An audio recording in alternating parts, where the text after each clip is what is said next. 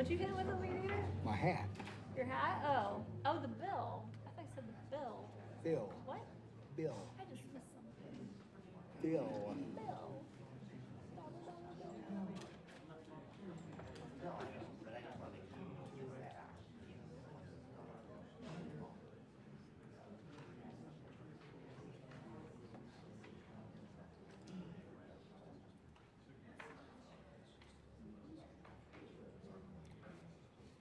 Okay, guys. I think it's our moment in the sun. Lisa, you ready?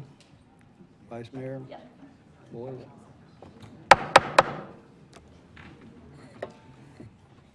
Good evening and welcome to the weekly Lawrence City Commission meeting. I do want to take a moment at the beginning of the meeting tonight to talk about the seriousness of the weather. As all of you know, we're in a number of watches, or a watch this afternoon and this evening, both a severe thunderstorm and tornado. I want you to know our staff and the Lawrence City Commission take this very serious. Your safety is of utmost importance to us. So in the event that there is severe weather that moves in, we will open up our tornado shelter, if you will. The office is downstairs. We'll pass through this door that's here on the left in an orderly fashion. We do have, I suppose, other doors, the doors to the east here that go down to the basement also, and we'll make sure that you are extremely protected. The stuff that's on the agenda, as important as it is tonight, I mean, folks, if it's something that I and the commission members think that your safety is more important, it can wait another day. So just want to give you that heads up, and hopefully we'll sit here until midnight and just have a great time. Isn't that something? The first item on the agenda is the recognition of the winners of the 2016 Fair Housing Poster Contest. And I know we have representatives here this evening. Yes, good evening, Mayor. My name is Scott Wagner. I'm a management analyst in the city's attorney's office, and I also do a lot of the public outreach for the Human Relations Commission. We were set to recognize all the winners of the Fair Housing Poster Competition tonight. About 4 o'clock today, we did contact all the kiddos that we could get in touch with and their families to let them know not to get out in the severe weather. But we do have some of the winners here tonight, so we're going to go ahead and recognize the kids that are here. I do want to recognize several of our partners in this year's contest. Terry Leatherman is the president of Housing and Consumer Credit Counseling, Inc. He was their agency partnered with us for the first time this year in this contest. We also partnered with USD 497 and the Lawrence Douglas County Housing Authority. So they were all partners with us in this year's contest. This year we received over 115 entries. This is our second year of doing this contest, so we had great participation. All the entries this year received a Fair Housing Month t-shirt, and the t-shirt contains one of the winning art pieces submitted in last year's contest. This artwork was submitted by Nia Rutledge, an 11th grader last year at Lawrence High. So this year's entries may see their artwork on t-shirts next year. A couple other people to recognize. I know we've got the vice principal at Liberty Memorial here tonight, and I want to recognize her. And also recognize a couple of our Human Relations Commissioners. Carl Edwards is our chair, and Nicole Humphrey is here as well as one of our commission members. So without further ado, I'll recognize the kids that are here tonight and award them their prizes. At the grade school level, we have our first place winner, Stella Holland. She is a 5th grader at Rain Tree Montessori School. So I don't know if you want to come down and shake Stella's hand, but we'll recognize Stella tonight with her award-winning entry. Stella?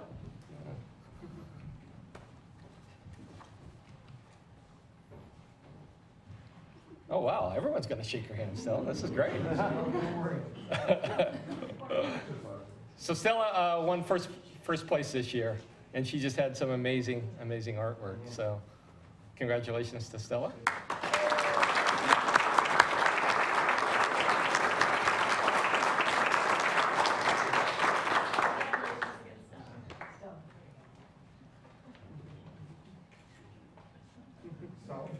Any parents get your pictures? You got it. Okay, great. All right, our second place winner, also from Raintree Montessori School, is here tonight, Claire Schmidt, and she is a fifth grader as well at Raintree. Congratulations, Claire.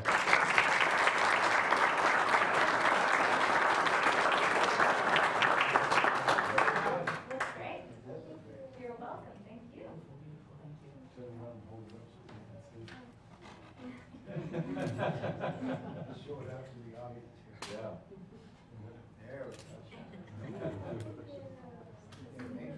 Thank you, Claire. And I believe we have one brave preschooler here tonight. We opened the competition this year to preschoolers at the suggestion of our Human Relations Commission. And we have June Lansing here. She is involved in Kennedy Elementary's preschool program, so we are recognizing her tonight as well. Want to come forward, June?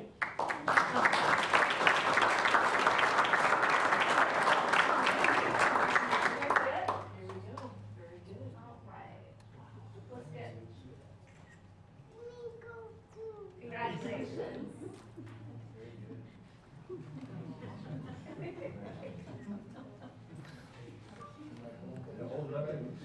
Hold it up. Very good. Oh, that's good. Thank you, June. Is there anyone I missed that's in the audience tonight? Very good. Well, thank you all for coming out on such a stormy night, and we appreciate your participation in our Fair Housing Month poster competition this year, and thank you for the commission for helping support our work.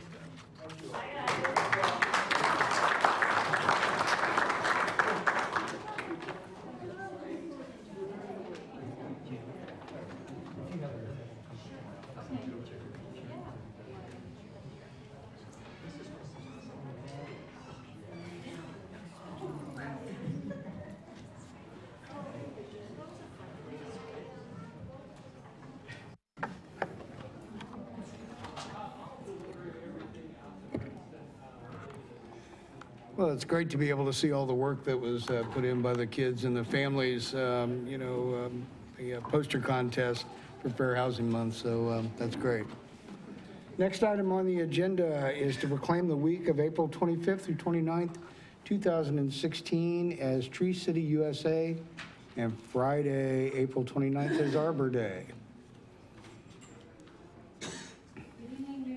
And commissioners, citizens of Lawrence. My name is Crystal Miles. I'm horticulture and forestry manager with the park department. Recently, at the end of the year, we filled out an application for our Tree City USA, and were awarded this honor, and this will be our 38th year. This is the 40th year that it's been going on in Kansas, and there were actually 4 communities this year that celebrated their 40 years. And Kansas is actually one of the states that did the pilot program to start with, because we need trees in the Midwest. And so we're kind of take the pride in saying we're the founders of the Tree City USA program for the United States. So I wanted to just highlight a few things from the program application that we did this past year. They have different categories. We did education and public relations, including a local Arbor Day event, and here this evening we'll introduce some scouts that did tree planting this year. We also worked with the Earth Day committee and did some park tours and showed our forestry equipment and how it was used throughout the city. We planted trees with the Rotary at the Arboretum and assisted them with the Marker Memorial Program. We partnered with Westar on their reliability tree program and accepted the $2,500 donation. This was the 4th year and the last year for that, to plant trees that were removed under power lines. We also worked with 2 Eagle Scouts to do some reclaimed wood projects, and mostly these were building Leopold benches, and you can Google Leopold bench and see what it looks like, but it's made out of slabs of wood. It's very rustic, and you'll see those at the Baldwin Creek Trail by Rock Chalk Park. We worked on bug issues, as you're well familiar with, our emerald ash borer, and worked to do inventory. The inventory is ongoing, but we're getting close to our 3,000 number in city ash trees in the city limits. So we're right on target with our program on that. We also finished working on an impact and readiness plan in 2015 for that. We worked on some land use projects, and that would include our 13-year of planting street trees in new subdivisions. In 2015, we planted 276 new trees in subdivisions, and these would have been fee-based where the builders paid for the trees. We worked on our arboriculture projects downtown, and that was doing forest restoration and rejuvenation on Mass Street by taking out old growth trees and putting in the new tree grates for pedestrian walking and new species of trees. The Forestry Division personnel completed work that primarily consisted of dead and hazardous tree removal, site triangle visibility reconciliation, collaborative clearance and raising to facilitate public works overlay projects. And we also continue to work with our TreeWorks software program to help us manage our resource. We also had a contractor that worked to do numerous dead tree removals in alleys and complex areas and areas that had a lot of stem wood that had to be hauled off. And we worked with the local utility company for line clearance. The city forestry and public works staff also participated with the Douglas County Disaster Storm Response Management Team, and all the local guidelines were updated to be concurrent with new FEMA regulations. The Forestry Division also received and documented over 500 service calls through our TreeWorks program. We did, the good things we did were tree planting, which we like to do. So we did tree planting along boulevards, about 50 new trees, 20 new trees up to cemeteries. Venture Park, we did 27 new trees along O'Connell Road. Some of the boulevards, 50 new trees on boulevards, such as Clinton Parkway, Princeton, West 6th Street, Bob Billings. And we also worked on the waste reduction, recycling, public works, solid waste new headquarters that's coming in a couple of years and got started this year, and planted 17 trees out there around the building and 55 trees of screening along I-70. We facilitated our integrated pest management program with our park and tree workers. We facilitated safety training, and then we worked on our biomass recycling, recycling 2,872 cubic yards of green waste and using 939 cubic yards of wood chips on city gardens. In all, we planted 662 new trees, removed 321, and pruned 721. And I would like to introduce Eagle Scout candidate somewhere. If I can find it. Oh, here he is. So this year we had an Eagle Scout candidate that, for his project, he planted 117 trees with his troop and parents and friends on the Kaw River Trail in Burgeon Park, and we did that last Saturday. So they were really good. And this is Daniel Lynn, and this is his 6th year planting trees with us for Arbor Day. So really appreciate their efforts. So.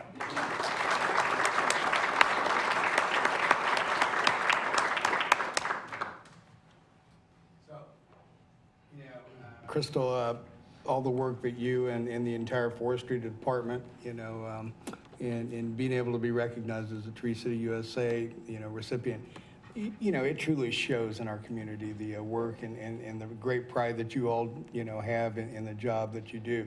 This is from downtown to our parks to, our right-of-way project, the whole thing. But staying on top of it and with the, like you say, we're going to see a difference over the next several years with the ash borer problem.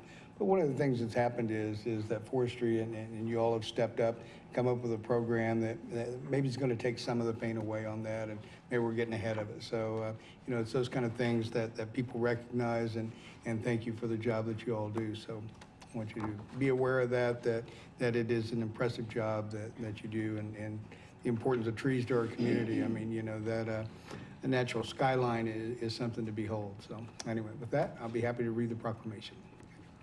It's a proclamation, whereas in 1872, J. Sterling Morton proposed to the Nebraska Board of Agriculture that a special day be set aside for the planting of trees.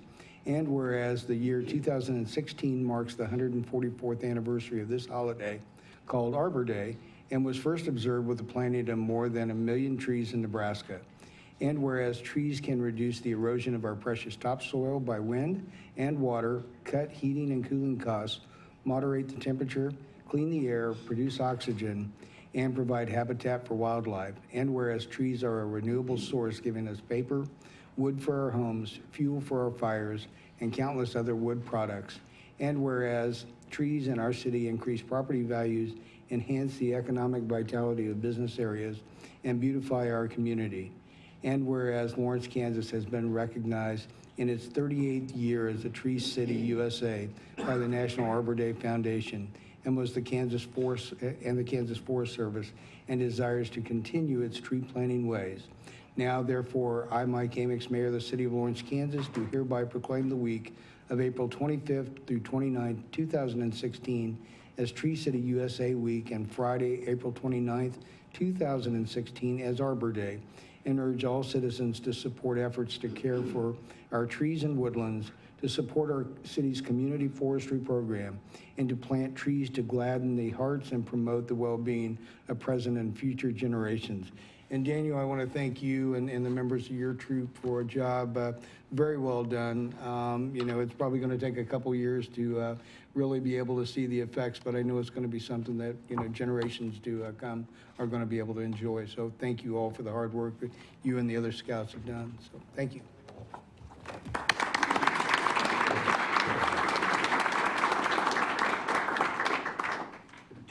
Crystal, thanks for the hat. Thank you. There you go. Okay. Next proclamation is to proclaim the month of May 2016 as Bicycle Month. And I know we have folks here to speak to Bicycle Month.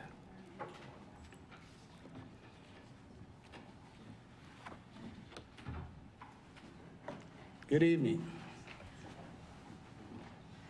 Hi, Hi. I'm Lisa Hallberg. I am the chair of the Lawrence Douglas County Bicycle Advisory Committee.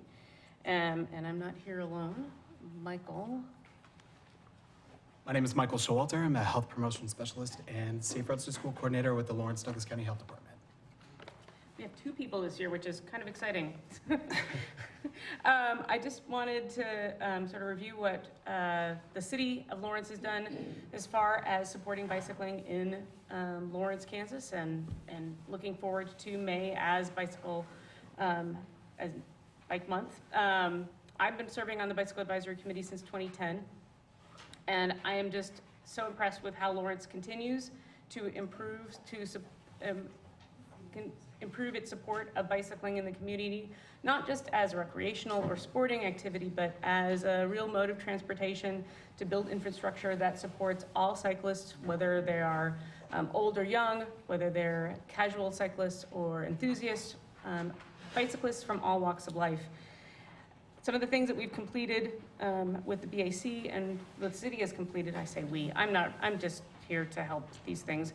The rideability map that the city planning department has published initially in, I believe, 2011, but that it was revised in 2015 to include all of Douglas County, that shows bike routes in the city to help people find their way for bicycling. Adoption of the Safe Roads to School initiative. Advanced planning with city engineers and public works to identify opportunities to include bicycle infrastructure and transportation projects. Some of the recent project improvements in the city include many shared lane markings, what we call sharrows, on city streets throughout the city, the completion of the Burrows Creek Trail and the Haskell Rail Trail south of Lawrence, the new bike paths on the South Lawrence Traffic Way and along Bircham Park along the river. Upcoming completion of the Lawrence Loop, which when complete will be 22 miles entirely around the city of Lawrence for cycling and walking for all users. Other things that have been going on recently, the Lawrence Park and Rec Department have developed a confident, capable, and commuter class using certified bicycling instructors from a nationally certified bicycling organization, the League of American Cyclists, to encourage safe cycling in Lawrence, as well as a pilot program for teaching cycling, also from that same program in elementary schools. And these achievements are not just the work of the city and the Bicycle Advisory Committee, but many organizations. I do want to acknowledge the MPO and the Planning Department, the Douglas County Health Department, the Douglas County Community Foundation, Parks and Recreation, Explore Lawrence, and the Tour of Lawrence event, which is such a great promotional event for cycling in Lawrence.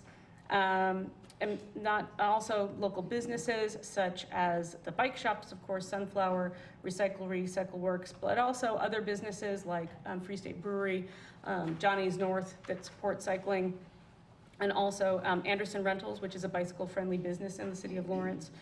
And of course, the bike clubs like Lawrence Bicycle Club, Lawrence Mountain Bike Club, and many, many others. I should also mention the Central Rotary has been doing great work supporting cycling in Lawrence. So for 2016, we have Bike Month and we have a number of events planned. May 4th is Bike to School Day. Right. So I won't speak long. I don't have much to add to what Lisa's already said about Lawrence as an incredible bicycle-friendly community. But I'm here primarily to represent Be Active Safe Routes, which is the Safe Routes to School program here in Lawrence. And it's a collaborative effort between the Lawrence Douglas County Health Department, the City of Lawrence, Lawrence Public Schools, the Metropolitan Planning Organization, like Lisa said, and Live Well Lawrence. And we're working really to encourage this next generation of bicycle-friendly users, the people that will inherit what we produce now today here in Lawrence and in our bicycle-friendly community.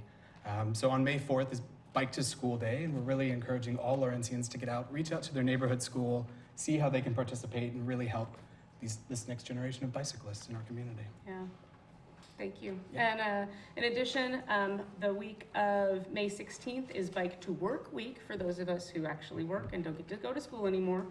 In particular, the Tuesday of that week will be the Ride with the Commissioners. So we hope that you will join us for that ride. We'll get to take advantage of some of these beautiful new features that are right nearby.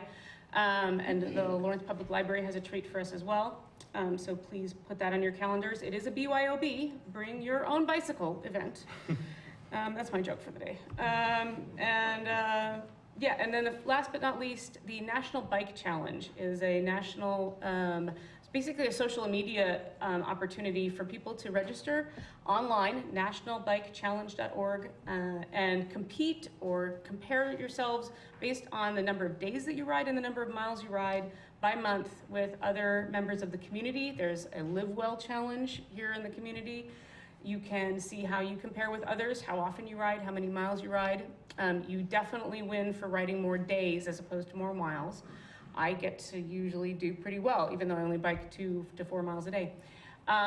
So please look that up online and participate. It really looks good for Lawrence. We've always done very well, but we want to do even better. So thank you very much for all the city does for the commission, for the city. Thank you so much. Lisa, Michael, thank you all very much for the work that you do and the education that you provide so many people in the community, not only about bicycling, but bicycle safety. And that's probably as equally important or more important than anything is making sure that as we bike to school, we bike to work, when we leave in the morning, we get home safe. So let's make sure that always happens. So again, thank you for all the work that you do, and we look forward to seeing you on the 17th. So with that, I'll be happy to read the proclamation. It's a proclamation, whereas for more than a century, the bicycle has been an important part of the lives of most Americans, acting as transportation and recreation. And whereas creating bicycle-friendly communities has been shown to improve citizen health and to reduce air pollution and road congestion. And whereas education starting at a young age of all would-be cyclists and motorists as to the proper and safe operation of bicycles and motor vehicles is important to ensure the safety, comfort of all users. And whereas Lawrence, Kansas has been named a bronze-level bicycle-friendly community by the League of American Bicyclists. And whereas Lawrencians of all ages, ability, family background, and socioeconomic status will experience the joys of bicycling through encouragement activities, educational programs, or going for a ride.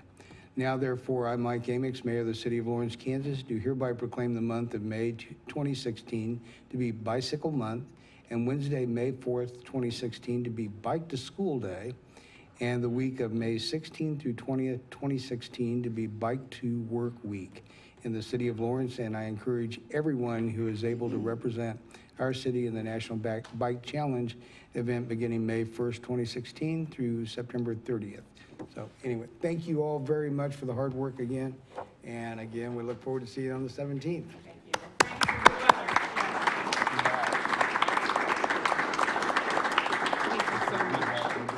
See you then. sure hope my bike's working on May 17th. Just as a thought. Anyway, okay, the next item on the agenda is the consent agenda, and all matters listed on the consent agenda are to be considered under one motion, will be enacted by one motion. There'll be no separate discussion on those items. If discussion is desired, that item will be removed from the consent agenda and will be considered separately. Are there any items on the consent agenda that a member of the commission would like to have removed for separate consideration? 7A. 7A. And Vice Mayor, that was for voting purposes? That Yes. was correct? Okay. Are there any other items on the consent agenda that a member of the commission would like to have removed for separate discussion?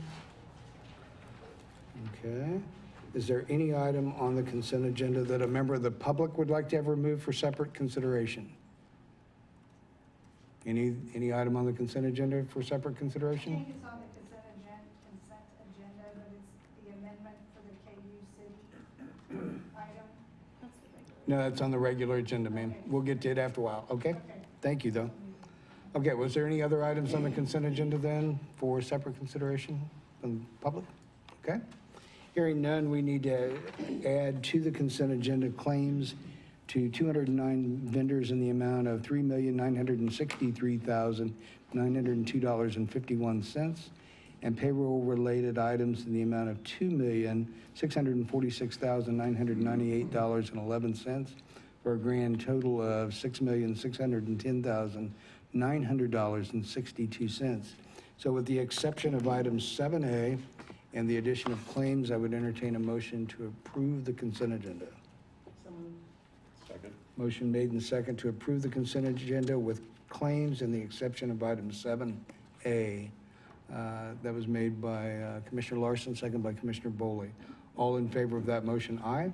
Aye. Aye, opposed? That passes 5-0. Item 7A is to adopt on second and final reading ordinance number 9210, authorizing the issuance of $7.8 million in industrial revenue bonds for the 800 New Hampshire Street project. Let's say again, this was for voting purposes. Okay, any other questions or comments on this item? Any public comment on this item? Okay, if not, I would entertain a motion to adopt on second and final reading ordinance number 9210. So moved. Second. Motion made and second to approve ordinance number adopt ordinance number 9210 on second reading, made by Commissioner Boley, second by Commissioner Larson. All in favor of that motion, aye? Aye. Opposed? Nay. That passes 3-2 with Vice Mayor Soden and Commissioner Herbert voting in the negative, okay? Okay, we are heading to general public comment. The public is allowed to speak on any items or issues that are not scheduled on the agenda after first being recognized by the mayor. As a general practice, the commission will not discuss or debate those items, nor will the commission make decisions on any items presented during this time. Rather, those items will be referred to staff for follow-up. Individuals are asked to come to the microphone, sign in, state their name and address, and speakers should address all questions and comments to the commission. Is there any general public comment on any items not on the agenda this evening? General public comment. Okay. And we are on to the regular agenda. Again, the public is allowed to speak on to any of the regular agenda items or give public comment after first being recognized by the mayor. Individuals are asked to come to the microphone, sign in, and state their name and address. Speakers should address all comments and questions to the commission. I will reserve the ability to be able to set time limits, as we may have a great number of people that wish to speak to items tonight, but I'll try to pace ourselves on that. So anyway, the first item on the regular agenda is to consider the First Amendment to the cooperation agreement between the City of Lawrence, Kansas and the University of Kansas in association with the KU Central District Development Project, generally consisting of student housing, parking, recreation, and other ancillary uses located along and north of 19th Street between Iowa and Naismith Drive on the university's main campus. Scott. Good evening, Mayor, Commissioner. Scott McCullough with the Planning Office. I think myself and Jim Modig with the University of Kansas will help present this item to you tonight. By way of background, because the Kansas statutes and case law left a little bit to be desired in terms of the applicability of a city's development codes on university property, the city and KU in 2005 entered into a mutually beneficial cooperation agreement, and then that was extended in 2010. So since 2005, we've been operating under a joint land use agreement, is the lay term for this agreement. And it sets forth several items that I want to highlight for you before we get into the actual project, because you are probably not very familiar with this document and what it does. The first thing it does is it sets forth a boundary of 150 feet around campus, both the central campus and west campus. And within that boundary, KU is obligated to abide by the city's standards for water service, wastewater service, stormwater management, and access to city public rights-of-way. Other key standards you can read in this paragraph is that within the 150-foot buffer area, construction shall have a height no greater than its setback from public right-of-way adjacent to the nearest city-maintained street, and on-site parking shall meet the requirements for student housing projects, which is a 1-to-1 ratio for our current code, which is 1 space per bedroom. The agreement goes on to set forth a process for considering projects that KU is doing on their campus. And the process entails that, and KU really drives it, they form an ad hoc committee that is made up of different stakeholder representatives. The city is usually involved in it, and I've probably up here because I've sat on many of them since I've started with the city. And my office usually, along with Chuck's office in Public Works, takes some lead on this. They're usually one building projects. And KU forms a committee. They often ask the city manager's office for representation on that committee. Sometimes they'll ask us for representation from a neighborhood of which they can then go out and seek their representation. So understanding that framework, KU began this central district project, central district development project, and it's the largest project they have done in a long time. So they put together this ad hoc committee, and you have information in your packet about who serves on that committee. Commissioner Boley was a liaison from the city. That's how large in scope it is. It's not typical that a commissioner sits on the committee, but it was very appropriate in this sense, and so he can speak to a number of the issues that might come up tonight. So KU presented, after getting a committee together, their plan for the Central District Development Project, which entails student housing, parking structures, recreation areas, other buildings that Mr. Modig will kind of walk you through a little more detail. I'm really going to speak to the agreement issue. The reason that we have a first amendment to this agreement is because there are two standards that this project will not meet as desired, as proposed. One of them relates to that height and setback issue, and one relates to what parking calculations to use. It's one central idea here is that this is amendment applied only to this project. The standards asked to be changed here are very appropriate elsewhere around the campus areas, in the Oria district and in other neighborhoods adjacent to campus. So this only applies to this particular project.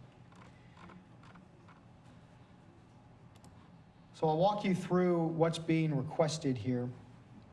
Again, the agreement requires that for every foot in height a building is, it must be set back from the right-of-way line that much. So a 1-to-1 ratio there. And as the committee looked at this issue, there were a couple of key items to note. One is that the city has got a street project on 19th Street. Throughout this process, the city was asked, and we agreed, that this 19th Street really should be kind of moved up in the priority timing, and especially this intersection here in 19th and Osdale. But because of that street project, and because the street needs improvements, and the street right-of-way needs to be widened, it made more sense with the KU project to do the widening to the north, take all of the new right-of-way to the north, and leave the south right-of-way line as it sits today.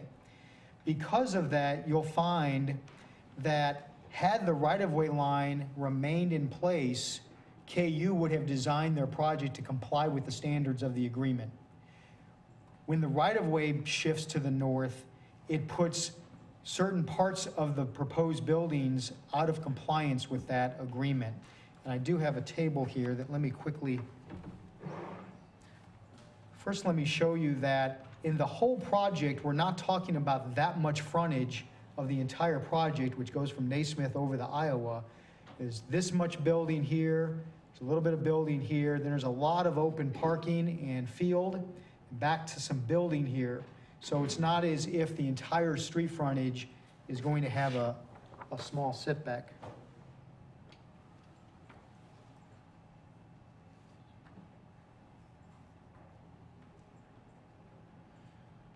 This was in your documentation, but it says it's on.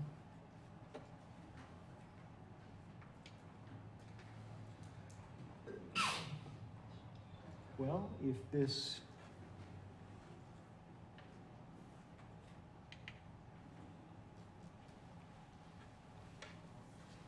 what essentially this is a table that, I think, Jim, you had copies of this. Oh, I may have pressed the wrong button. Hold on a second. Sorry about that.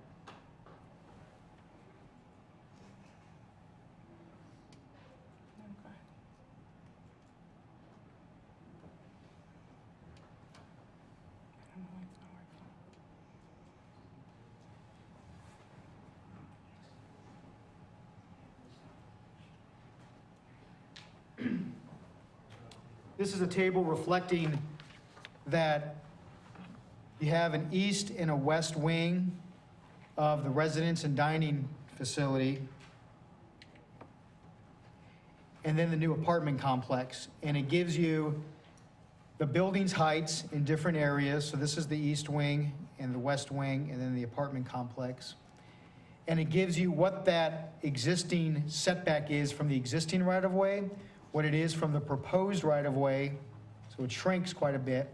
But then what it also is a setback from curb to show that they're really reasonable setbacks when you consider it taken from a curb, and you consider that it's only brief portions of the buildings that approach those rights-of-way. So the committee, the ad hoc committee, which was a healthy group of stakeholders, agrees that this is a reasonable design. On the parking issue,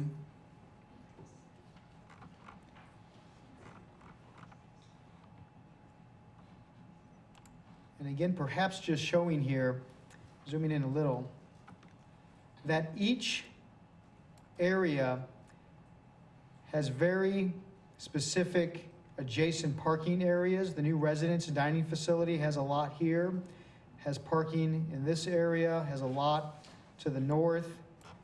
There are parking lots here with the new apartments that are very close in proximity. And so that was part of the discussion about the parking. KU has looked at their historic permit data, how many permits they issue for different kinds of housing. And what they found was that the apartments actually are under, but approach 70% of demand, and the residence halls are about 50%. So they use those ratios to generate demand for the residence halls. And so what we have is a demand of about 1,122, but a supply of near 1,300 in terms of serving the residence portions, the apartments and the residence halls there. And so, again, the committee felt that that was reasonable. A side note on that particular issue is that because the agreement and here's this 150-foot boundary again. Because the agreement requires application of the city's development code only to this 150-foot boundary, the project team could have come in and said, well, we're going to supply that at a 1-to-1 ratio per your code, but then do what they desired up here. And we didn't play games like that with the committee. Instead, we said, well, really, let's just study it and bring forth a reasonable explanation of the overall parking scheme. And so I appreciated that from the university doing so. So that really is all I have to provide to you. If you have questions of me about the agreement, I'm happy to answer them. Chuck Souls can talk about the 19th Street project if you have questions about that. And then Jim Modig is here for KU to give you some more information on the site plan. Okay. You got questions of Scott? So Scott, by modifying your right-of-way there, are you essentially preserving the residential areas to the south? Was that the? That was the intent, yes, that we didn't have to exact right away from there's also a Westar line on the south side, as I understand, so that was part of the cost would have been to go south would have been more costly and more impact to the neighborhood. Other questions? Stuart, do you have anything to add from the committee side? I think that there are a lot of good people on the committee. It was a significant effort. I appreciate the work that Jim Modig has done and Scott and Chuck. Matt Bond was an important part of this too. Stormwater is a huge issue for the Schwegler neighborhood, and that was one of the top concerns. I think we've been accommodated on that. I mean, you can't see that on that map, but there are places that might have been developed that were not developed specifically because of the stormwater issues. And so I also appreciate the fact that KU has given the right-of-way on the north side of 19th Street, so we didn't have to try to mess around with the front yards and the power line on the south side of the street. So I feel like this is a good product and I support it. Okay. Any other questions? Mr. Modig, you have anything that you'd like to add at this time?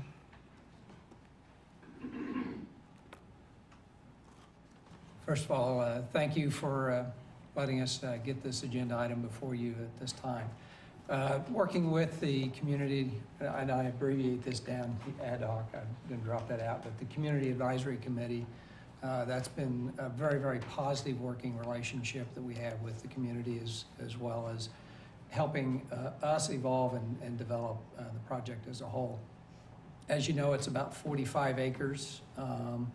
There is a large science building, parking garage, a new union facility, along with the residence hall and the apartments, plus the infrastructure. And so this project would probably, if we went through what I call business as usual, take 5 or 6 years, something like that. And at the rate of inflation would be astronomical numbers over and above where we're at today.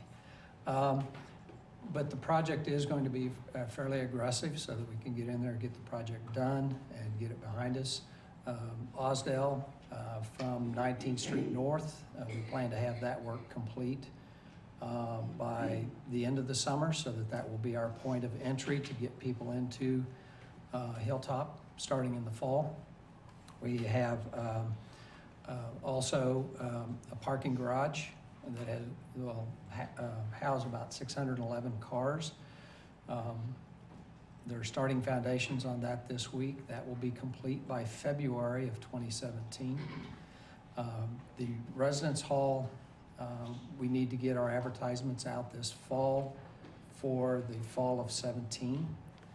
And so the 545-bed residence hall and dining facility is one that, to meet our increased student enrollment, we need those beds by that fall of 2017. And so that project is right now scheduled to complete at that point. The rest of the project would complete by summer of 2018 and would be put into full service at that time. So if you have any questions, I'd be happy to help. answer those. I will comment that the city's been really great to work with. We've got a water line that we're sharing in the cost on along 19th Street, and I know the city has done some work in advance of this project along Osdale as well. So it's been a really great working relationship. We have offered, if, you know, in terms of traffic signal for that intersection of Osdale, we've also offered a significant sum of funding to help support that as well. Okay. Questions of Mr. Modig? Jim, the apartments that are just on the west side of Osdale, this is just a question that I have. Who are we marketing those apartments to? Are they just students, or are they going to replace people that were, you know, in Stauffer before? What we found is for the Stauffer Place apartment, those were married student families, and the only reason they were there were price point. And so what we found is that we couldn't really build a facility at a low enough cost that would be of any quality. So we've moved away from that. These will be predominantly junior, senior, and grad student level students at the university that would be signing up for these apartments. Okay. How many apartments will there be? There's I don't have the exact number on the apartments, but there's 708 beds. So that'll give you a size there. And then, of course, the 545 beds for the residence hall. So.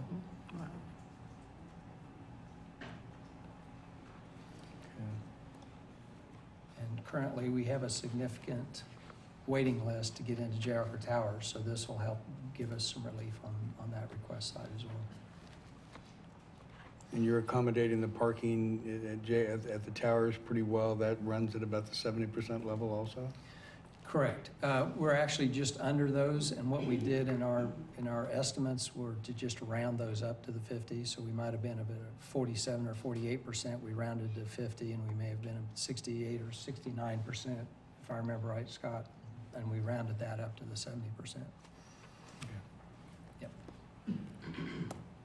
Any other questions? Okay, thanks, Jim. Okay. Scott, okay, go back for a minute. The parking requirement that would be on this site would have been what, and what do we have now? Well, it would have been one Right. space per bedroom. So basically, if one space per bedroom is 100%, then they're using ratios of 70 and 50%. But how many parking spaces are on the site now? We would have required, let's see, how many bedrooms, Jim? Yeah, 1,947, so 1,947 plus another 200, give or take, for visitors. So about almost 2,200. But that's not all within the 150 feet. No.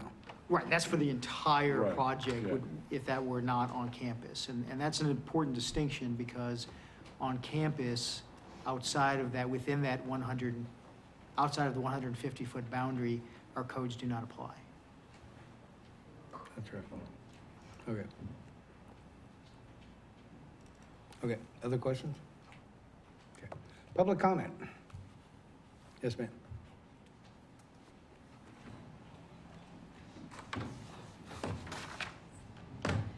And if we could have your name and address. My name is Jean Pfeiffer, and I live at 2039 Emerald Drive. And I received this Thursday. It was dated April 15th, and I just got it Thursday. My concern was the parking ratios, because living south of campus, we have students parked there. 20 years ago, there was parking on both sides of the street. That changed because apparently a fire truck had to get through and couldn't. So it was changed for several years to parking on one side during basketball season, and the other time it could be parked on both sides. And it is now permanent just on one side. Something, and I know, like, because that's there, but if they can build up, because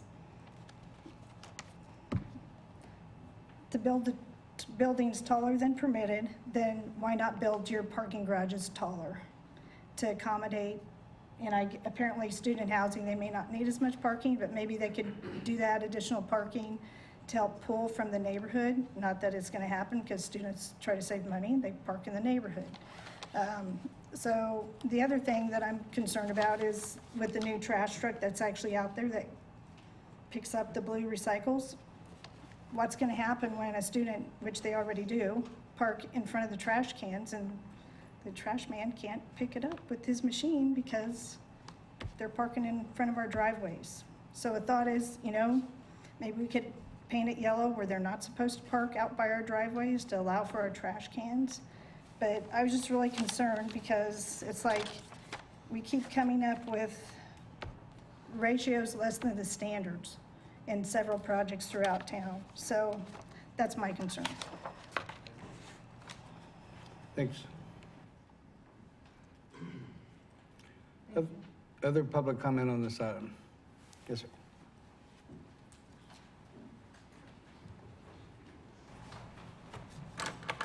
Greetings, Commissioner, Mayor. I also wanted to greet our new city manager, Tom Marcus. First time I met you here.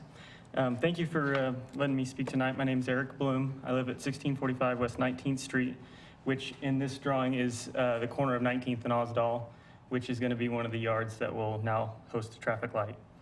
I've had a long time of coming to grips to this, but I have not necessarily been informed as well as I would like to be able to maybe speak before decisions have been made.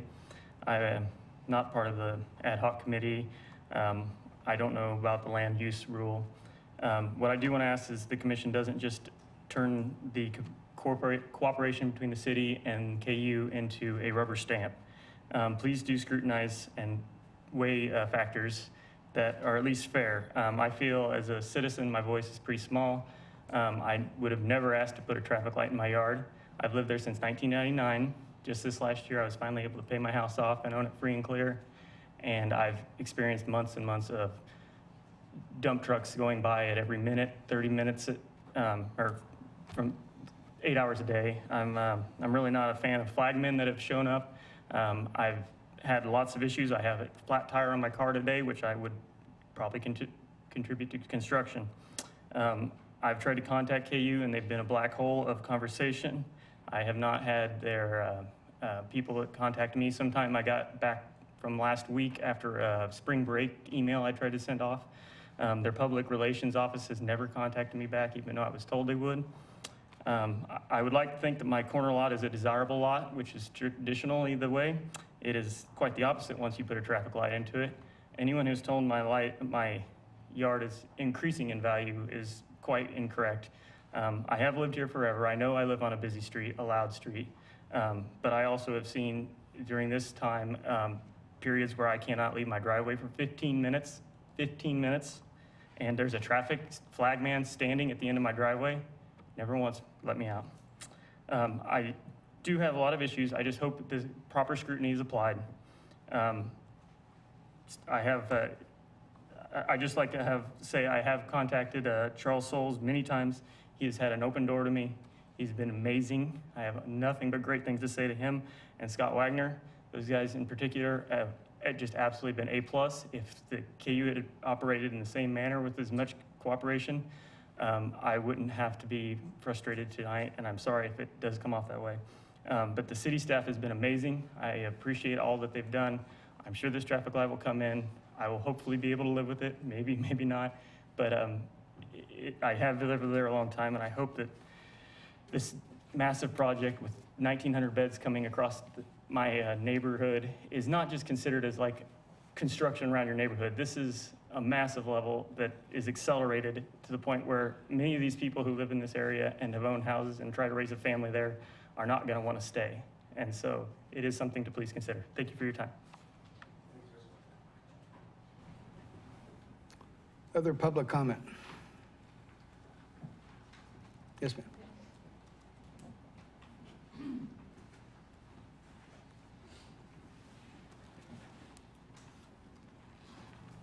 I'm Linda Frost. My husband and I own the 1441 West 19th. If I could move this. It is the property just right across from there.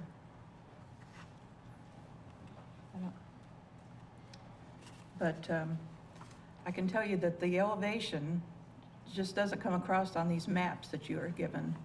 This is quite a project. That street looks completely different now. I've thought, well, maybe the north wind will be blocked from our house because it won't be able to get to us anymore. I'd like to express how frustrated I am where projects are planned and we have ordinances, rules to live by, and then you get these letters that say, oh, by the way, we'd like to give them a pass on something. The footings have already been poured, the project's already going, now they want to have something changed. I didn't even know that there was an ad hoc committee. I'd like to know who was on that committee. But I can tell you that I'm sure that there wasn't much consideration given to the yards on the south side of 19th because there is a massive West Star power line on that side. So that's something that we live with on that side. And now they're gonna build up on top of us. I don't think anyone's mentioned this, but there is an easement right next to our house between 1441 and the next one west that is just kind of an impromptu sidewalk over to 19th Terrace. People have come in and put sheets of plywood down there when it gets muddy, but that's a major walkway for students and for games. So that neighborhood over in the 19th Terrace and further south may feel, or it may look on a map like it's insulated from student parking, but it's not. There's just quite a little pathway, constant people walking over there as they park there and then go over to KU. My husband and I own property on two sides of KU, and we love KU, and you know, we wouldn't want to be anyplace else. But it's just getting so darn tiring to get these oh by the ways that show up later. We've had half the parking taken away from our neighborhood too because of the fire trucks, not just our street, but the street next to us. So now the people that just barely had enough parking over there, the student rental properties there, they've moved over to in front of our house. There isn't a day that KU is in session where we don't have people parking in front of our house.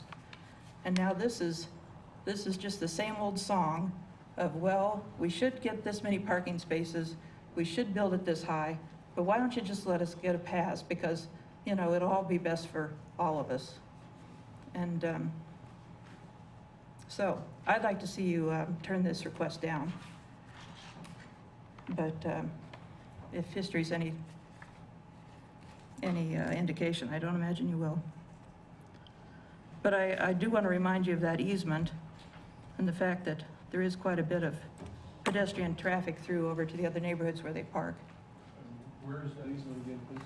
It's between 1441 West. We have the house with the circle drive, if you look on that, and then it's just right west of the house with the circle drive. Is it a recorded easement, Linda? Is it a recorded easement? I don't know. Okay. And it's I mean- 1441 West 19th Street or Yes. Terrace? West 19th. West The one 19th. here with the circle. That's her house, and there's a run in there somewhere. Any other questions? Any Anyway, other questions, Linda? I'd like to see you turn this down. I'd like to see 19th widened, but build the property to the way it should be if you have that much setback. Thanks. Okay, thank you. Other public comment? Any other public comment? I commented yet. Sure. What she's talking about, and you see it on Stewart Avenue, we knew people that lived on the cul-de-sacs, like on 21st Terrace. They came in and built those big apartments. And basically, that builder told the people that lived there, too bad, because what sunlight and sunset they had was gone. Because here's 3-story buildings building up behind them. Drive down Kentucky Street.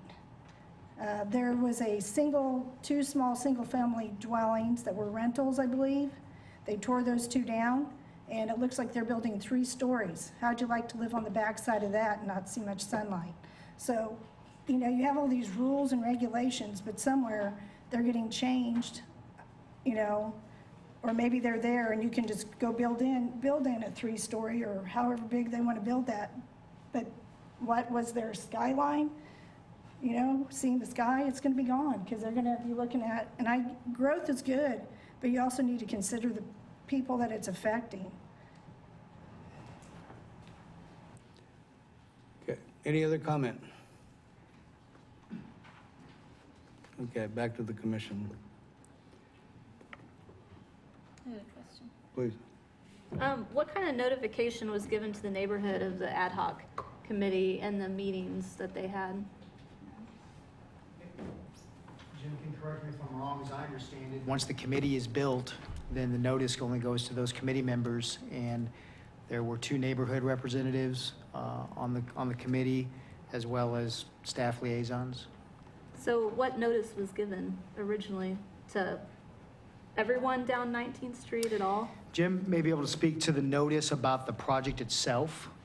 I think there were some meetings about the master plan and the project itself, but there's no widespread notice neighborhood-wide on the committee itself, as far as I understand.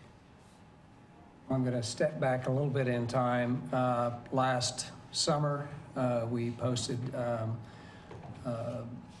a public notification with regards to having an open forum, and we had that at Swagler Elementary School open again at the Birds Union a month or 2 months after that to inform the community as a whole, both faculty, staff, as well as the community of Lawrence, about the project itself. So those went out as public notification at that point.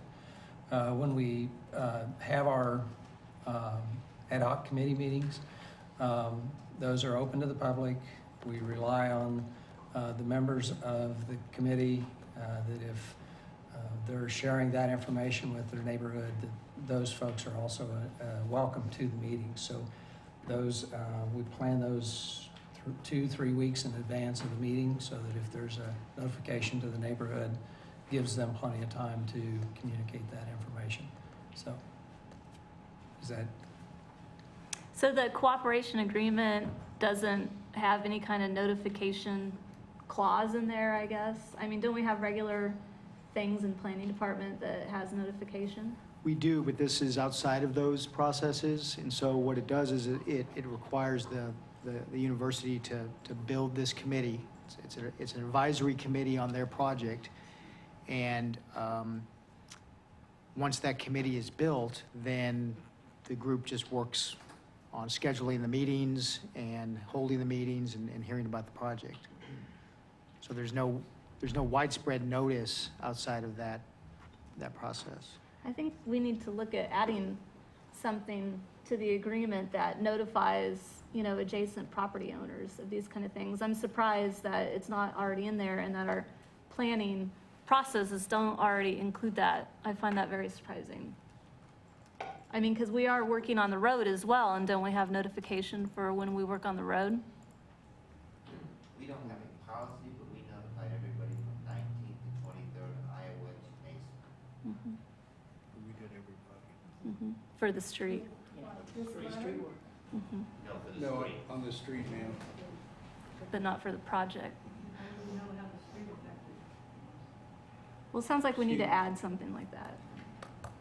Mr. Modig, how about Mr. Bloom's concerns? Were you contacted by him? He may have contacted the project manager, and I can check on that and visit with him about it. If there's other members of the university, then I can definitely follow up with that. Okay. So, I would hope that you would be able to contact him and be able to set up a time that he can visit with you about Okay. the project. Okay. Other questions? I'm curious if there, because I'm new to the commission, is there any kind of process that if something is done by an outside entity and it lowers the person's property value, that entity somehow, say he were to sell his house in the future and he gets less than he was paid for? If something devalues a property, is there anything that allows them to get reimbursed for that by the entity? Nothing I'm aware of. I wouldn't be aware of anything like that. You mean ordinance to the city? I have no idea, that's what I'm asking. There's no city code provision that addresses that. That would just be a matter, I guess, between the private parties. It's not common to see those types of claims being made. One thing I'd like to point out is that we did have neighborhood representation on this, but unfortunately, the Schwegler Neighborhood Association went dormant about 20 years ago. So where the city may have anticipated that there would be communication through the neighborhood association, there really wasn't such an association. I think that for the future, given the magnitude of this project, it's incumbent on, my neighborhood, the Schwegler neighborhood, to, bring that neighborhood association back. And there will be a meeting on May 4th, I believe, at Fire Station number 5 on Stewart Avenue, explicitly for the purpose of trying to bring that neighborhood back together so that we can, share information on a more timely basis and do a better job. I think that meeting is 6 o'clock on May 4th at Fire Station number 5. And if you have questions about it, feel free to give me a call, and I'll make sure that you get the information on that. Megan Bost and Megan lives on Osdale. We were on that together, and she did a good job of trying to represent the neighborhood as she understood it. We had meetings about the water line project. That was well attended, and Jim, you came to that meeting and you made a presentation about the Central District at that time because there was a tie into that water line project. We had a meeting at the fire station about the 19th and Osdale intersection, and Matt was there, and Jim was there, and Chuck. So we had a lot of people for that too, but we didn't really have a way to get the word out, absent the neighborhood association. And I wonder if that's too much of a burden for the city to put on a neighbor. I mean, maybe we do need to do a better job citywide to get the information out instead of just assuming that there's a neighborhood association that can take care of that for us. So, yeah. We get a letter right before basketball season reminding us not to sell parking in our yards. So why could we have not gotten a letter for this? I know it's, another job for the city people. I also find it interesting, this is dated the 15th, postmarked the 19th, and I received it on the 21st. I was out of town for 4 or 5 days. I was out of town too. So, but I'm like, it took 4 days to get it in an envelope. If it was dated the 15th, that would have been a federal holiday on a Friday. So the 19th would have been the first mail day following the 15th. Maybe they should have done it on the 14th. I don't know. I guess the other thing too, I think, Linda, you've got that, you've got the house on 19th Street, and Eric, you've got one too. I mean, one of the reasons that, I was certainly interested in not pursuing to the letter of the law that building height requirement was because there's a lot of open space along 19th, but also because KU was giving up that right-of-way. They were giving up the land on the north side of the street, so we weren't coming into your yards to try to expand the street. So anyway, that was part of my reasoning on that. Ma'am, excuse me. We'll get questions answered. Okay, you have anything else? Any other questions, comments?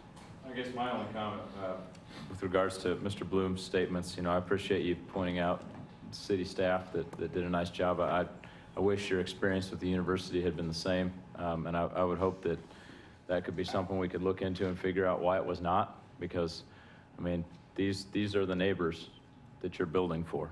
This has to be inclusive in the project. If he's sending emails over spring break and getting notified this week, we're talking about a 40-day lag here. That's not really acceptable. So I hope that's something we can get figured out. Do we need to have some curbs repainted in that neighborhood, perhaps? Talked about yellow spaces, better enforcement of on-street parking. If that's something that we can look at, how do we generally handle that, Chuck? We have not painted curbs because that's just a maintenance issue and people can block their own curbs then to this extent. But we can if the neighborhood wants. We can. We've talked about this when we talked about 19th Street project, about designating areas, no parking. The consensus was, and it was a general consensus, it wasn't, everybody in the neighborhood, that they didn't want to restrict parking like that because that also restricts their usage of the parking. But we can sure discuss that with the neighborhood if they would like. Maybe something that you want to bring up as part of your meeting, that particular item. The hard part is we can't say no KU student parking. No. It's no parking. Yeah. Okay, so Scott, as we look at this, if this project, the south end of this project was there was nothing in that 150 feet, this agreement, if I understand right, would not come into play at all, is that right? That's correct. And so we are only talking about that portion that is in that 150 feet on the south, right? That is correct. And so the height changes are,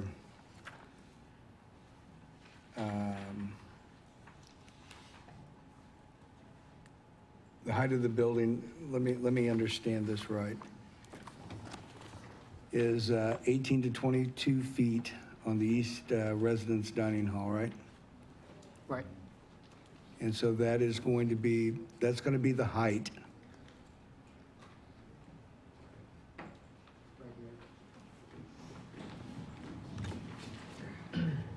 Portions of it are going to be 18 to 22 feet tall, Okay, but only set back from the right-of-way 10 feet of the new right-of-way. okay, at that point, it's only going to have a 10-foot setback. Yeah. The building that's to the west then would be 49 foot high? It's a 49-foot height with a 62-foot. So this actually, both of these scenarios comply with the today's right-of-way line. But once we get that new right-of-way, this falls to a 43-foot setback, so it's 6 feet off, Okay. right here. And then the apartments to the west, there are 47 to 55, and their proposed setback is going to be 32 foot. Correct. Okay. And now the width of the new street, the width of the new 19th Street, is that going, give me the width of that, and that's probably a Chuck question. The new width of 19th Street? The new street will have 3 lanes, 3 11-foot lanes approximately, and back to curb, so 33 plus another 3 feet for the curb, so you'll be about 36. It will expand a little bit at the intersections because we try and make the turn lanes a little bit wider, but generally it will be about 36 back to back. So the existing curb to curb is how wide now? It's probably 29-ish. It's two lanes and they're probably 12 foot, and then you've got the curb and gutter. Okay, so we're going to see an expansion of the paved area The itself. pavement all is going north. Right. All the expansion's going north. The south curb line is not being affected other than it will be replaced and will tie back into everybody's driveways, but everything's going to the north. And then the project, the KU project, will it have sidewalk all the way down on 19th? Yes. Along 19th? We're looking at a multi-use path, 8 foot wide from Iowa all the way to Naismith. And then we're gonna even carry it further to tie into the project that we ended when we did the section on 19th, there by the high school from Louisiana back to, can't think of the street. Anyway, we'll have continuous sidewalk on that north side all the way down to Louisiana. Okay. Will the bike lanes be continuous to Iowa The or bike- multi-use path? They will go up almost to Iowa, but then when it will widen out at Iowa. There's actually about 5 lanes there. We're still working on those plans, but there's going to be two left turn lanes, the potential to receive 2 left turn lanes. I count here. Got the section. I know there's a dedicated right, there's a through. It's a lot wider at Iowa, so I think those bike lanes will drop off as you get towards that hill, and then the cyclists will have to take the lane if they want to continue on. But there'll be bike lanes past west of Naismith. Yes, I believe so. And then you've always got the multi-use path, you know, when you get up towards Iowa, cyclists could be using that as well. Hey, Chuck, who's going to be responsible for maintaining the sidewalk on that north side? Well, we haven't really discussed that much with KU. Typically, our Parks and Rec department would maintain anything wider than a standard 6-foot sidewalk, so. I thought it's 10-foot sidewalks. This will be 8 foot. Okay. Yeah, so anything more than a 6-foot, the Parks and Rec department has been clearing. Even though it's on KU property? Well, that'll be on city property. It'll be in the right of way. At some point, we'll have to reconcile the right of way with KU. I really thought that the Parks and Recs did sidewalks that were 10 feet or wider, not 6 foot. They don't do 6, Right. but anything above 6. 6 feet, which typically is a 10-foot. Yeah, yeah.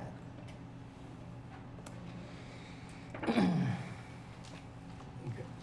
Other questions? I have another question Please. for Mr. Modig. Sure. I hope I pronounced your name right. That's close enough. Sorry. Would you be willing to put in some kind of notification clause in the agreement now for adjacent property owners? Like, say, for instance, there's something that you want to do that borders Oriad, you know, are you going to notify property owners? I don't think that that would be a problem from our standpoint. I mean, Okay. back last summer, when we sent out the notifications, it was a public notification that went out trying to advise people of the Central District project. So it would be no different a process than probably what we're talking about there. So if it's sending it out to all the residents by mail to their address, we would have to probably take a look at that and see what mechanism there would be to do that kind of a mailing arrangement, so. Vice Mayor, are you suggesting that we do that, or that they do that when the ad hoc committee is assembled? What would be the mechanism that would require that to happen?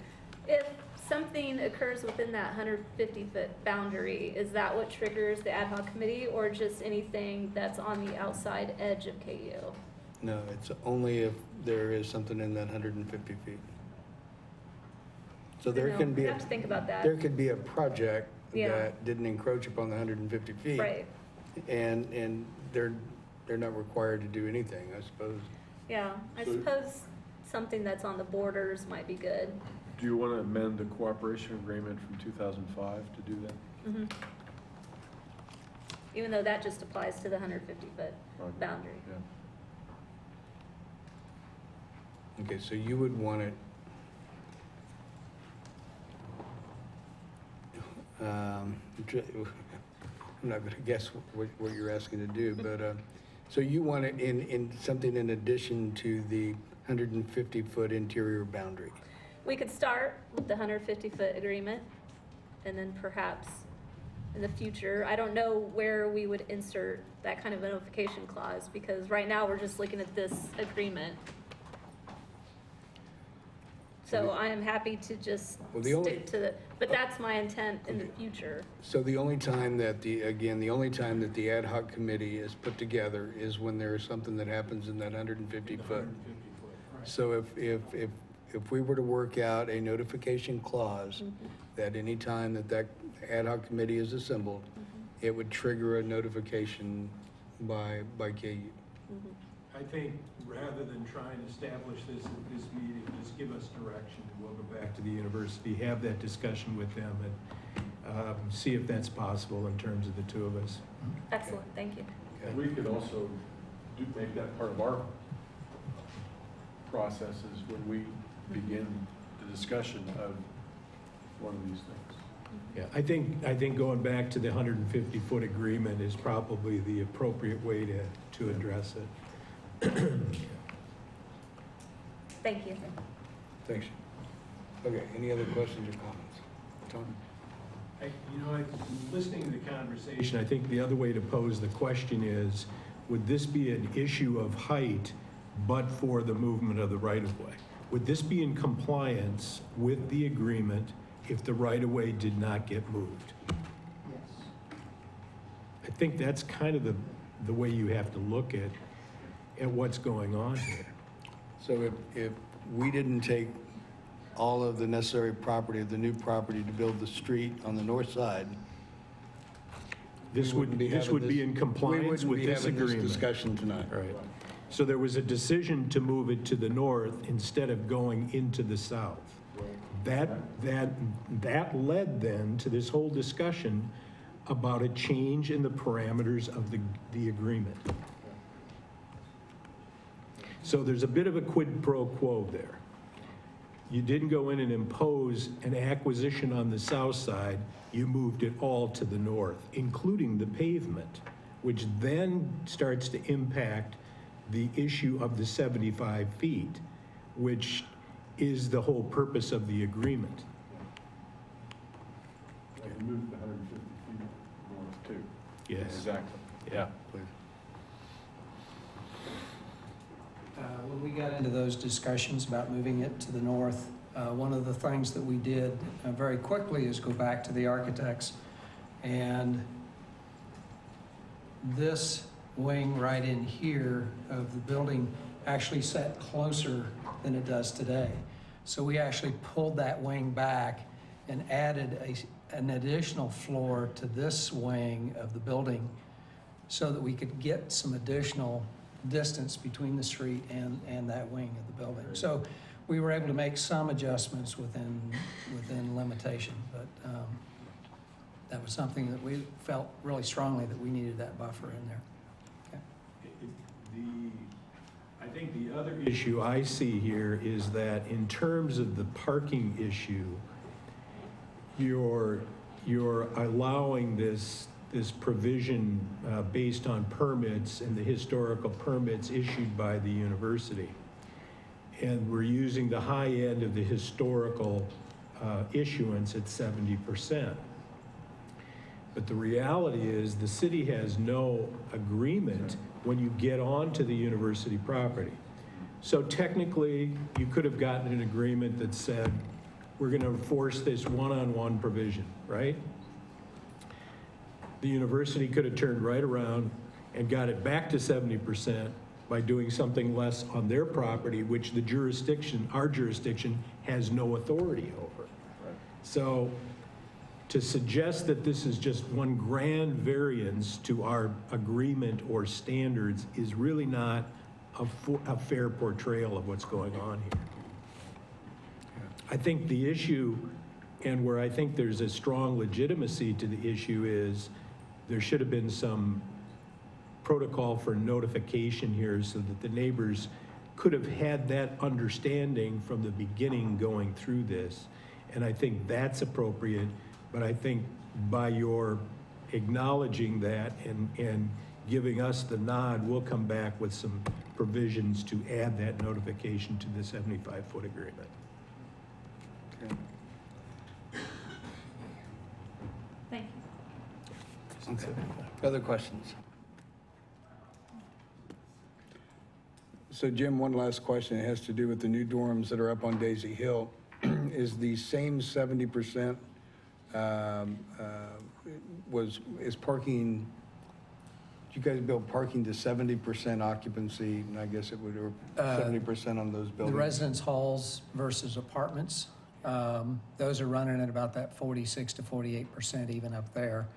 And we are building an additional 370-ish, 370 some additional parking spaces for that zone of the campus where McCullum's at. So that will help address some parking shortage that we have in that zone of the Yeah, campus as well. because it seems like there's a lot of kids parking on the west side of Iowa Street and using the bridge or using the street to hike back across, and I was wondering about that, just from Yeah. the safety side.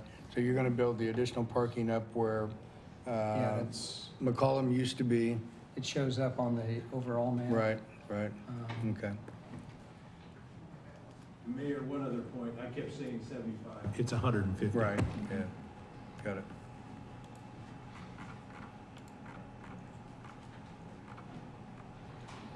Yeah, it's,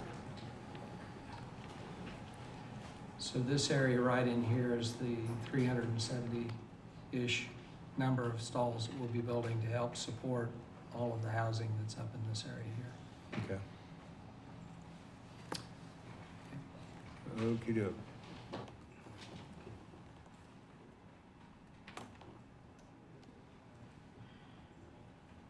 And a permit is required by anyone who lives in the dorms or in the new apartments? Okay. Okay. Okay, anything else?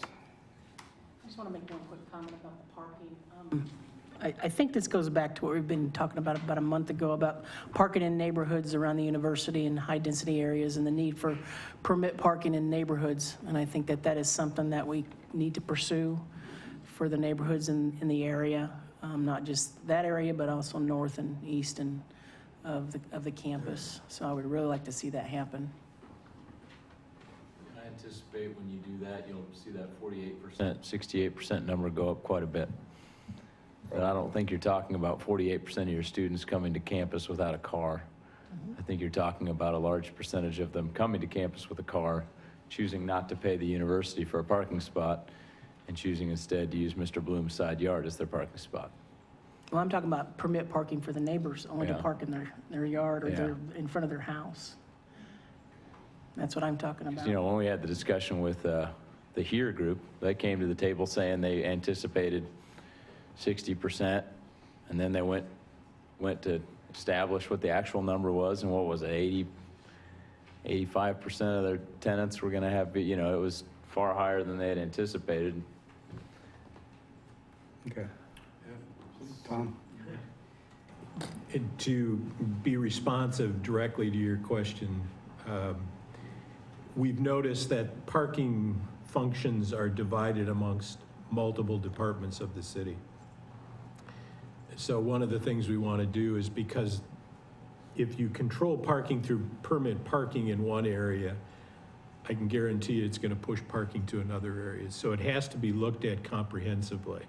So one of the things we're trying to do is get all the different departments that handle different parts of the parking operation, pull them together and try and consolidate a discussion about what the appropriate approach is for parking across the downtown, these neighborhoods, the decks, all of those things, because they all interplay with each other. And quite frankly, we'll probably have to involve the university in that discussion as well, but for the neighborhoods. So it's going to take some time, but I think a more comprehensive approach than what we've been taking in the past is the right direction to move with this parking issue. And especially in these neighborhoods. I have some experience with permit parking in neighborhoods as a result of these kinds of issues. And you have to think of a lot of things that happen because parking starts to move based on decisions that you make. So we want to look at it comprehensively, and we're starting to move in that direction. I appreciate that there is a need to look at it comprehensively, but our neighborhoods are just getting flooded with all this growth that's happening right around the university, and so we need to do something, I think, sooner. I just don't want to jump into something Understand. that causes, you know, a more significant problem than what we're dealing with right now. Sure. And there's lots of technologies that can make this a much more efficient way and effective way to make it work that we need to explore. Okay. Anything else? Okay. Mayor? Yes, ma'am.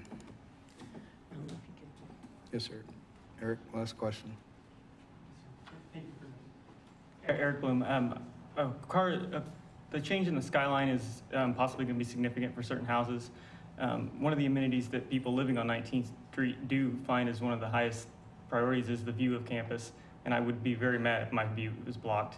And I'm lucky that at least I'll be able to see the field house and Fraser Hall. The parking, I do find, as construction has gone on, the construction workers parking even in the dead end part of Osdall and roving motorcycles at 5:15 in the morning, they've been the problem. Putting parking within the 150 feet range, if that was a possibility, whether you do the number of parking or not, but the proximity to a home does matter a lot. This lot across from myself has been used for construction during many projects at the field house, building the different buildings all around the field house area there. The parking moving back would be a great boon, also visually appealing for everyone on 19th Street if it's just moved back a little bit. The third one is that my three-way intersection didn't just become a four-way intersection, it became a traffic light signal. And that is gonna be pretty significant, that the city would have probably never done that if they were expanding the road just because of the normal increase in traffic. It was more or less probably dictated because KU wanted these extra 1,900 beds. I feel that that is also a pretty significant thing to find out, not just that you're gonna have maybe some construction across the street, but when you found out you're gonna have a traffic light in your yard. And that's where I really have started to find a little bit of objection with some of the lack of dialing into me as far as communication I've had with KU. Thank you. Eric, is there ways that we can help correct problems on your lot other than with physical change there? Your staff at Charles Souls and Scott Wagner have been absolutely on top of it. Okay. Thank you.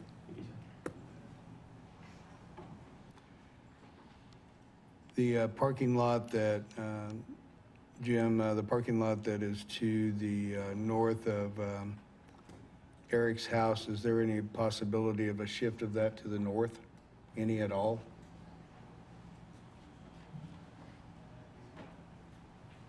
I mean, I can't really tell how many feet is in that area that's that roundabout. The lot you're talking about is this one right here? The one that's to the east of Osdale there?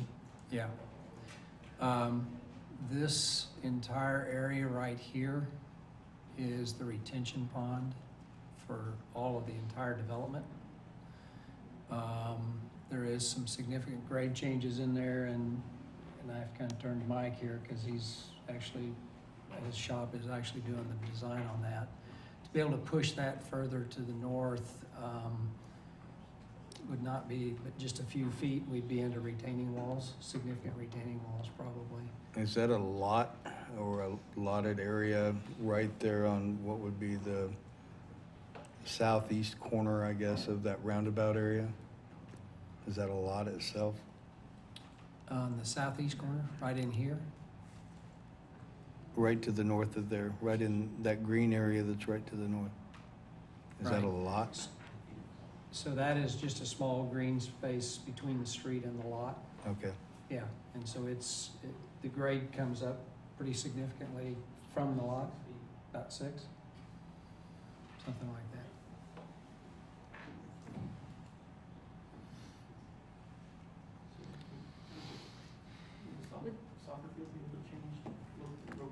Hold on. We'd have to look at that. We were trying to do a lacrosse field for Amherst Student Rec Center folks. And for typical competition type fields like that, they like to run them in the north-south direction. We would need to go back dimensionally and see if we've got enough dimension there. I don't know that we do to change the direction because there's in there a pretty good grade change right there between the parking lot and the field, isn't there? By several feet. Probably 3 feet. 3 feet. So we would have to go back and look at grading wise what could be done there. But again, competition fields typically like to run them north to south, and that's something that Student Rec Center indicated that they'd like to have in that location. Maybe some good landscaping will help block car lights and such that might shine to the south. Yeah, that was one of the things that we showed the committee, was planned street trees along that section. And before we actually can make a commitment on it, we need to figure out what ground area we have to the left to work with by the time we get all the utilities in that. But we did have street trees identified to go in all the way across there. Maybe some lower bushes and such that, yeah, thank you. Okay. Anything else? Okay, so we do have the discussion and the direction brought up by the vice mayor about a notification, directing staff to work with KU about a notification process as to when the ad hoc committee comes into play. You understand the direction there. Are there any other questions or changes or need to discuss anything else with this First Amendment? I would suppose that, you know, a terrible thing to say at this point, but if we were to take and say, okay, we're not going to take the area to the north, if we were going to stay within the bounds that we already have, we could end this discussion real quick and not have anything to say about it. So this is one of those times where we know that the improvements are coming to the north, and we understand the need, or KU's need, to have this development. Is the moving of that right-of-way line to the north that started the discussion or the need for this First Amendment, and the improvements that we are going to receive from that worth the change in this cooperation agreement? And I think that's where we're at. It's pretty important that we do everything we can to keep the university out of their front yards. Absolutely. And I think the movement of that right away is a good step to allow the development to occur north instead of having it occur south, where we're taking property owners' property effectively. If we were talking about that, I doubt a majority of this commission would be be willing to have that discussion. Yeah, you know, this seems like one of those deals seems to have happened a lot at all levels of government, where the problem is not the product, it's the process. It's an absence of communication. It's that we have people coming to us who say, you know, why am I hearing about this now for the first time as you're approving it? You know, that's got to be where the change is facilitated, is making sure that we've got people along the way that are acting in concert with those who are developing their neighborhoods. Okay. Any other comments? Okay.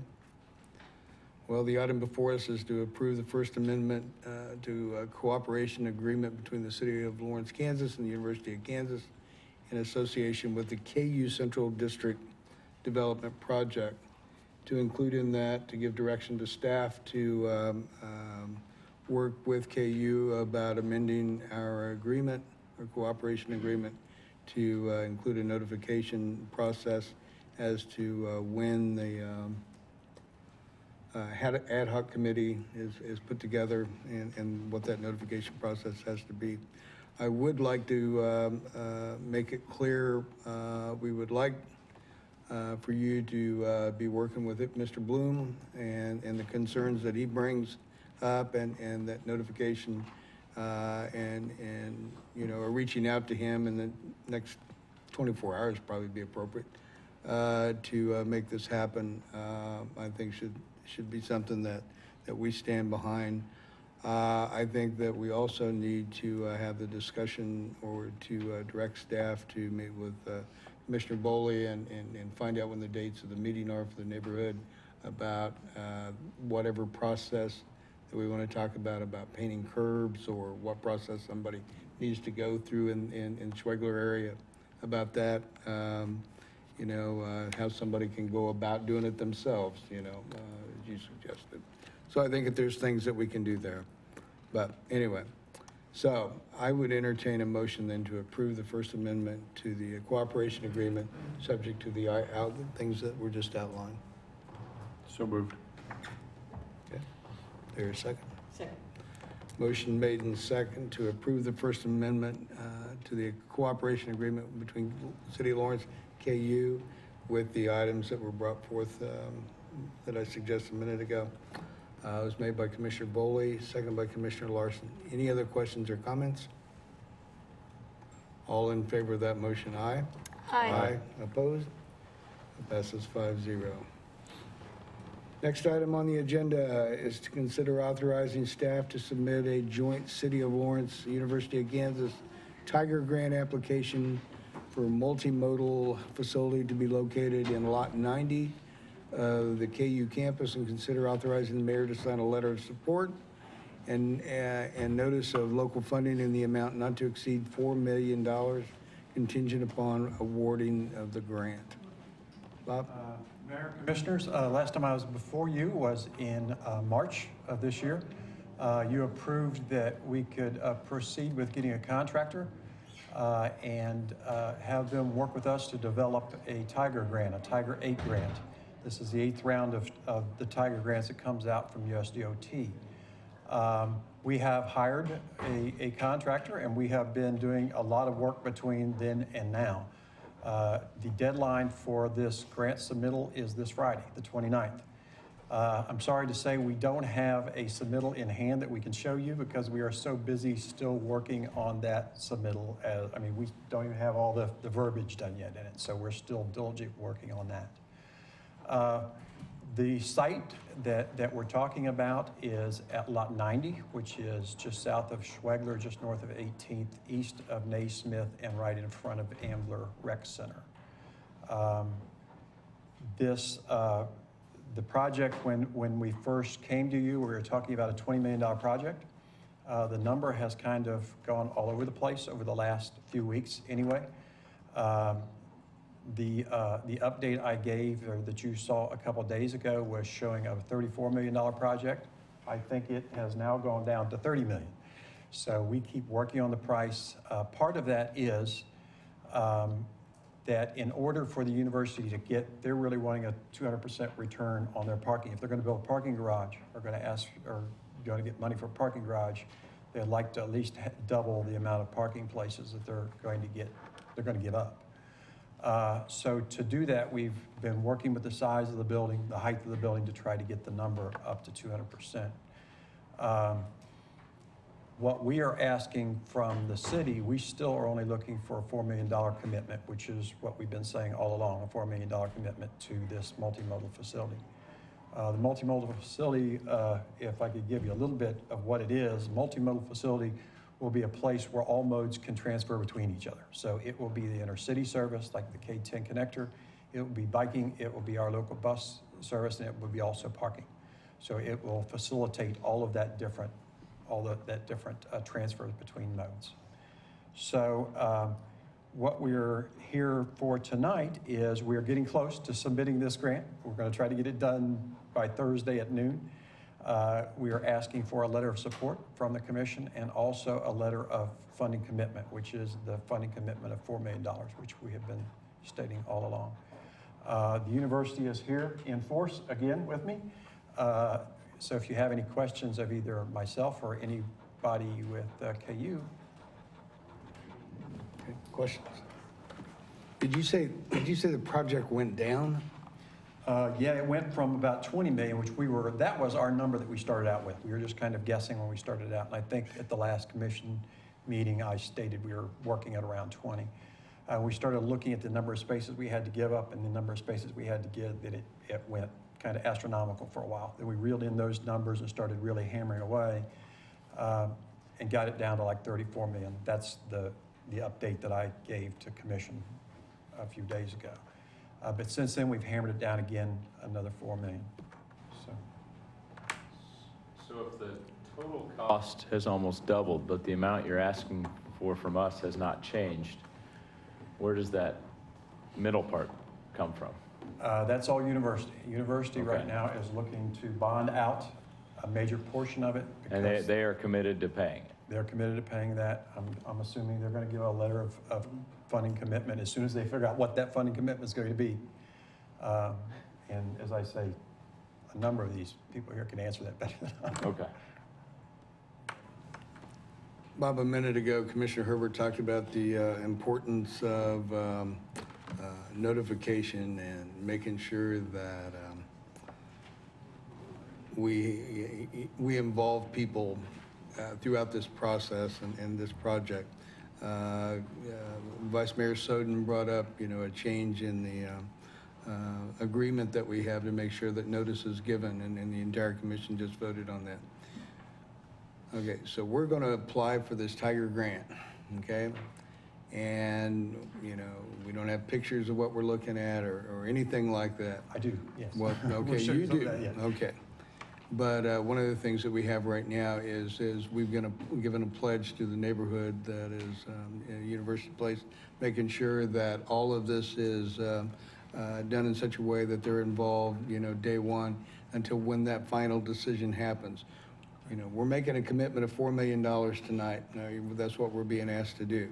I want to make sure that as we get through this, if for some reason or some wrinkle happens in all of this, the city commission says, no, this isn't the location, whatever may happen. Can we walk away from all of that? Yes.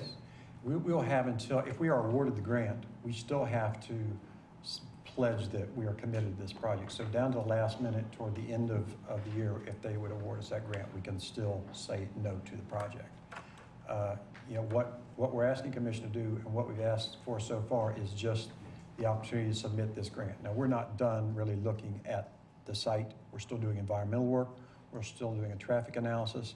We're still working with the neighborhood. So we're still doing all those things to make sure that this is going to work for us as well as the neighborhood and the community as a whole. So I just want to make sure as we go through this process that it's an open door and we're having all the discussion that we need to have. One last question. Our $4 million, where's that going to come from? that all comes out of the sales tax referendum dollars. Just making So sure. we've been kind of squirreling some of that away for a project. Okay. Here's what. Hold on just a second. We got a question here. Tom? Oh, Just, the typical procedure for these is that you make a grant application and then the agency turns around and makes an offer to you, but the offer is tie-barred to an agreement. So you would have to actually enter into the agreement that stipulates all of the different provisions of the grant you're receiving and the rules and regulations that apply, which are usually pretty numerous, which requires city commission approval at that point, at the time that grant offer and a grant agreement is presented to you. So it's another threshold before this would be approved. So what Robert is telling you is absolutely accurate, that this does not absolutely bind you. Now, at the same time, I would tell you that you don't want to go about just applying for everything under the sun and not have some interest, serious interest in pursuing that. But I think the way these things work, sometimes they get a little out of sequence. And I think for you to even to be considering this project, it would be nice to know that there are sources of funds that are available to make this happen. But in the interim, I think it's incumbent upon the city to start having some engagement with the neighborhood, to start talking about this project in greater detail, to make sure that they, that their concerns are addressed as a part of this. But there's another major threshold that has to be passed before this project would actually occur here in terms of the financing from the federal government. Okay. So anyway, this is the project where it would be located in front of Ambler, and it also shows a roundabout at 18th. That's to get buses and get traffic in and out of this facility. So that would be included in this grant proposal. As you can see, it's how many stories now? Are we at? Transit facility plus 4. Yeah, so we're talking about 4 levels of parking and a transit center at the bottom. So we have the roundabout on the side. As I say, we want to keep traffic off of Schwegler. That is for cars, basically. You can see the ramp going up to the parking garage. This will give us an opportunity to get our buses in and out so we don't have any conflict between the buses and the automobile traffic coming in and out. And then the roundabout, as we see it, has been moved kind of to the left to keep it away from the private property, which is Naismith, and to keep it on university property on the west side. So, and you'll notice also, we've already had the discussion, or you have, about 150-foot setback. This building is outside of that 150 feet, so we don't have to worry about that at this point. Although, we've talked about public involvement. We've already had meetings with the president and the officers of the neighborhood association.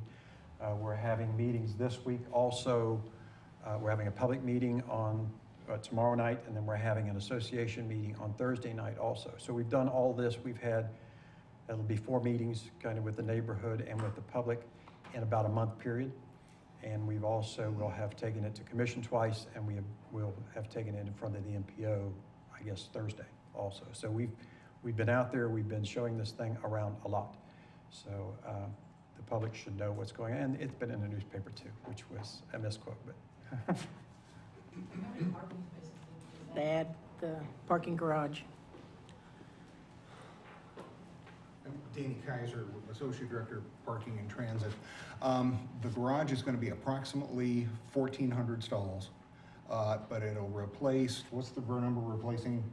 A little over 600. A little over 600. So we're going to go plus 800. And I would add to that comment, we've just had all of this discussion all evening about the shortage of parking around the university. We know we needed to add more parking, and that's why we're going to rip the Band-Aid off all at once and take this thing up and to get to 1,400 parking stalls so that we reduce the risk of encouraging people to go out into the neighborhood. Okay, thank you. Now, I did promise a rendering. We do have a rendering. And I will say that this is about as simple as you can get. This is as quick as we could get one. I did not do this myself with a pencil and a piece of paper, but this is generally what it's going to look like. Until we get the dimensions of the thing, the size of all that, there's really not much use of doing much more than this at this point. I do, and I know Jim Modig is here, but this will have to fit in within the context of the Ambler building and the new business school, and the environment that it's in, so it'll match in with that. So I'm sure that the university will make sure that's done for sure. So. Looking at the memos on this, on April 20th, the price tag was $20 million. We were looking for $16 million from a grant and $4 million between KU and the city. So I'm thinking like $2 million. On the 25th, it's $34 million. It's $14 million from KU, $16 million from the grant, and $4 million from the city. And today, it's $30 million. How does it break down between the grant, the university, and the city in that $30 million? For sure, the city portion will stay $4 million. Danny can do that. I've got the numbers as of today with the current estimates that we've got, with a $30.6 million project, 11 million that we would be bonding from the university, the 4 million from the city. That takes us to a local match of 15 million. And then we would be requesting from the Tiger grant the balance, the 15,600,000. And that brings us to about a 51-49 ratio of Tiger grant federal funds to local funds, which, even though the 15 million is a high figure to be asking for, but if you look, they want us to be, the typical asks are for 80-20 or 70-30. We're at 51-49, so that we hope that makes our application look a little more attractive.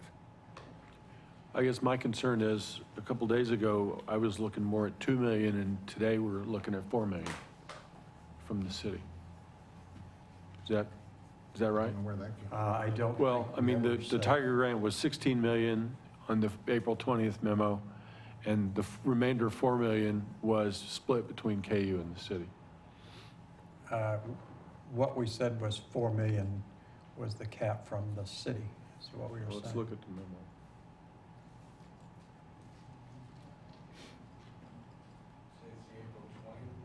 Yeah. So the question, Robert, is it 4 million from the beginning? Here's the April 20th memo. project cost and funding. The preliminary cost of multimodal facilities estimated at $20 million. The Tiger grant, if awarded, would fund 80% of the total cost of the project, or $16 million. The remaining 20%, or $4 million, would need to be provided through local match, which would be, local match should be funded by the city and university.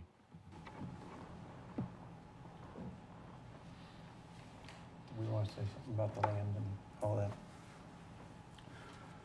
Well, the university is, I've already talked about, we're willing to put up $11 million. We would bond that amount. We're also putting up the land for the project. And we're not going to put that in as official match with the USDOT. We can't do that, or we permanently forever lose control of that land. 50 years from now, the garage may be old and decrepit, need to be torn down, and maybe we'll all decide there's a better use for that property. Our heirs will determine that, but we don't want to federalize that property, so we're pulling it out. But in terms of what we're contributing to the project, that land has some value. I can't put a dollar figure on it, but it has some value. But the contention here is that at some point, $4 million was split, $2 million between the university and $2 million between the city. Well, I mean, my assumption was $2 million. It says it'll be split between the city and the university in the memo. But that's also when we had a project that didn't cost anywhere near this much. Right, but it was 5 days ago, 6 days ago, I too. think it's fair to say, Bob, that there hadn't been that level of discussion. Would that be accurate? Correct, yeah. Did you hear that, Mr. No. I was saying that there really hadn't been that level of discussion at that point. I think when that has been put together.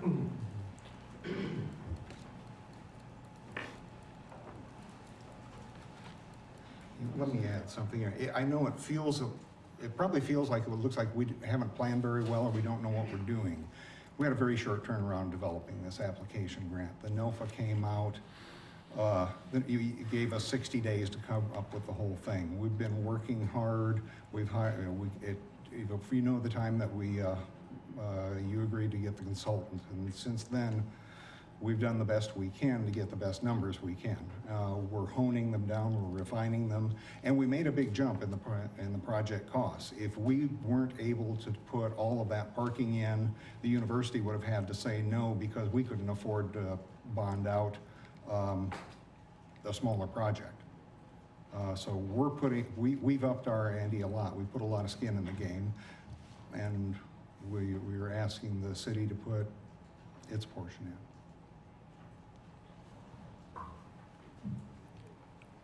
How are you going to get the buses to the northeast out of this site?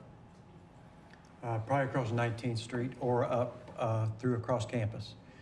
We're still going to have to connect a transit center to the downtown.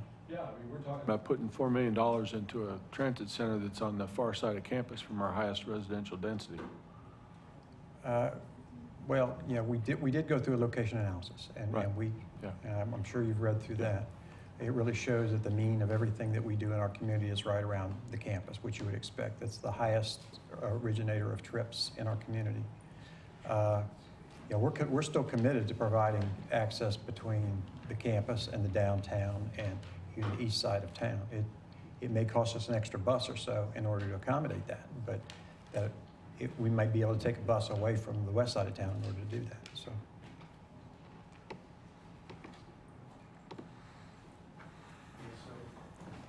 Our $4 million is a not to exceed $4 million, right? Correct. That's the cap amount.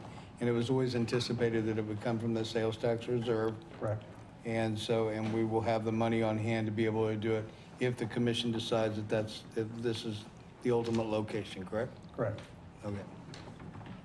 Okay. So will this enhance the service throughout the city?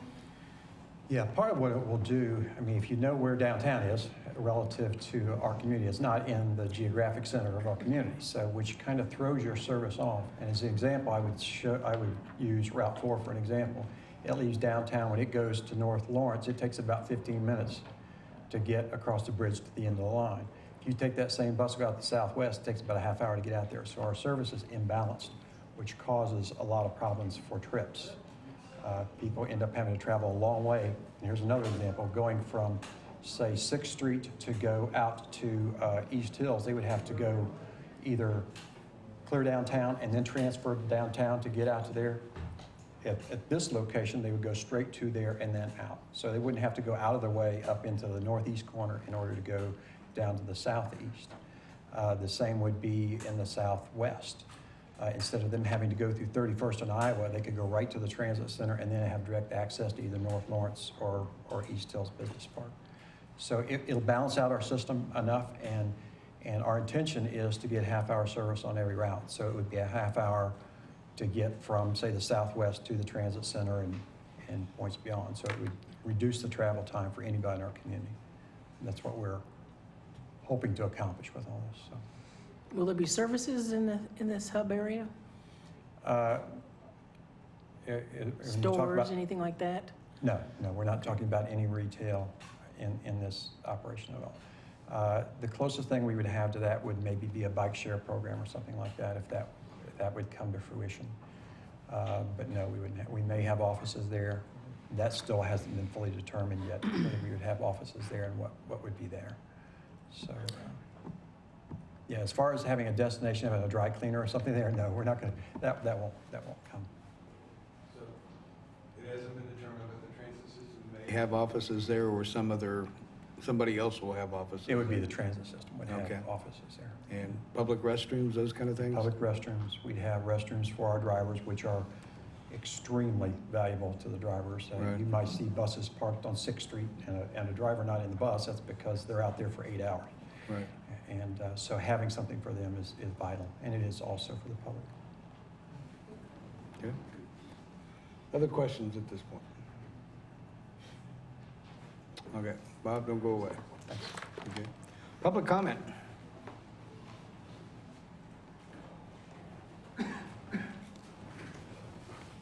Hi, everybody. Hi, Steve. Hi, I'm Steve Evans, president of University Place, and I live at 1729 Mississippi Street. I was here on March 8th with a couple other folks from the neighborhood, and there were just a couple of things that I brought up in that meeting.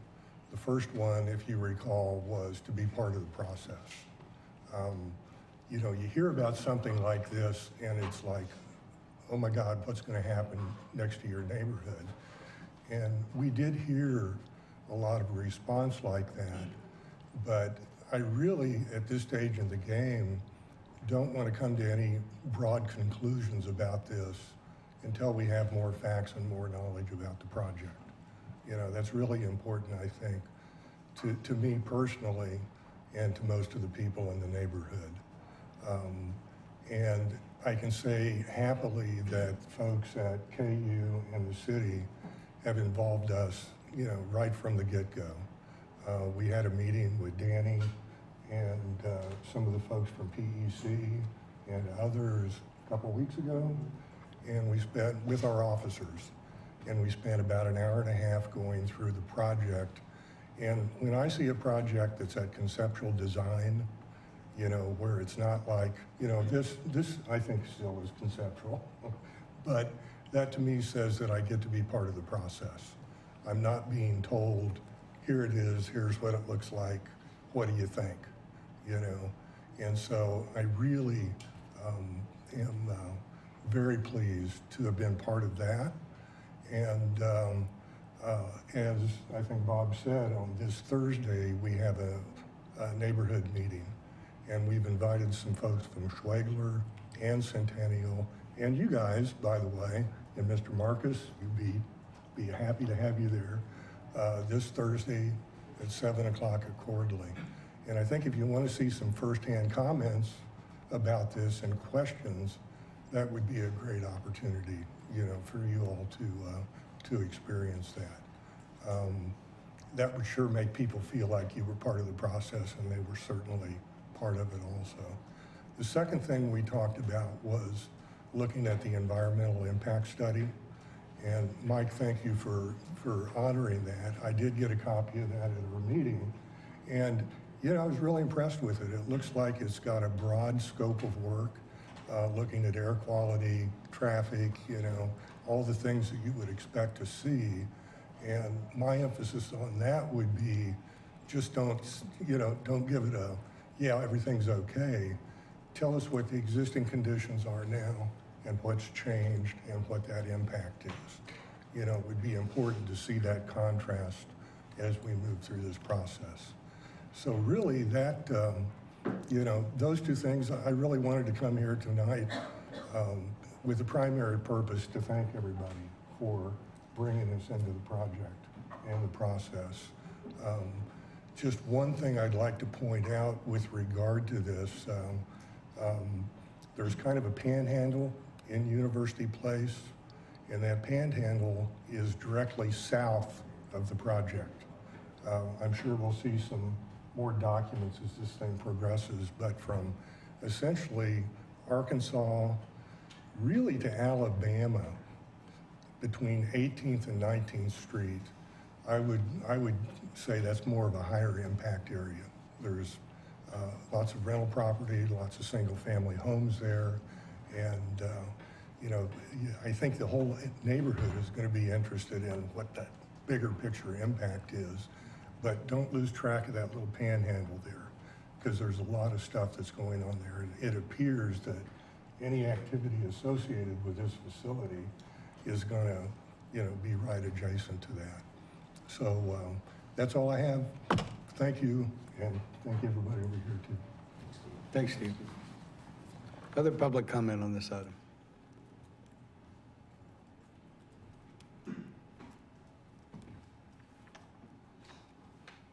Anyone else? Okay, back to the commission.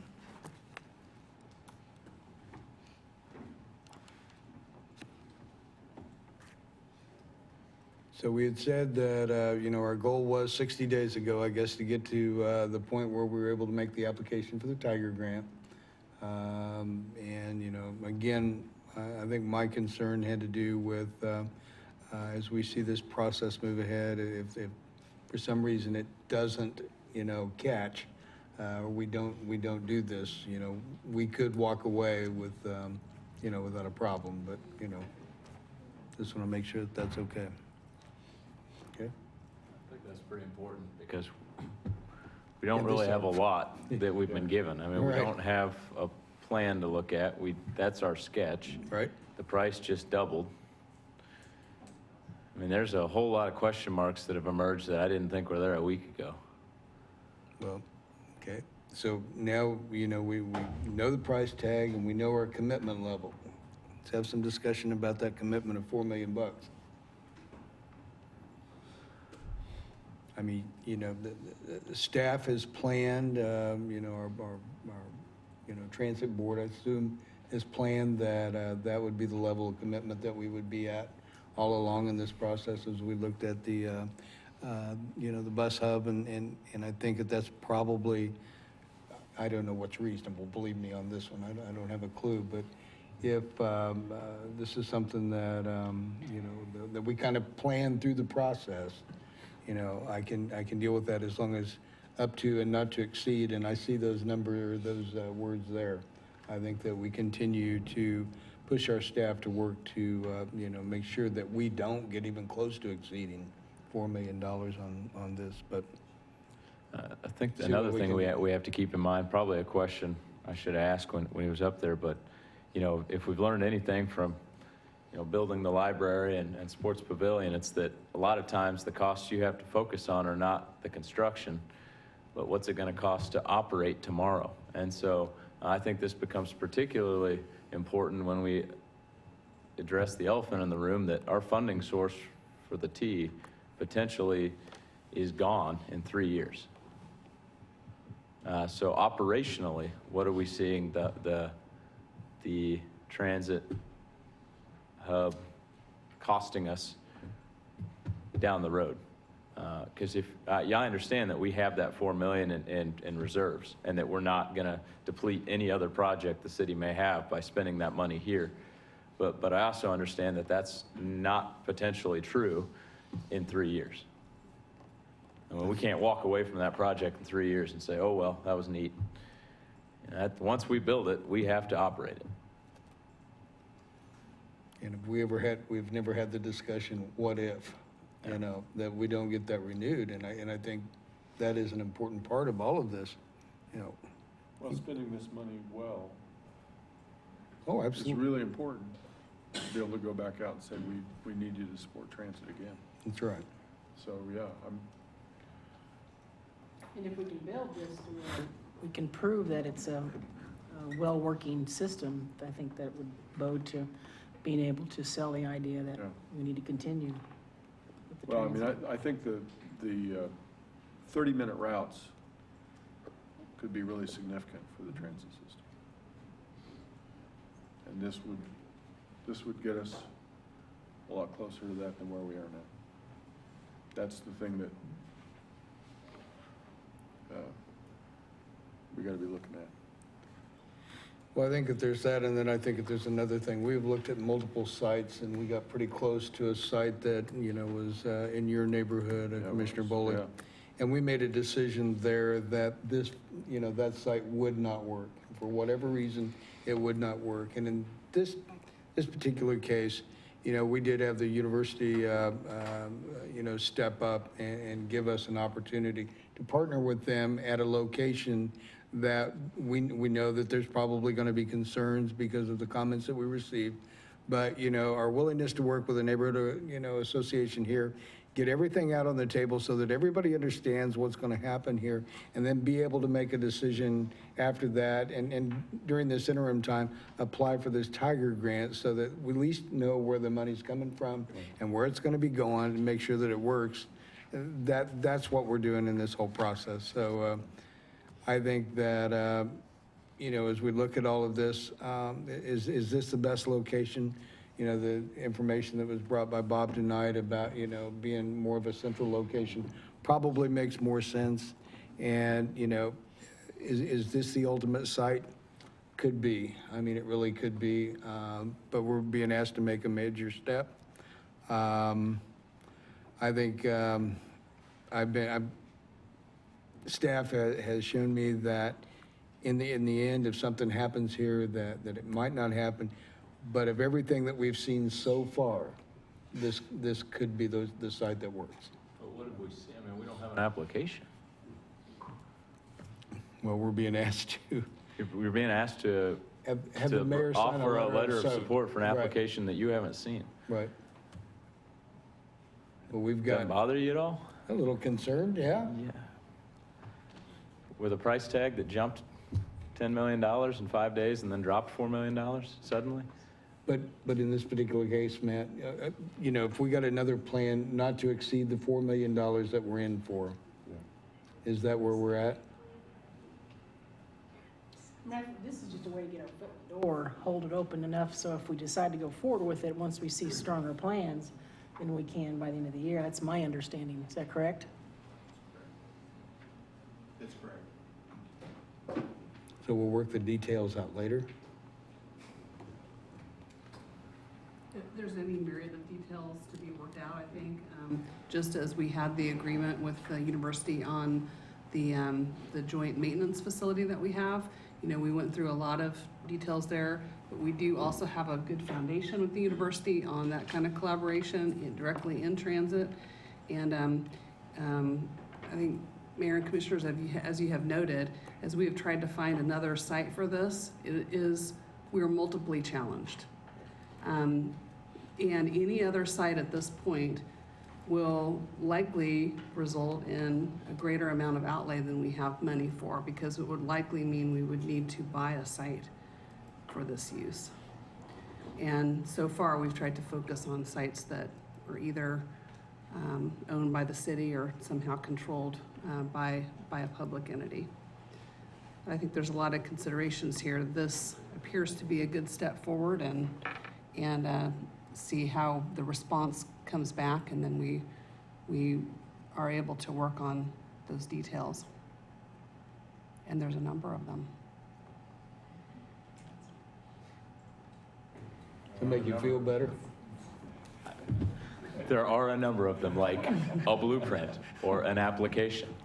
But Commissioner, before you sign off, you're going to have an agreement in front of you that lays out all those details before you actually sign that's an actual commitment to that particular project. So, you know, the application is prescriptive. There's a lot of things in there that the feds are gonna require from us that, you know, everybody has to submit on. And so I suppose there is some assumption that has to be made that occurs in that application. But that doesn't lock down the position that you're in. That's still an evolving process right up until the time, you know, you get a grant agreement. And then, as we all know, the last great frontier in this country is construction. And so you'll see some challenges during the whole construction phase of this as well. I mean, that's kind of the reality. But if you've been kind of tiptoeing around different sites on this and you've landed on a project where the university is willing to commit to this kind of funding for this and using their property, you know, I don't know that you're going to find another site that, you know, that your $4 million is going to leverage this kind of result, quite frankly.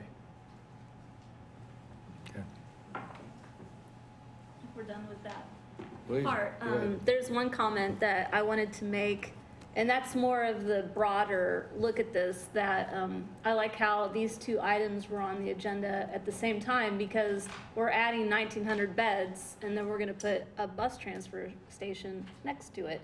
I think that's something I haven't heard anyone say. That is amazing. You know, I think when we look at 9th and New Hampshire, where we've been adding a lot of density, and then I went by just the other day and the bus stop is closed right there, of course, due to construction. But it makes me think of all the back and forth that our current kind of bus hub has had, where it's actually been moved away from density. And I think that every time that we are talking about adding density anywhere in the city, I want to see a conversation that results from that, talking about local transit and how it's going to serve that area, because that's a really important part of density that I don't see people talking about. We need to talk about it every time 1,900 beds, where's the bus stop? Yep, that's good. Okay. Anything else? Well, this is as close as we've been to a site. I really believe that. So, okay. Okay, so the item before us then is to authorize staff to submit a joint City of Lawrence, University of Kansas Tiger Grant application for a multimodal facility to be located in Lot 90 of the University of Kansas campus, and consider authorizing the mayor to sign a letter of support and notice of local funding in an amount not to exceed $4 million. This is going to come from our sales tax reserves, so that everyone knows. And that's what we're being asked to do. So, any other questions or, excuse me, just a second, any other questions or comments? Okay, that was a motion then? So moved. Have a motion for approval. Here a second? Second? Okay. Well, if there's nothing else, then we have a motion to authorize staff to submit along with KU, the Tiger Grant application, and to authorize the mayor to sign a letter of support and notice of local funding in the amount of not to exceed $4 million, made by Vice Mayor Soden, second by Commissioner Larson. Other questions or comments? All in favor of that motion, aye? Aye. Opposed? Passes 5-0. Thank you all very much. At this point, we're going to take about a 10-minute break, okay?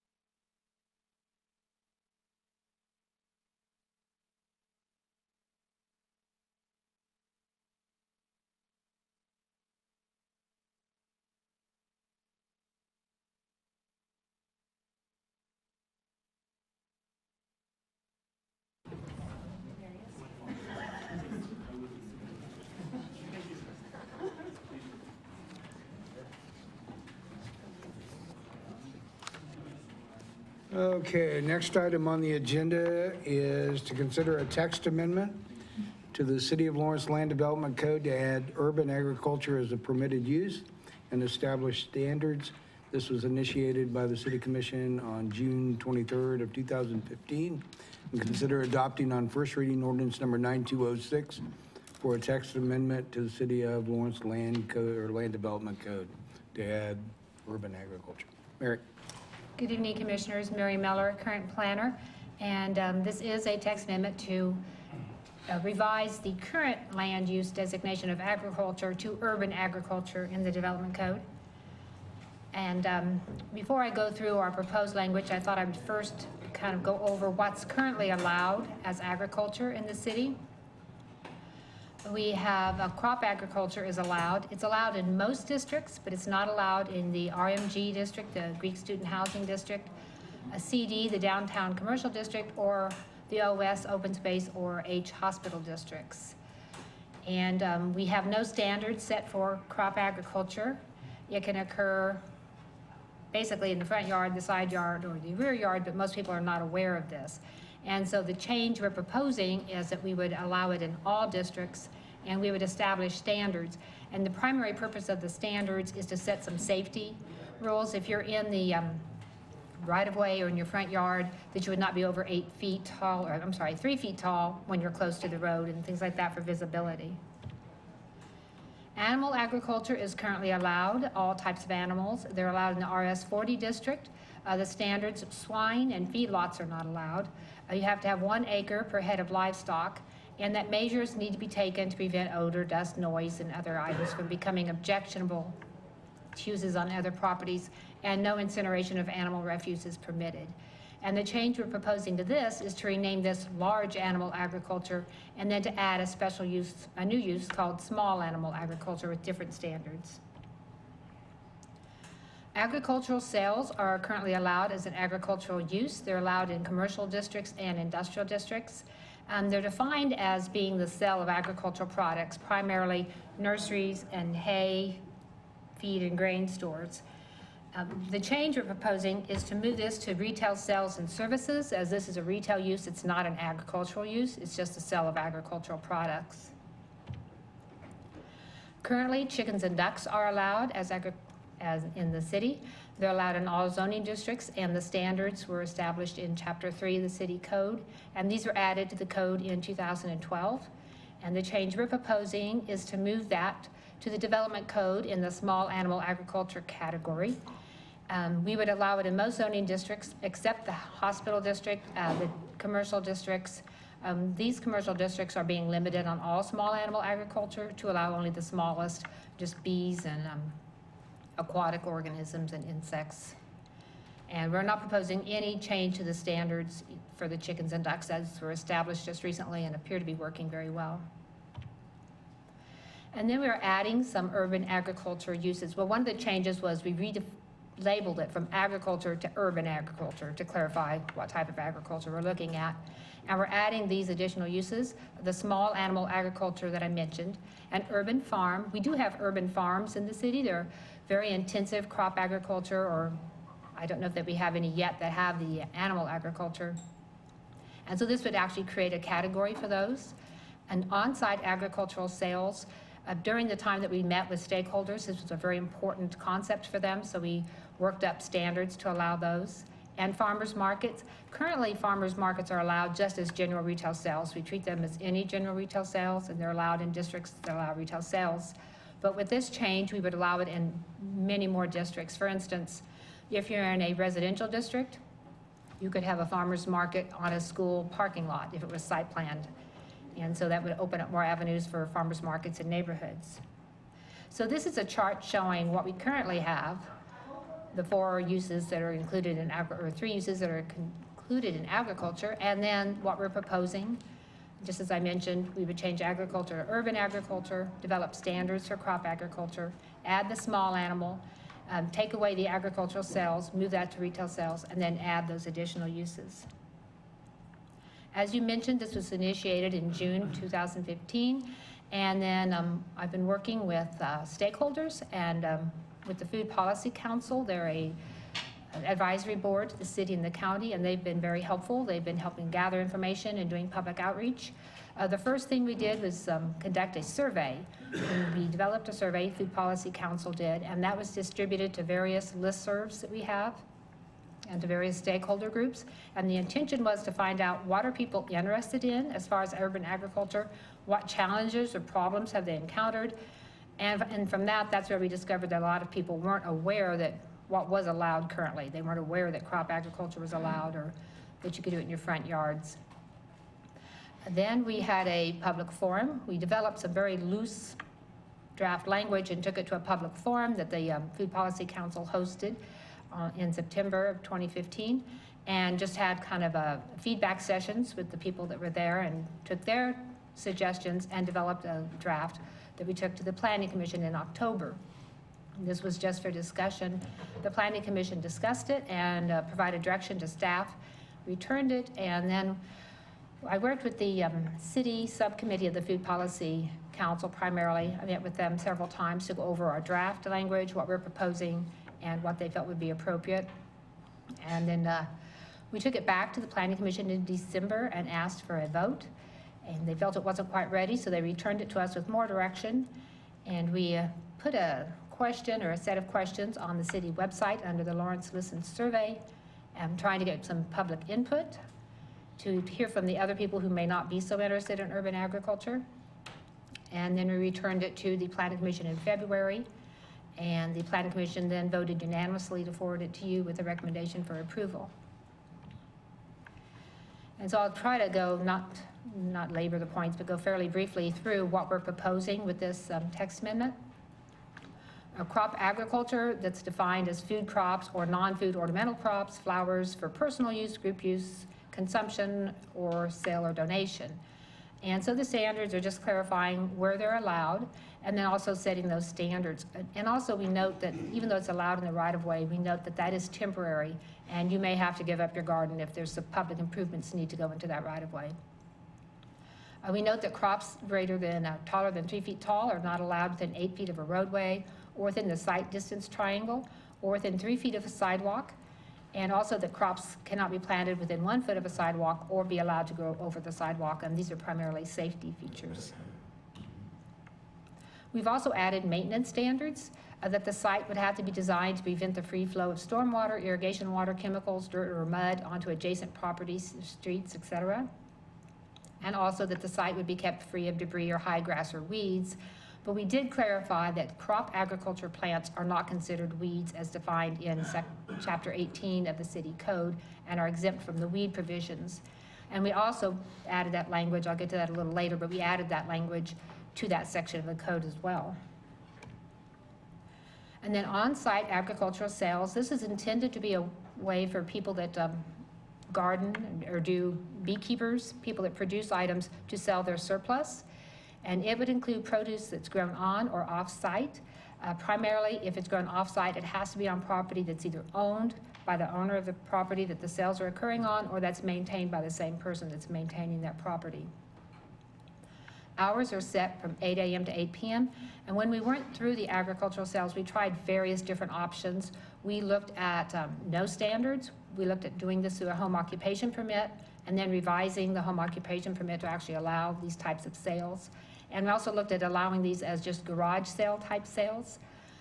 But it was we either went one way or the other. We were either too flexible for the producers and it didn't allow enough protection for the neighborhood, or we allowed too much protection for the neighborhood and it wasn't enough flexibility to allow the producers to be successful. And so the Planning Commission suggested we come up with a set of standards that were linked to the size of the lot, and that this would allow the flexibility for the producers and still provide protection and ensure compatibility with nearby uses. And so the hours were set from 8 a.m. to 8 p.m. The stands are required to be a minimum of 20 feet from the roadway. We use this rather than right-of-way because most people have no idea where the right-of-way is. A sales area, if you have a 7,000 square foot lot, you can have a 100 square foot area for your sales, and then they go up. 10,000 square foot lot could have 150, and anything over 10,000 square foot lot could have 300 square feet for sales. And the signs are pretty much similar to what is allowed with a home occupation. They need to be 20 feet from the roadway, or they could be placed on the door, the wall, or the window. But they have to be taken down when sales are not in progress, so they wouldn't be left up all the time. Small animal agriculture, we have some general standards for the structures. One requires that the structures that are housing these animals be maintained in clean and sanitary fashion to prevent the unreasonable accumulation of waste or other noxious substances, the emanation of noxious odors, or the presence of vermin. And also that they be of adequate design to keep them confined and reasonably safe from predators, and also to provide enough shelter and room to provide humane conditions, as noted in the section 3-102 of the city code.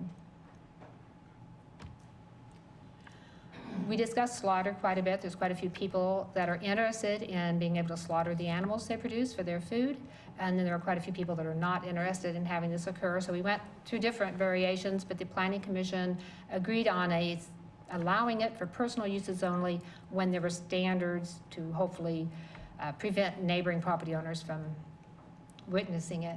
And so small agricultural animals could be slaughtered and butchered on site for personal use, but this must occur 20 feet from the property line and be out of view of the public or within an enclosed structure.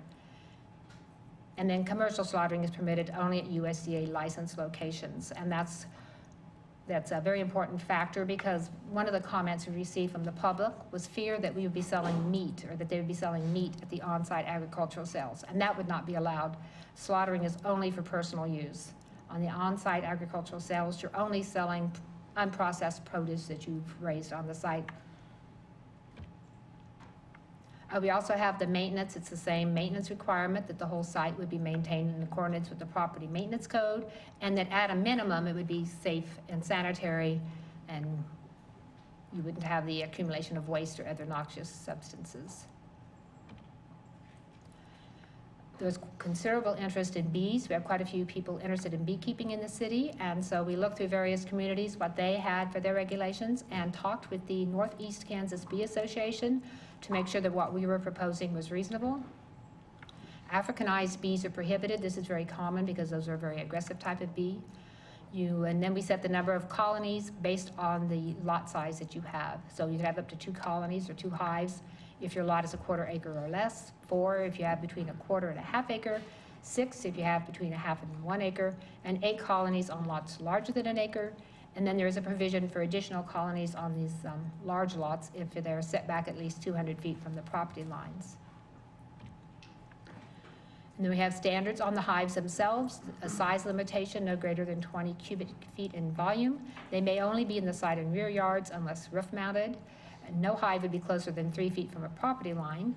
And no hive could be closer than 10 feet from a public sidewalk or 25 feet from a principal building on an abutting lot. And a flyway barrier would be required if the hive is within 10 feet of the property line and less than 10 feet off the ground. And that's because when bees go to their destination, they fly to an elevation and then they travel that way. If you're within 10 feet of the property line, the bees won't be high enough and they could interfere with people on the adjacent property. So if your hive is within 10 feet, a barrier would be required, and that could be a landscaping barrier, a fence. It needs to be 6 feet tall and extend at least 10 feet either side, and that way the bees, they'll get up to the desired elevation before they leave the property. Some other items, if the hive is found to be unusually defensive without provocation, then the colony will need to be requeened. And a constant supply of water is required between March 1st and October 31st each year. This is the year the bees are, or the time the bees are active and they are attracted to water, so keeping water there. Even though the bees spend most of their time away from the site with the hive, when they are there, that would provide water for them.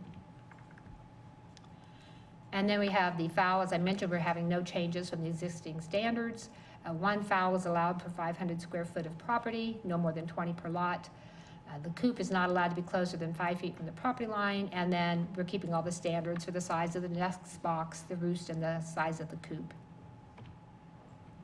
And then we've added small, actually miniature goats and sheep. They can be no taller, the breeds can be the type that grow no taller than 24 inches at the withers or the shoulders. Male goats must be neutered when they're quite young. A minimum of 2 goats or 2 sheep are permitted on lots over 10,000 square feet. You cannot keep them singularly. They're social animals, and if you keep them singularly, inhumane, and they'll do a lot of noise making. So you're required to have a pair at least. You can allowed to have up to 4 animals if you have lots of 20,000 square feet or more. There's requirements for the structure. It needs to be predator resistant, covered structure with an open air enclosure. It needs to be located at least 50 feet from off-site dwellings. If a dwelling is added onto and it gets larger, then you're required to move your structure. In the rear yard, it must be at least 15 feet from the property line. And actually, it can only be located in the rear yard. A minimum of 10 square feet of living area is required per animal within the structure, and the fence enclosure must have a minimum of 150 square feet per animal. We did receive some public comments once this came to the City Commission, and there was some publication of it. We had some comments about enforcement, whether the city enforcement that we do, our typical enforcement, would be adequate. And in our opinion, when we wrote the amendment, we felt that it would be adequate. We've been using it for the chickens and ducks, and we use it for all the domesticated animals in the city. But that's something we could discuss further. One of the options they suggested with enforcement was having a permitting process where you found a body to issue permits to people with these small animals, and then there would be training, and you could somehow the permit, maybe you could pull their permit if they're not maintaining the site correctly. It would just be necessary to find an agency that was agreeable to do the permitting and that had the authority to enforce the regulations. Another concern was that the agricultural animals would attract predators to the site, and I think this could possibly already be a concern with chickens and ducks and with domesticated animals in the city.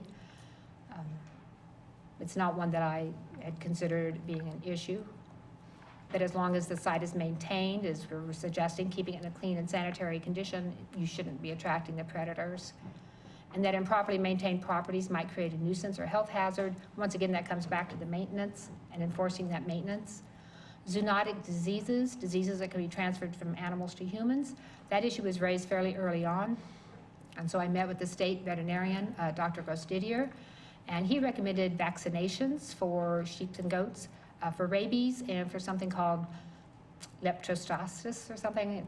It's spelled out in the chapter where we have it, but it's a disease that could be transmitted. And so he did recommend those 2 vaccinations. And when I got more communications, I contacted the health department to see if they were concerned with the transfer of zoonotic diseases. And once again, they indicated if your site is maintained well, there shouldn't be an issue. They weren't more concerned with that than they were with dog feces. It's just the maintenance of the site that's primarily important. And then there have been concerns raised with the allowing slaughter. Oh, another use that we added was the urban farm. As I mentioned, we have a few urban farms in the city. It's one that's operated primarily for commercial uses, but the way you differentiate it from other urban ag uses is by scale.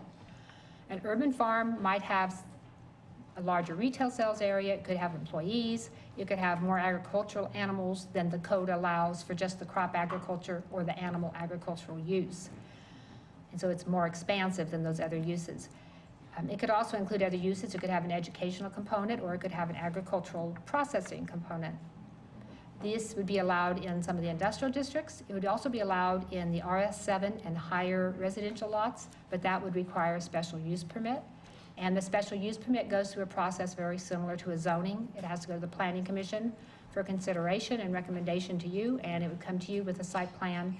And it allows us to place conditions on the special use permit so that if it is allowed, we can ensure that it's compatible with whatever's nearby. Sorry. These are some of the changes that were made to other sections of the code. Chapter 18 of the city code, we had stakeholders that wanted us to clarify that crops that are part of an urban agriculture use would not be affected by the weed ordinance, and so we added this language. We added language also to the property maintenance code. We defined what urban agriculture implements, equipment, or materials are. And then there was a provision noting that if they're in the day-to-day use of the gardening activity, that they can be left out and about on the site. But if they're not being used in the day-to-day activities, they need to be stored in a screened area in the side or rear yard. And so this kind of helps with the property maintenance. If you're using it, it can be out and about. And if it's not in the day-to-day use, if it's just you have a pile of tomato cages that you're going to use next season, those should be stored away. The urban farm, there could be an alternative to this with the special use permit. We have one urban farm that's just adjacent to rural property. It's on the very edge of the city. And on the rural side, you know, if they had storage, there would be no need to screen that. But that could be decided with the special use permit. And then we added the language about the maintenance for urban agriculture uses of any type. It's the same language about maintaining them in a clean and sanitary fashion. We put that in the property maintenance code so that it's covered in both sections of the code. And then in the regulation of animals, there's some changes made. That is chapter 3. We added small animal agriculture to the exemptions. You know, we say that there's certain things that are allowed, and so we added them to the exemptions from the prohibition of what's not allowed. We added the information about vaccinations for goats and sheep, the requirement for neutering of goats, and we added information on the impoundment of strays. Kansas has a law that if an agricultural animal is stray, the sheriff's office picks it up, and they can keep it for 21 days. They advertise it. If someone comes and gets it, they charge a fee, and that goes to pay whoever they had keeping it for them for the impoundment, and if no one picks it up, they take it to an auction, and then that money goes for the impoundment fees. We talked with the Humane Society about maybe setting up our own impoundment for urban agricultural animals, and they are not interested if we allow slaughter because they wouldn't want to return the animals if they knew it was going to be slaughtered. They may be interested otherwise, and there may be other departments that could help us with the impoundment. I talked with the city attorney about possibly setting up our own requirements under the home resolution, and he wasn't sure that that would be applicable.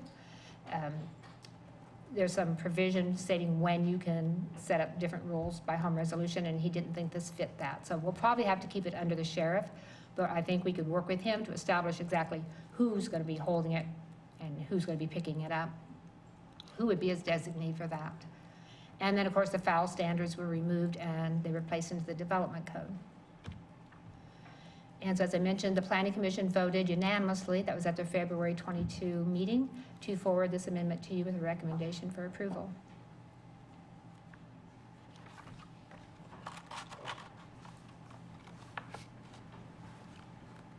Turn the heat down a little bit.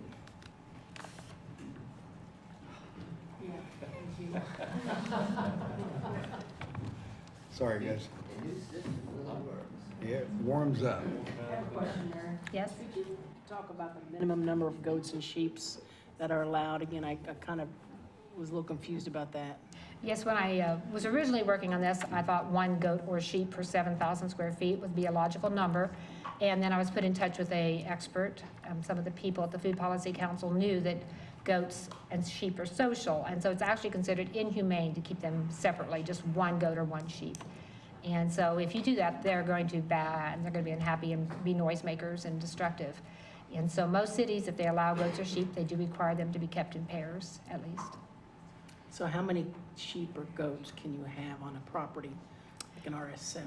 In RS7, it depends, probably none if your lot is 7,000 square feet. But if you have a large lot that's 10,000 square feet, okay. you could have 2 of either goats or sheep.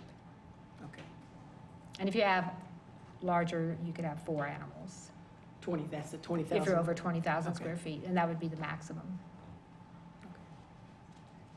So a couple questions. This is going to be allowed by right, and so in all the zoning categories that are allowed, you know, any of this can happen. So there's nothing to do, or there's nothing in the ordinance that would say owner occupant versus tenant. I mean, is that an arrangement that'd have to be between a landlord and? Right. Okay, so that can happen. Explain to me the sections of town have covenants on deed that don't allow for, you know, certain animals or certain type of things. Those remain in effect? Right. Yeah, this would not alter those. Those would Okay. trump the development code.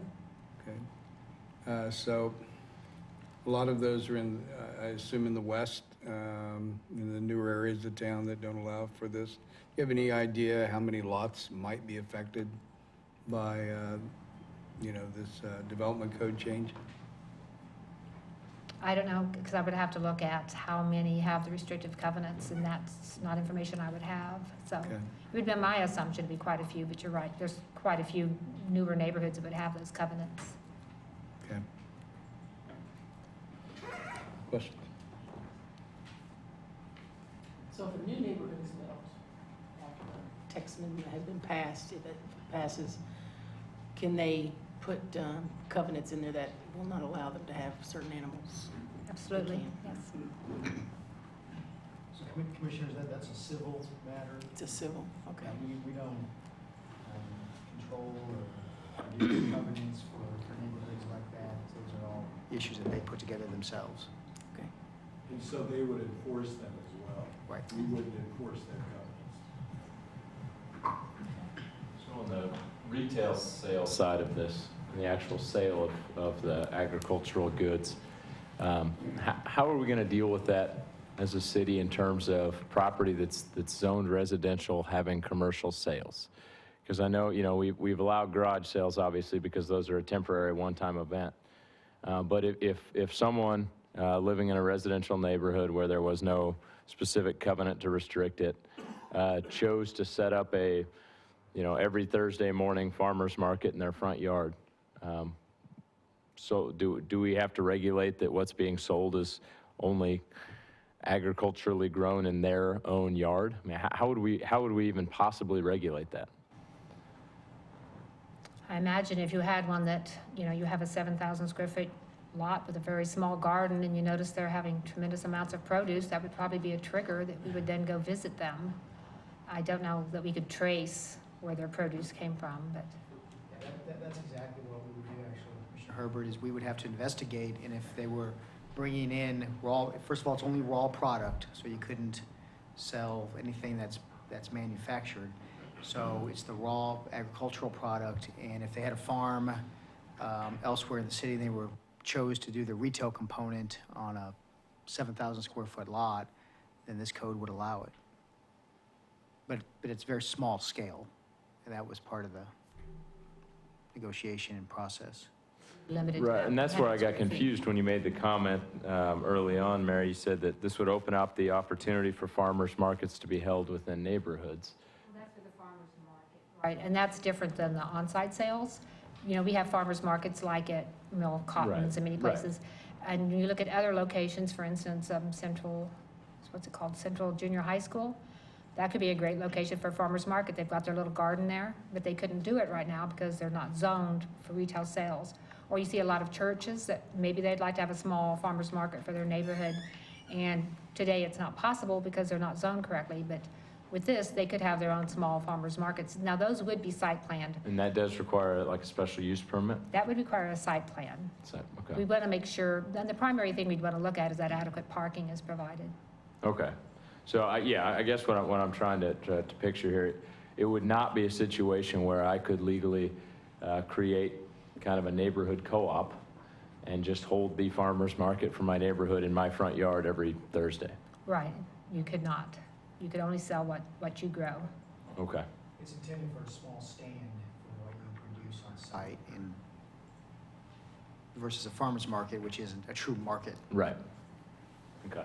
But even in farmers markets, a lot of times you have provisions that only products that are grown by the farmers that are in the farmers market are eligible for sale.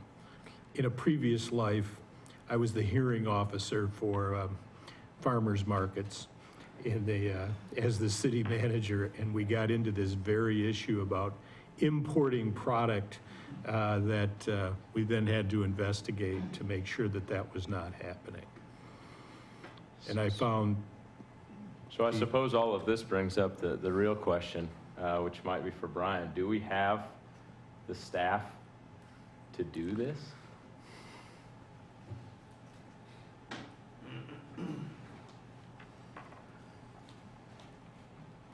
Good evening. Good question. Basically, I have 2 staff members assigned to enforcement of all city codes that fall under my division. In doing a little bit of research, the chickens and the ducks were in the animal control code and got moved to the development code. So all those referrals that we got, we always gave them to animal control. So anything that came into our office, and we did a little research this morning, and we averaged about 5 or 6 in the last year and a half, but we took many other phone calls that we never documented. So just on chicken complaints, roosters, those type of things. We probably handled anywhere from 10 to 15 a year. Terry Pierce with Animal Control said that, well, they probably had 5 to 7 or so per month. So that gives you an idea just on those. It's hard to say what we will get with this expansion, which is significant.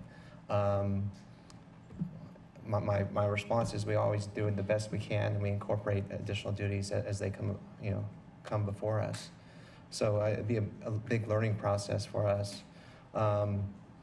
Scott and I have talked, the way we think this would happen is all these provisions are obviously under the development code, is that Code Enforcement Division would assume all those responsibilities of enforcement of any type of violation, whether it's a cells, with imported produce, or the chicken coop is too close to the property line, it doesn't meet the setback, whatever it may be. So it'd be a very interesting time to figure out what type of workload that creates. It's really hard to speculate right now. I got one on the slaughter part of it. So if a neighbor complains that there's unsanitary conditions in a yard from slaughter, how quickly can we act using the code or whatever legal enforcement to get that cleaned up, to make sure there's not a health issue? Well, that's a good question. I don't know, Mary, if you've got better information in your research. Did Mary leave the room already? But, I mean, we would act as quickly as we could. It would start with a site visit to see what the conditions were, and then work with the owner. If we have a willing owner, a willing landowner there, then hopefully it gets cleaned up pretty quick. I mean, our typical code enforcement process, though, does not work nearly as quickly as a violation. As establishing the violation, as you know, there's a process there and some due process provided. And so most of what code enforcement does, in fact, is they have ways to have great relationships out in the neighborhoods and with the violators to get stuff cleaned up without going through a lot of due process, a lot of process to get it to the courts. The ones that are not cooperative, we have to take through the court system. Okay. It's kind of like on the weed ordinance. Yeah. How long is a typical process of the weed ordinance? Yeah, it starts with first notice and second notice, and then we mow it several weeks after that, and it's not a quick process. It could take a while, So if it's a health issue, if it comes on a health issue, is there anything we can do more expeditiously? I think there's some language in the property maintenance code that gives us some abilities to at least issue immediate. Cease and desist. Yeah, immediate actions on Okay. it. There's a health issue where something imminent that we can go to the courts under various other provisions in the code and take immediate action. For example, if there's a health issue in a rental property, we can take immediate action. If there's a health issue presented by urban agriculture or urban farm, we can take immediate action to make sure that no one is affected by it. We have that Okay. authority. Thank you. Examples, condemning property, moving people out if there's severe mold or something that we can spot. Okay. Other questions? Yeah, and this is one that I should have thought to bring up before tonight to have somebody here. Have we heard from Waste Management at all about this? Have they chimed in? I didn't notice anything in the staff memo from them. As far as the slaughter piece, obviously, is what I'm referring to. I talked with Solid Waste, and I asked them, how would people dispose of whatever it is when they're done slaughtering? And they mentioned that people today do butchering at home. A lot of people do hunting, and they take whatever they killed home and they butcher it, and they throw that away. And they said if there was more, if urban agriculture became very popular, they would probably draft a policy. Right now, they just put it in the plastic bags and put it in a container, but if it became very popular, they would want to draft a new policy, but they were okay with handling it.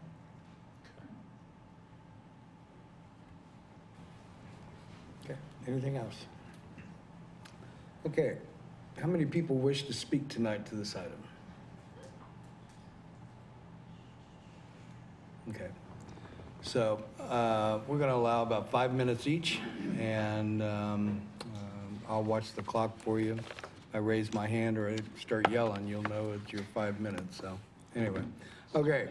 That's right, turn the heat up, boy. So who's first? Please. Okay. If we could have your name and... Sure. Good evening, Commissioners. I'm Eileen Horn. I'm the Sustainability Coordinator for the City and the County, and I'm not technically a member of the public, but I'm introducing one. This is Helen Schnoes.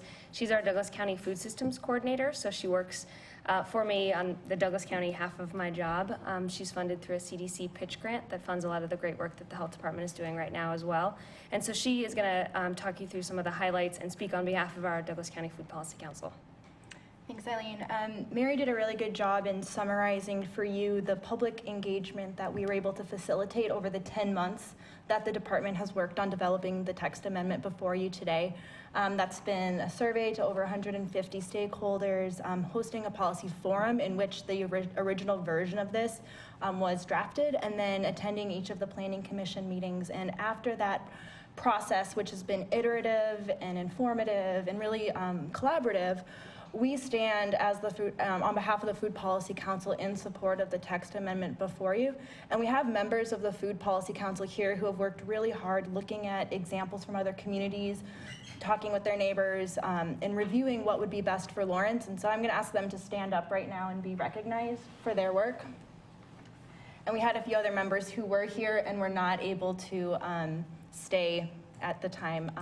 So just these are the citizens that you appoint to advise you on these matters, and this is what they feel after 10 months of working with Mary and meeting with the Planning Commission over their 3 sessions, answering questions and taking that feedback. And so we want to thank Scott and Mary for the really amazing work that they've done listening to citizens and thinking about how to support access to healthy foods and supporting urban agriculture for citizens of Lawrence. In addition to the process that we've facilitated to now, we're not done yet. We have already started working with Mary on translating the not so simple text amendment, that's 62 pages, into a 1-page kind of summary document to really facilitate the public education and understanding the nuances and the regulations should you approve it today. So we are really ready to collaborate with community groups, with the Food Policy Council, with the Planning Department, to make sure that citizens of Lawrence are equipped with what they need to know to be successful at these endeavors that they're interested in pursuing.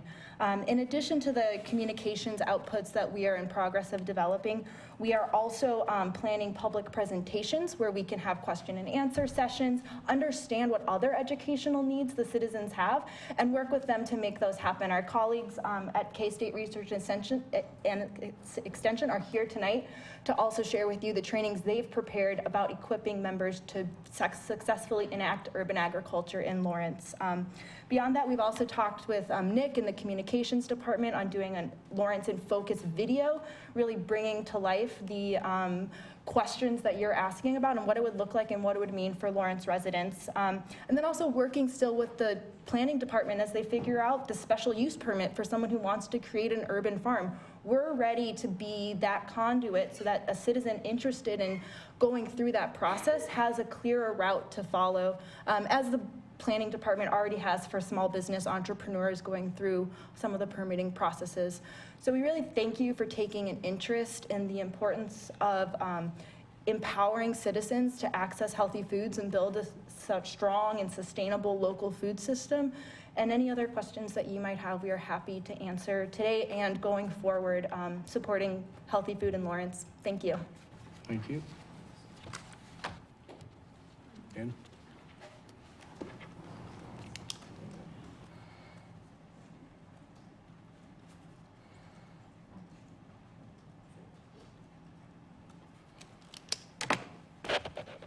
Dan Dannenberg, 2702 University Drive. I don't want any urban agriculture on my street, period. My street was not designed, it was not built. It was built in 1974 by a developer who someone once referred to as a crook.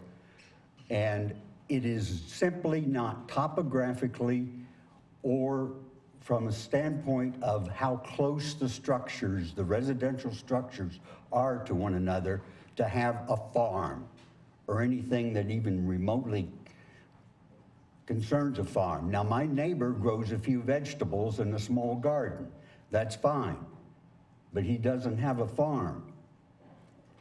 Now, I had another neighbor some years ago who got a pig, a potbelly pig. Well, he got the pig, and then he came to the city commission and got the city commission to include the pig on the list of allowable pets. So the urban agriculturists are going to be smart. They're going to get that extra goat or 3 or sheep or whatever. Then they're going to come to city commission and with some really fun feral law students and say, oh, look, we've got this. We need to expand the number of allowable animals because we've already got them. Oh, we need to include llamas and alpacas in this too, because we're going to use their wool. And so that's the way it'll work. And as far as regulation goes, the city is not going to be able to regulate this. The city can't regulate its own codes. I spend half of my time just sending in code enforcement complaints because the city, because of political cowardice or corruption or whatever, won't have people out and about looking and seeing and protecting the community. Who's going to watch over the urban agriculturists? That's going to take a whole new set of code enforcement officers specially trained for this area. And I don't know how many, but I will differ with the code enforcement manager. He doesn't have the staff to do it. Now, one more thing. A few months ago, I saw a dog running around in a neighborhood loose, and I could tell it was a stray. So I made the mistake of calling the law enforcement dispatch to report the stray animal to animal control. And you know what the response was? Well, can you catch it? Somebody my age doesn't go out and run down a fast-moving dog, I can tell you that. I thought we had animal control to do that, but I was wrong about that. One more thing. We had a restaurant run in my neighborhood about 2 doors from where I live last weekend. It was selling food in connection with the, I don't know, garage sale. But you could, you know, it was just kind of a drive-up thing. You drove up and you paid your money and you got your food, and it was just, you know, something like that. So the city is not going to be able to regulate this.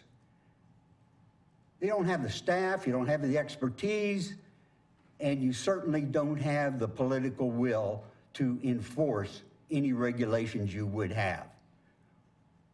Just ask the landlords. They must, all the urban agriculturists have to do is go say to the landlords, hey, how do you pull this off? Thanks, Dan. Yes, sir.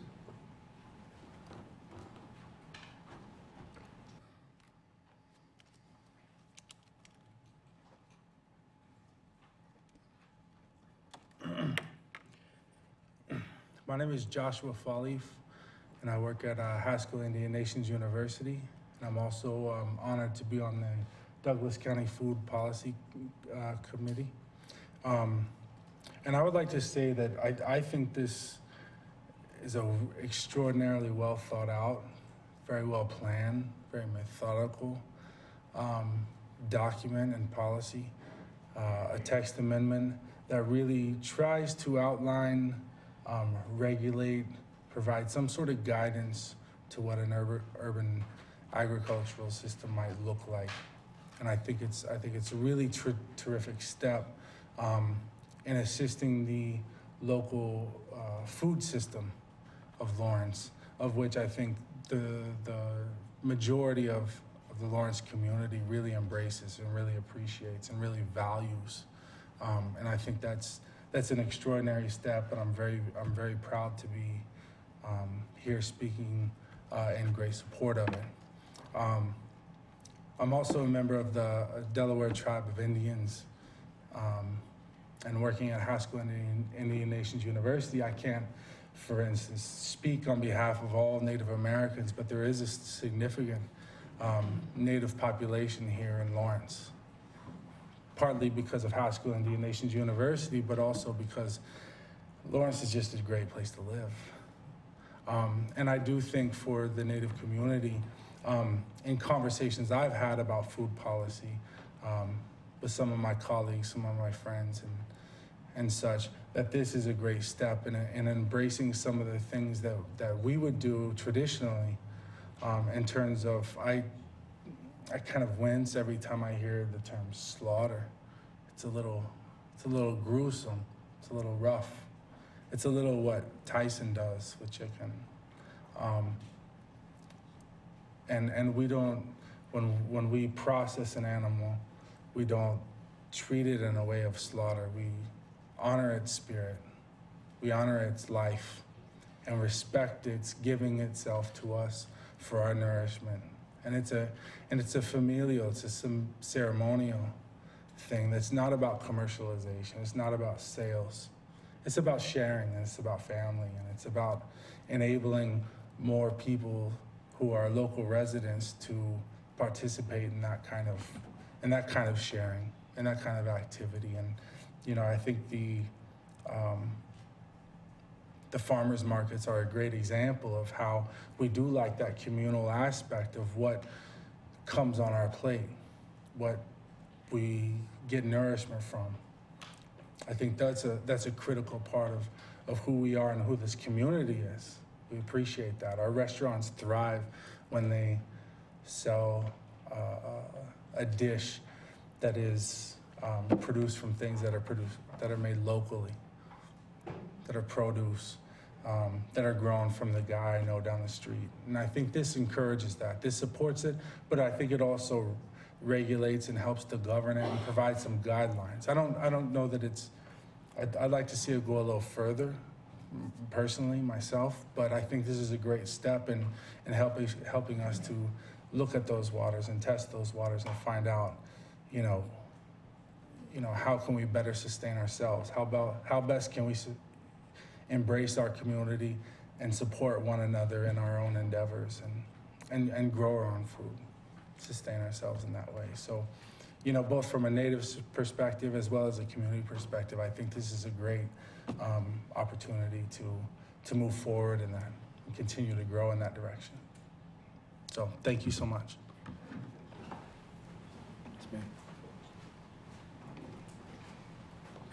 My name's Amy Polson, and I am affiliated with the community garden that's part of the Common Ground Project, and I just wanted to voice my support for this. I agree that it's well thought out. I am particularly excited about the bee aspect of it. We would love to have a hive in the garden, and I knew we had the area where we could get the setbacks, but we could not keep one head of bee within our confined spot. So having a little more freedom in that would be great. And it would be a hive that we would want would be higher, because our garden encourages kids to come in, so we'd want something a little bit higher, and so there wouldn't be the risk. But what I've seen through this garden is that kids especially have a hideous fear of insects like butterflies, and they think corn is wheat. And I think anything that allows people to kind of become more familiar with where their food comes from, including animals and any plants, I think is a great idea. So thank you. And I'll yield my 4 remaining minutes to anybody else.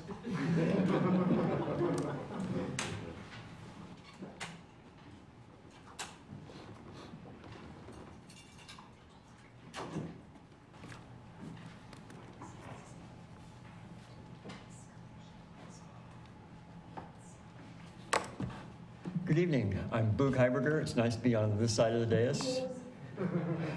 The reason I'm here tonight is I was a member of the Douglas County Food Policy Council for 6 years until my term ended a few months ago. I was also on our city subcommittee, which was charged with working on this text amendment. And it was our major item of business for at least a year before I got here. And I just wanted to stress the amount of time and effort that's gone into this proposal. I mean, there are many, many meetings with a couple meetings with stakeholders, lots of interviews of people, both who are interested in urban agriculture and who might be neighbors to urban agriculture.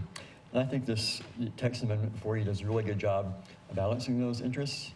I mean, not everybody might not agree, but another thing I would want to point out too is it was brought up earlier, I think, by the mayor, that in a lot of the newer areas of Lawrence, there are homeowners covenants that would prohibit a lot of the activities that are generally allowed by this ordinance. I'm not sure if that's the case in Mr. Dannenberg's neighborhood, but you know, I was approached by someone a few years ago who was being prevented from having a vegetable garden in her yard because of a homeowner's covenant. I think we got that worked out, but I think there are mechanisms in large parts of town that would address some of these concerns. Overall, I think this is a really good step forward for sustainability for our community, and I would encourage your support.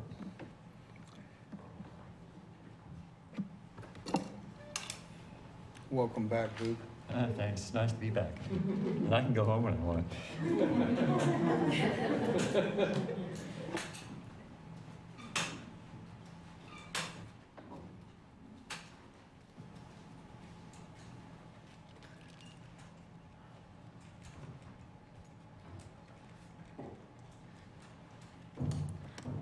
Hi, my name is Elizabeth.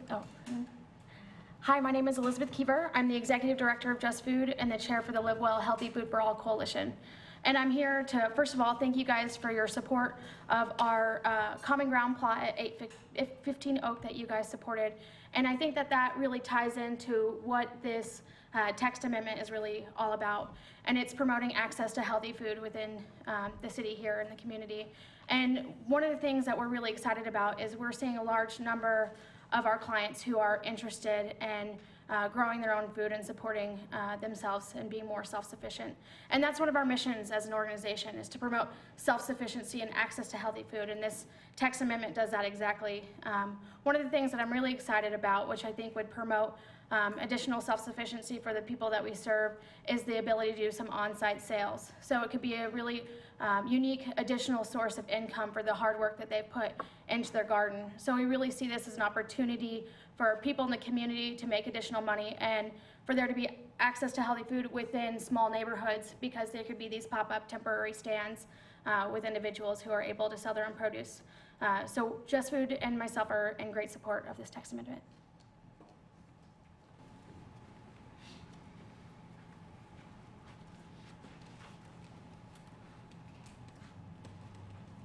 Hi, I'm Chris Flowers, and I don't really have an interest in farming or buying anything from the farmers, but how much worse is a buying sheep over a barking dog? And if we allow dogs in town and they poop in the yard, and I mean, every neighborhood has a barking dog. So how much more noise are the sheep and goats going to be making than the dogs are that are already here? So that's all I have to say. Thank you. Okay, other comment? You're probably wondering when I was gonna get up here, wasn't you? I know you was. I thought you dozed off for a while. Nah, I couldn't doze off with you sitting there. My name is Ted Boyle, North Lawrence Improvement Association. And I'd like to tell you guys that probably North Lawrence has probably been growing food and producing food longer than you've been alive, several times probably. North Lawrence is the agricultural neighborhood of Lawrence, the first agricultural neighborhood. Back in the 1850s when we were Jefferson, we used to feed this side of the river. And we still have large gardens over there. Not as many as we used to have because of the development that's been created, but we still have large gardens. The deal is we welcome gardens, especially like the community gardens. They're well maintained. You know, they're not overgrown or anything like that. Some of these neighborhood gardens, people get them. We got a couple there on Locust Street, 312, 314, that needs to be looked at. Every inch of that ground from the alley to the sidewalk is plowed up, dirt turned over, and from the sidewalk to the curb is the same way. And like I say, the main deal about getting along and making neighborhood work is respect of your neighbor. If you respect your neighbor, and if you keep your neighbors happy, everybody's happy. It's kind of like my wife. If I keep her happy, everybody's happy. So you remember that when you put these gardens in the neighborhood, or you want to grow gardens, or you want to have animals. And you know, the reason we don't have roosters in the city and is because of the crowing in the morning. And I think that farm animals are a little bit different than dogs. You know, I've lived around, I used to live out in Jefferson County for a couple of years before I moved back to North Lawrence, and I've lived in North Lawrence for over 60 years. So a dog is a lot different than a goat. You know, goats peel chrome and vinyl off your car, and they'll eat anything. So, but they can be permitted in the city as long as they're controlled. And the thing I think is for the people to have the respect for their neighbors and also have good enforcement, good regulations that everybody understands. And I believe this could work. I mean, we'd welcome it in North Lawrence, just as long as it's respectful to the neighbors. So thank you. Thank you, Ted.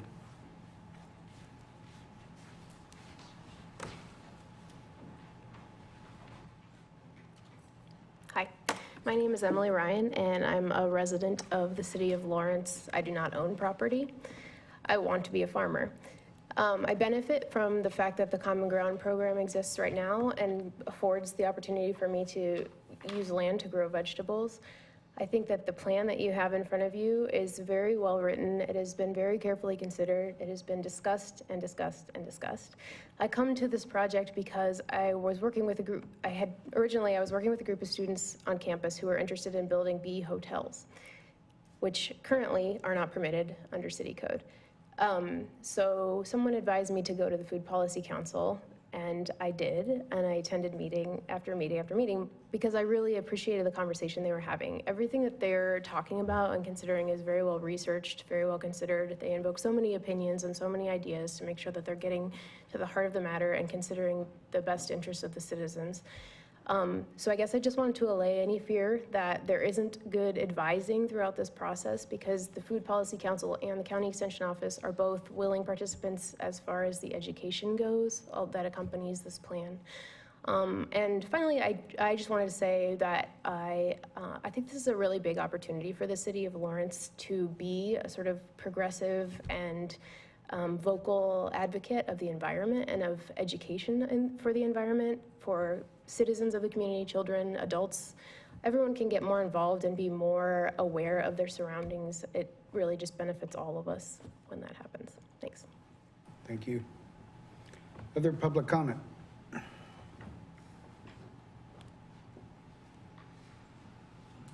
Hi everyone, I'm Travis Weller, and I'm a resident of North Lawrence, and I've participated in this process since it began 10 months ago.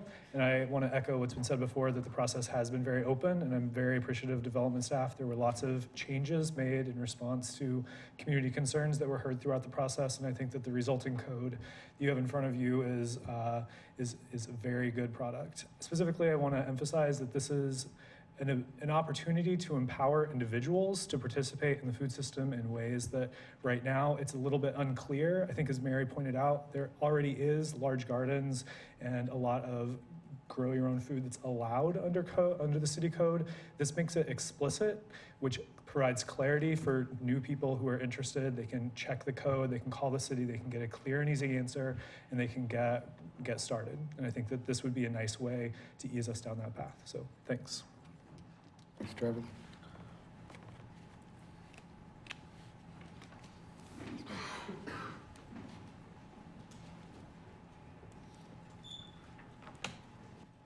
Good evening. I'm Jill Elmers with Moon on the Meadow Farm. I own and operate this farm. It's about 3.5 acres on the east side of Lawrence, and I am going to be one of, I think, 2 properties that will be under this new designation of urban farm. We make our living on our farm and have 4 employees, 2 year-round and 2 seasonal. And I just want to voice my support for the text amendment. It does provide a few hoops that I have to jump through now that I didn't have before, but being on the Food Policy Council as well, I'm going to work on that part of the education process so that we can encourage other folks to pursue that urban farm process too. Thanks.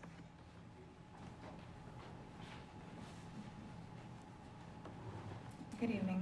My name is Laura Odell, and I'm a longtime Lawrence resident. I live over on the west side. And I am a mother of an 8-year-old boy named Henry.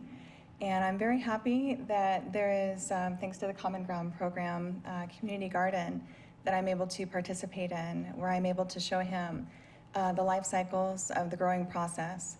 I'm very much in support of this amendment, and I do hope that we adopt this. I think it could benefit our children and our entire city immensely. And I also help out with the Permacommons Community Garden at 1304 Pennsylvania, and I'm excited about the possibility of incorporating bees into that existing structure and the opportunity to sell some of our produce to the local neighborhood there at 1304 Pennsylvania. And I would encourage anyone who is considering this amendment to come stop by anytime on Sunday afternoon. We're there at 2 o'clock.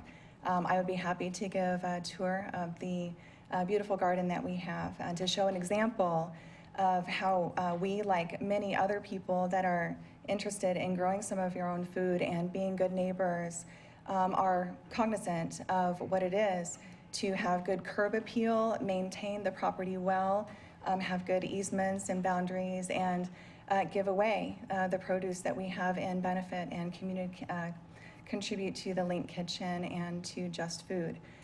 So more opportunities for this can only be a good win. Thank you. Other public comment? Anyone else? What was that address? You said? Oh, the Permacommons? Yeah, well, you said Sunday at 2 o'clock? Yes, sir. 1304 Pennsylvania Street. 2 o'clock on Sundays is our work day. That's when our members show up and we all work together to maintain the site, harvest, and take care of business. So you'd be welcome. Thanks. Thank you. Okay. Anyone else? Okay, to the commission.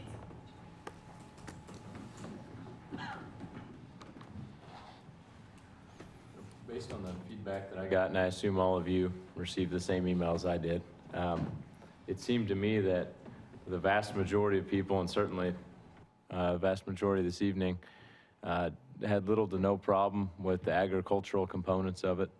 I think really the only sticking point that I saw in feedback was dealing with the issue of slaughter or processing, or whatever verb we want to put on there. And so really, I think that's really where the discussion ought to be centered from this side of the table is what we're thinking on that and what direction we're wanting to head.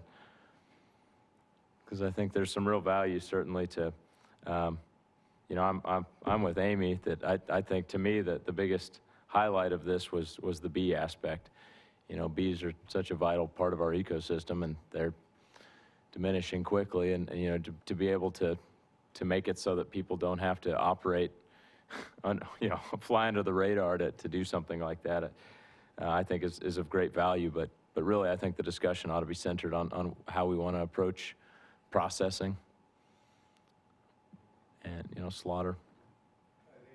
I think the majority of comments that I've received about it has to do with that. There are some comments that I've gotten about front yard development of gardening, but I think most of it has to do with a couple things.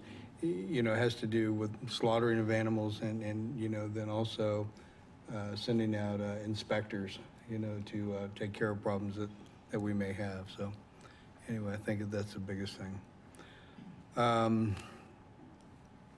You know, there was a comment, I think it was by Commissioner Lisi. You know, he chose, maybe you can give us a little bit of help here, Scott. He chose not to slow down the process and vote against it, but he did have some concern about, you know, the slaughtering of animals, and I didn't see that brought out in the minutes of the meeting. Yeah, throughout the process, that became their main topic of discussion as well.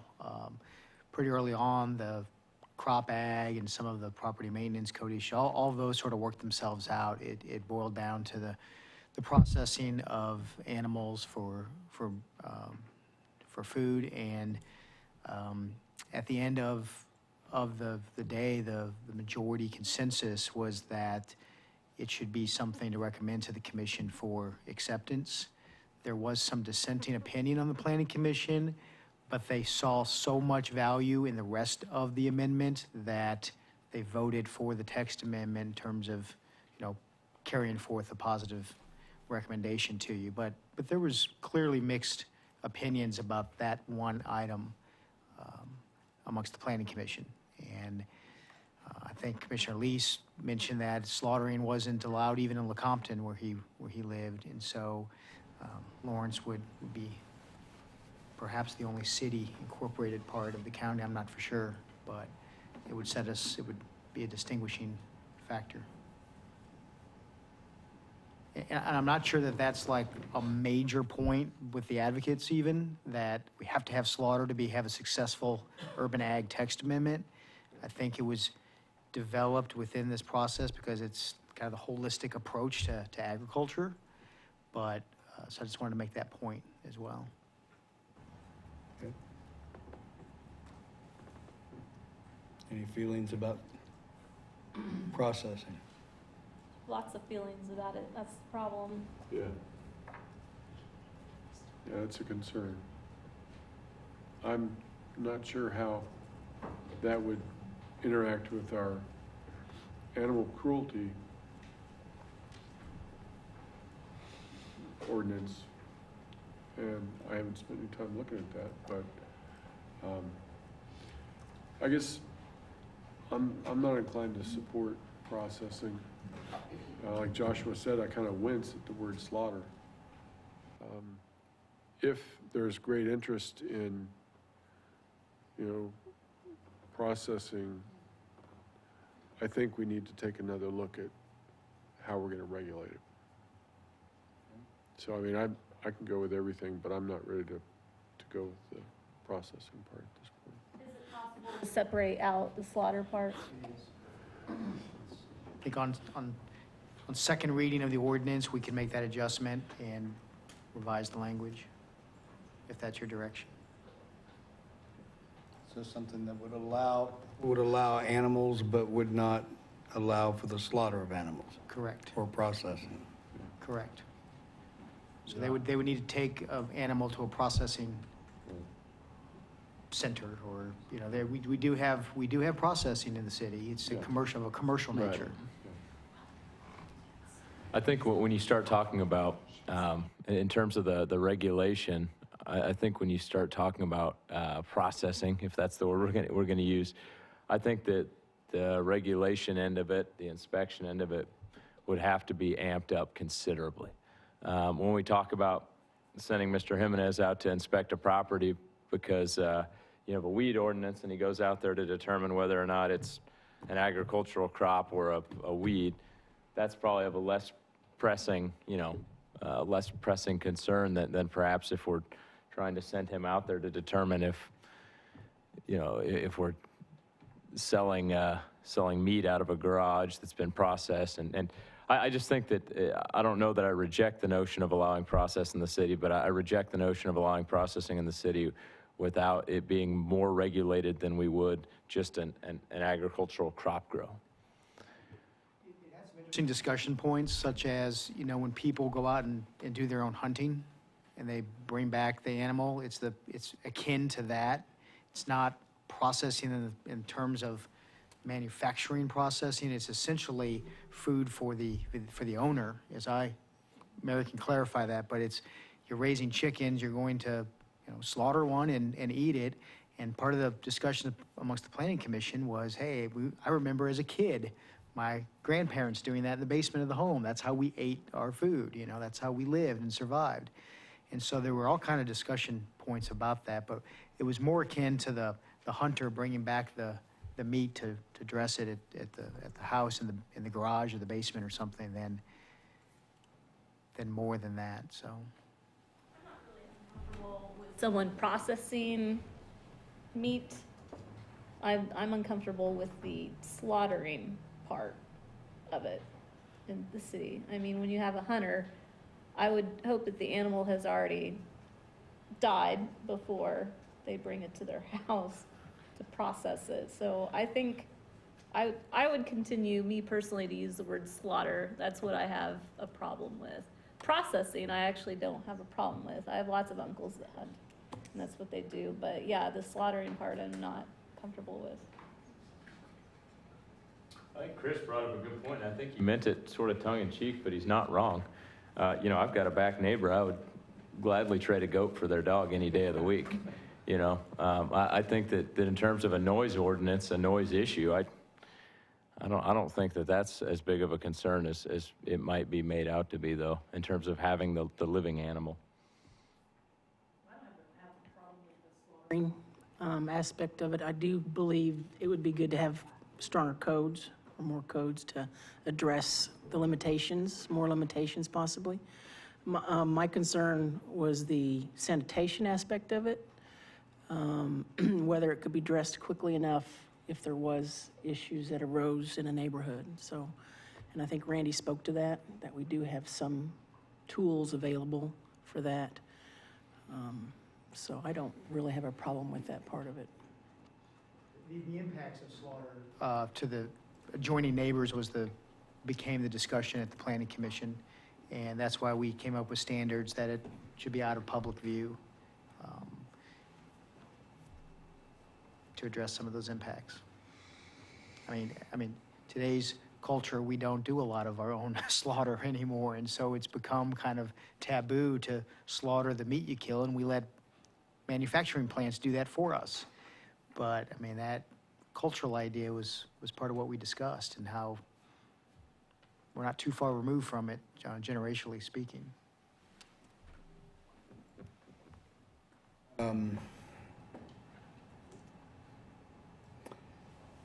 Last June, 4 of us had the opportunity to initiate this. I have a question for the 4 of us that were here.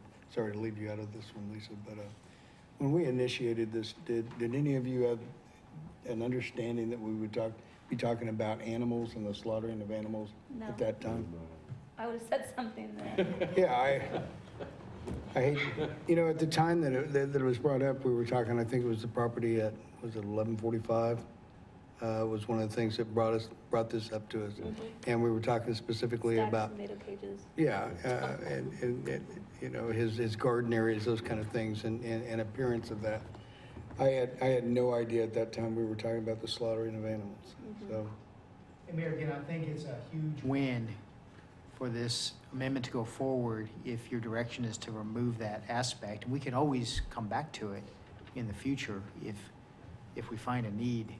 So we don't want to lose all the other good stuff. I would prefer to just take it out and keep everything else. Well, one of the things that I want to say here is that there's been a lot of people put in a lot of hours of real work here. And before we start stripping things out, I was going to say getting, but that wouldn't work. Before we start doing things that are going to do that, I'm going to ask that we take, some time and really think about this one before we start taking it apart, okay? I mean, we've been here, 4 hours or so. But Is it possible for us to pass the provisions of it that I think we're pretty universally speaking in favor of? I mean, And we passed the crop agriculture right, and then. instead of asking these people to sit here for 5 hours only to defer them. Right. I don't think we've I had. don't mind doing the crop part of the deal, but the animal part of the deal, if we can pull that out for a week or two, let's do that. All of the animal keeping or just the slaughter? Let's- Just the animal portion, okay? Because there's the keeping of animals, which is Yeah. one aspect, and then the slaughter of animals is another standard. We'll take your direction and make it work, but Moving the bees and everything? I don't think I'd want to, Yeah, I just want to make sure that I understand it all and Okay. see if there's anything else that we may be missing, so. What's been happening with ducks and chickens since 2000? Excuse me. Are there quite a few places in the code that slaughtering was added? no, it's the slaughtering part, that's a quick standard, a quick rewrite of it.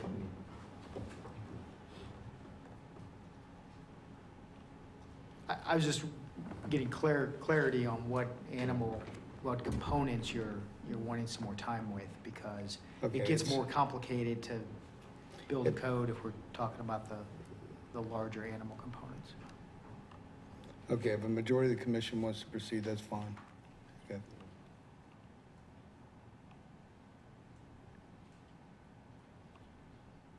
Without the slaughtering? Yeah, I'm, Yeah. whatever you want I to think do. where we're going is pretty much the whole thing, except for the slaughter part. We need to think about that some more.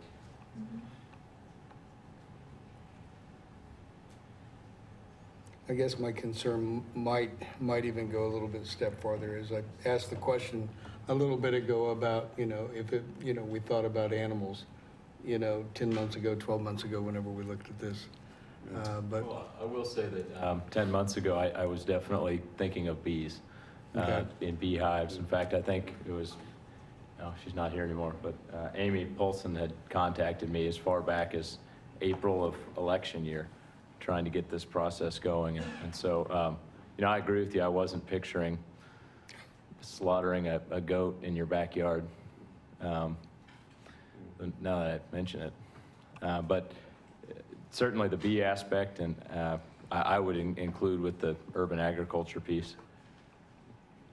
And, I think it's great that these folks have spent a lot of time and a lot of energy in addressing these issues without us having to direct their every step. And I think they've done a pretty good job. Would you be more comfortable if we deferred the No. large animal? no, let's And just kept go the ahead. small Let's animal? go ahead and give it direction one way or another, I'll read it again through second reading. I'm just not ready to proceed with the animal part, but that's okay. Let's go ahead and do whatever.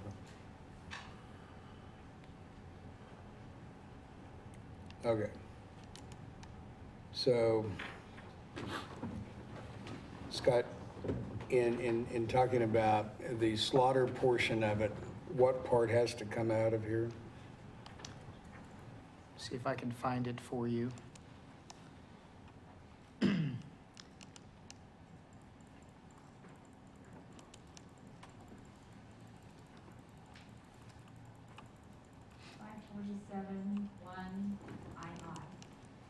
I'm sorry, what was it again?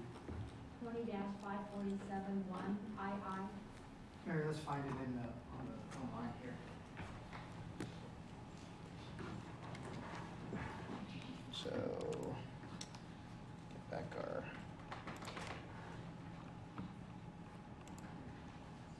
Okay, so if we go to the incorporation by reference, 547. Mhm. Right, yeah.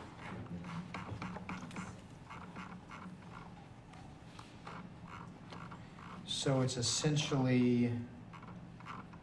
It's up here under the small animal, up in the general General. sections. It's A and B. And then you're right there. And we also added it in chapter 3, the animal Okay. section. So it's one subsection here on the slaughter. And then there's another accompanying section in a different part of city code that we would remove. it's in the animal cruelty where there was a statement saying slaughter would not be considered cruelty, so we would take that one out as well. I'm okay with B though. That's a state law, isn't it? Yeah, I think Well, that's Yeah, a reiteration of, It goes above and beyond our pay grade. I think we just wanted to clarify Yeah, what we meant locally on that yeah, one. okay.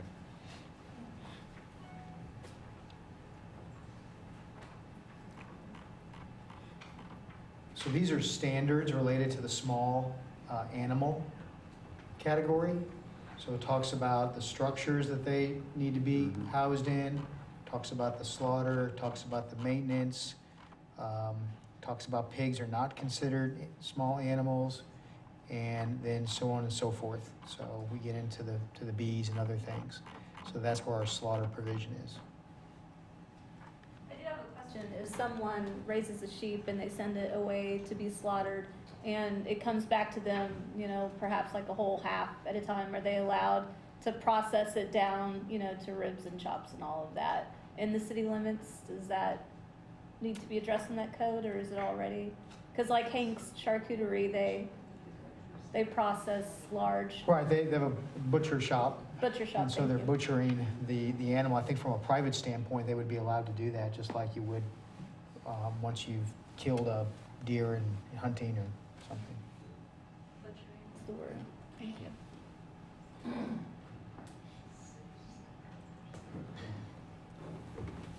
Okay. Anything else?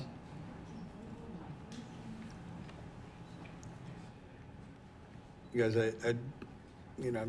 I've got a concern about the animals. I think that we're biting off probably a little bit bigger deal here than we can take on, but I understand where you're going.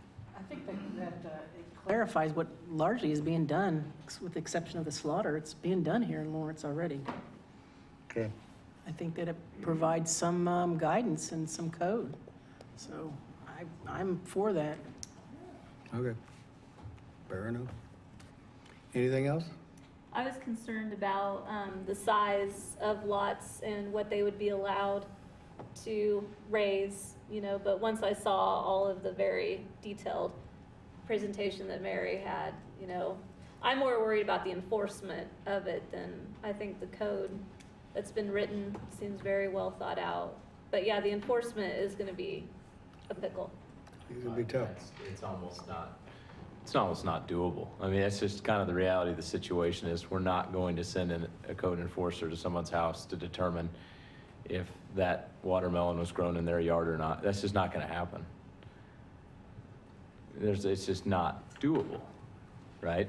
You know, I'm an advocate of urban agriculture. I'm an advocate of sustainable means and education with youth. And you know, what Elizabeth Kiever talks about in promoting access to healthy food, I'm a huge proponent of that, but we just have to be realistic that we're not going to be sending Brian Jimenez out to inspect your watermelons. That's not going to happen.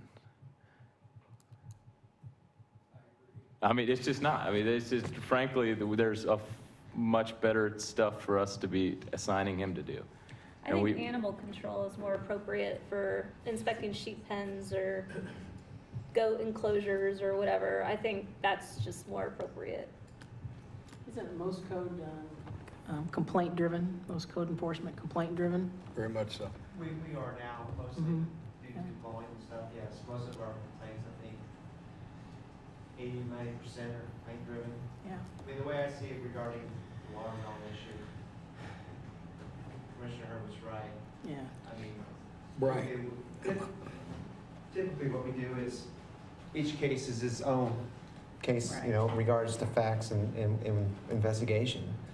Some things we may not be able to determine, but the way we've typically responded is we always respond and we do the best we can depending on that. We may not be able to find all the facts, but usually we can, depending whatever type of code case it is, we can get to some degree of certainty of what's most likely going on. So, right, it'd be very hard to prove, well, where did that fruit come from? Did it come from off-site and you're trying to really do a significant business at your home, or is it something you're growing in your backyard? So, but we are complaint driven, so I would expect these type of code cases to be to follow that route, is we would respond to citizens that see something in their neighborhood, next door, whatever it may be, that just doesn't seem right, or whatever that may be.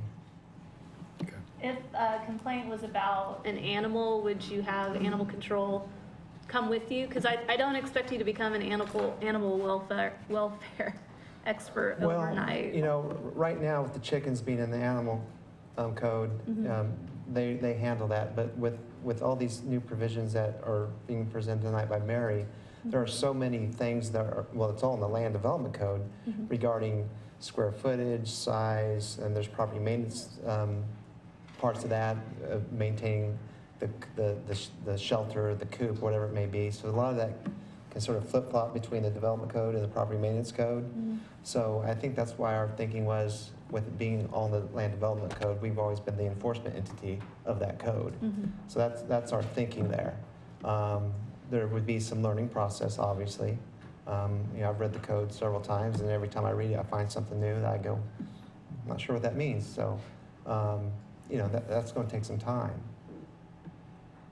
I think it would be really good, and I would be able to sleep more at night probably if I knew that someone that was more of an animal expert was inspecting, you know, animal habitat, I guess you might say. Because I mean, I know for one that you have animals like chickens that are hard to tell if there's something wrong with them or not, you know, other than a chicken not eating or not drinking. That just falls more into animal control and their knowledge base, and I'm just more comfortable with that. Of course, when it comes to measuring, you know, the setbacks for something, or, you know, that something is a crop and not a weed, I don't have any issue, but the animal stuff I would. That's something that we can probably work out. Yeah. I mean, there's some overlap there. There's a lot of the legal jargon of the development code regarding setbacks and all that stuff that animal control officer will probably tell you that they're not comfortable doing at all. Right. So It that's needs where, to be a joint enforcement. so we could work out that as the Yeah. final product is approved. We'll see what that says and go from there.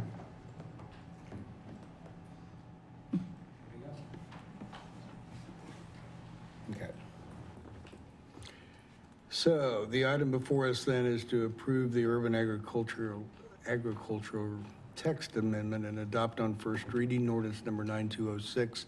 Do we need to give specific direction that prior to the second reading, this comes back with the removal of slaughter, the slaughter practice within inside the text amendment, correct? We'd appreciate a motion to that effect, yes. Okay. So then I would entertain a motion then, if there's no other questions, any other comments? Okay. Well, I want everybody to understand, I am a big supporter of garden, but the animal part is going to be a little tough on me. But anyway, I would entertain a motion to approve the urban agriculture text amendment and adopt on first reading ordinance number 9206 and direct staff to remove all of the language directed to slaughter and the slaughter practices in the text amendment prior to the second reading of ordinance number 9206. So moved. Second. Motion made and second for approval on first reading, made by Vice Mayor Soden, second by Commissioner Herbert. Any other questions or comments? All in favor, aye. Aye. Aye. Opposed? Nay. Passes 4-1. Thank you all. Next item on the agenda, presentation of water quality in City of Lawrence and lead update. Dave.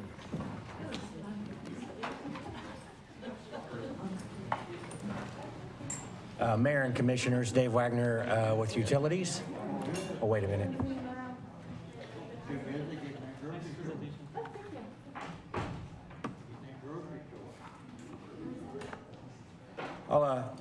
In respect of your time tonight, I'll try to keep it short and make sure there's some time for questions if you have any. Aurora Shields is here, who's the Utilities Department Water Quality Manager. She can certainly go into the weeds with you about lead and talk about what Lawrence's situation is. I'll give you an overview about our understanding, a little bit about obviously the national topic, given the Flint crisis with lead in their water, and how we situated with that topic. Give you some reassurances, but also give you some ideas that I think one of the things that I'm proud of the department is that we look at situations, whether it's directly our situation or somewhere else, and we look at ways we can improve. So We're still learning about what's going on in Flint and what has happened there and what caused that. But given with what we know, we think there are some things that we can change as a community and do a better job as well. I'm pleased to say that when it comes to the lead and copper rule, Lawrence is in compliance. We have not had an issue where we've come up with an action level that the lead and copper rule requires us to do more than what our current monitoring is. I will tell you that the opinion of the lead and copper rule is and the intent was not necessarily to protect public health or ensure that every time a resident takes a drink of tap water out of their residence or at a dwelling or at a business, that it is completely free of lead. That is not the case. Lead is in the water. It's detected there. The trick is it's a very, very site-specific problem. I will say that the lead coming out of, or the water coming out of the wastewater, or not the wastewater plants, the water plants. Sorry, I'm not sure about the lead out of the wastewater plants. But the lead, the water coming out of the water treatment plants is virtually lead-free. Lead can be picked up as it travels through the distribution system, but the major contributor to lead would be private plumbing within businesses as well as residences' dwellings. And that can be faucet specific. So if you think about the scope of that problem, trying to determine whether you're getting a drink of water coming out of a certain faucet, whether it has lead or does not have lead, that determination is difficult to do. The department does take some very specific things to help prevent that. One is we monitor and adjust the water quality to control corrosivity or its ability to dissolve lead if it comes into contact with it. We also add inhibiting agents, typically in the form of some form of phosphate, that helps prohibit that kind of forms of lining, if you will, to prevent lead from leaching into the water. So we've been doing that for a long, long time. Based on our results in the lead and copper rule, it appears as if it's successful. But again, I think we have some additional work to do. One thing is that we've proposed, and there's materials attached to the email, a significant increase in our public education program, making people aware of what they can do in their homes to help prevent them from getting lead in the drinking water. Two things right off the top: run your water for a while, just don't take it direct from the tap. Make sure your aerators are cleaned out. So, especially if you've done work in your home on your plumbing. Those are just some of the basic things, but I think we need to get the word out to the citizens about that and do a much better job. The other thing that we're looking into, at least conceptually, and we may be coming back through budget cycles to talk about resources, is extending the EcoFlow program, where we could talk to homeowners and help them as we go through homes for inflow and infiltration program that we currently have. We may be able to offer some assistance in evaluation and assessment so a homeowner can understand their points of risk within their system and may be able to provide them some guidance and or information or further specific education about what their situation is so they can make good decisions about what they need to do to their home. That's got a lot of work to do, but it is an idea that we think is worth pursuing, and I think you'll hear us come back with at least some ideas about how to do that. The third aspect that we think we need to undertake, and that we'll be coming back to the commission on, is instilling the ability within the department to test for lead. We currently rely on KDH&E for our regulatory requirements for testing for lead. And I think you'll see later in the year, we'll plan on coming back with a proposal to acquire the instrument to do that. The good news for the utilities department is we'll have lab space available that's being constructed now and will be ready May 20th with actually the Wakarusa expansion has additional lab space in it. We also have the expertise. So between Aurora and her staff, we've recently added the former unit manager at KDH&E who actually ran our lead results, happens to live in town. So we have the expertise to do the analytical work. Instilling that and getting that going is probably a 6-month process, and it's an expensive instrument. running probably at least $130,000. So it's not a light undertaking in which we do that, but we think there's some benefits both to the citizens and our operations to be able to do that in-house, to expand that program and do what we need to do to help the residents as well understand what their situations are with lead. With that, I'll kind of leave it to that. I probably left some things out that are in the memo, but I'd encourage you to read through those.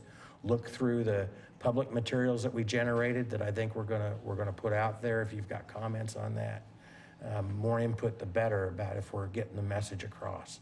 So with that, I'll kind of leave it to questions. That information, you know, some of the tips a homeowner could do running their faucet for a while. Right. Is that something that has been sent out or could be sent out in a water bill? You know, I think we're looking at, you know, and we've worked with Megan and Jeanette Clam, our public information officer. They're the message deliverers and designers of those things and making sure that the technocrats of us get the message across in the layman's terms. So they've been working hard on that, and that's part of the packages in there is how to do that delivery, and I think there's a timeline in there to do that as well. So it's not just about that. You know, the nice thing about the EcoFlow program, we're knocking on a lot of doors, and as we do that, there isn't any reason we can't leave a brochure with the homeowner and say, hey, here's some information about lead that you ought to be aware of. Thanks. You know, so I think absolutely that would be one thing. You know, if you're like me, I mean, I just look at the dollar amount on my water bill. I don't read too much of the material, so. But, you know, I think a multifaceted approach of getting at the residents to do that is very important. Are you looking to become KDG certified for lead analysis? Yes. Okay. So what's, is it? I'm making sure Is that right? Aurora's going to shake Okay. her head yes. So what sort of cost savings do you think you'll generate by buying the lab or buying the equipment for the lab at $130,000? I don't think there's any cost savings at all. It's more cost effective to do what is required now by the lead and copper rule to send it out and have KDH&E do that. No doubt about it. It's 30 samples periodically. But I do anticipate that we're going to see a lot of new regulations coming out with regards to lead. And I do think there's a need for us to understand lead throughout the community beyond what the lead and copper rule requires. Will you allow for private citizens to get their samples tested? You know, I think that's an excellent question, and I think we'll have to look at that as we develop the capability and if we can provide that service. Right now, our residence has really only a couple of options to have that testing done. KDH&E will not do that for them as a routine. Johnson County Wastewater happens to offer that service for a fee, and I think it's around $60, something like that. There's private labs out there that do it. And there's private labs you can contract with. You know, when we talk to Johnson County Wastewater, typically a resident will call up and say, I want a lead done, and they tell them what they have to go through to do that, because it's kind of rigorous. You have to go get the sample kit, you have to do this, you have to do that. Most people drop off and end up not doing it. So it's not an easy process or an easy task to get done, but there's other parameters if we get that instrument we can test for as well. So there's some other side benefits and things with that. But I think as we develop the program, we think it's probably, if we don't do it now, we're probably going to end up doing it for compliance purposes as new regulations come out anyway. Do you know what method you guys are planning on trying to certify for? We are thinking about purchasing an ICP-MS, so it'll be EPA 200.8. Okay. Yes, and it will allow us to test for any metals, not just lead. So all the RCRA metals and all those? Yes. Okay. Some of the commercial laboratories will not accept samples from residential homes, private homes. They just don't want to do that type of work. So they will do testing for municipalities and large businesses, but small homeowners, they will not really like to do that work. Okay. So we could only find a couple of laboratories that will do that type of work for residents. Okay, thanks. And one more question. I noticed in your memo that you said since 2000, this is under summary of current practices and programs. You said since 2014, Lawrence Utilities specifies and installs only lead-free fittings. So were you installing lead fittings before 2014? Yes. That's on the fittings that are typically on what we call corpse, as well as some of the other areas. There was the traditional brass fitting was not, even the fittings we do today do have lead in them, by the way, even though they're labeled lead-free. There's a small amount. But up until that point in time, some of the distribution system parts were lead-containing brass. It's a small amount, and they don't have a lot of contact with the water. Oh, okay. So, but even in light of that, that actually was a mandated change that we complied with in 2014. Thank you. And we use those inhibitors that they didn't use in Flint. Yes, we understand the Flint situation. They did not add the phosphates to help prevent that in order to save budget. Lead-free does have lead in it, no? Lead-free does have lead in it. Well, there you go.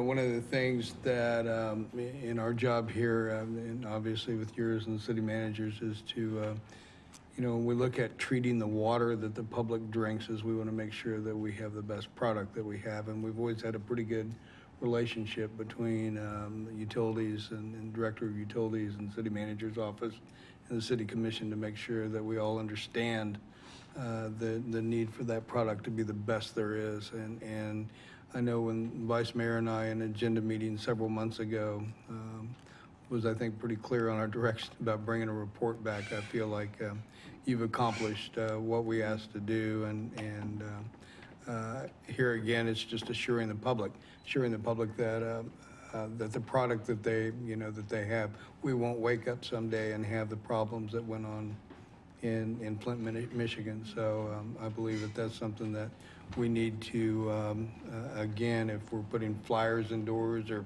and water bills or whatever it may be, make sure that, our goal is being stated that the product that they receive is the best for the money that they're paying, obviously. So, Absolutely. anyway, okay. Other questions? Dave, thanks. Don't go far. Okay, we'll hear it. We'll be here. Thank you. Public comment on this item.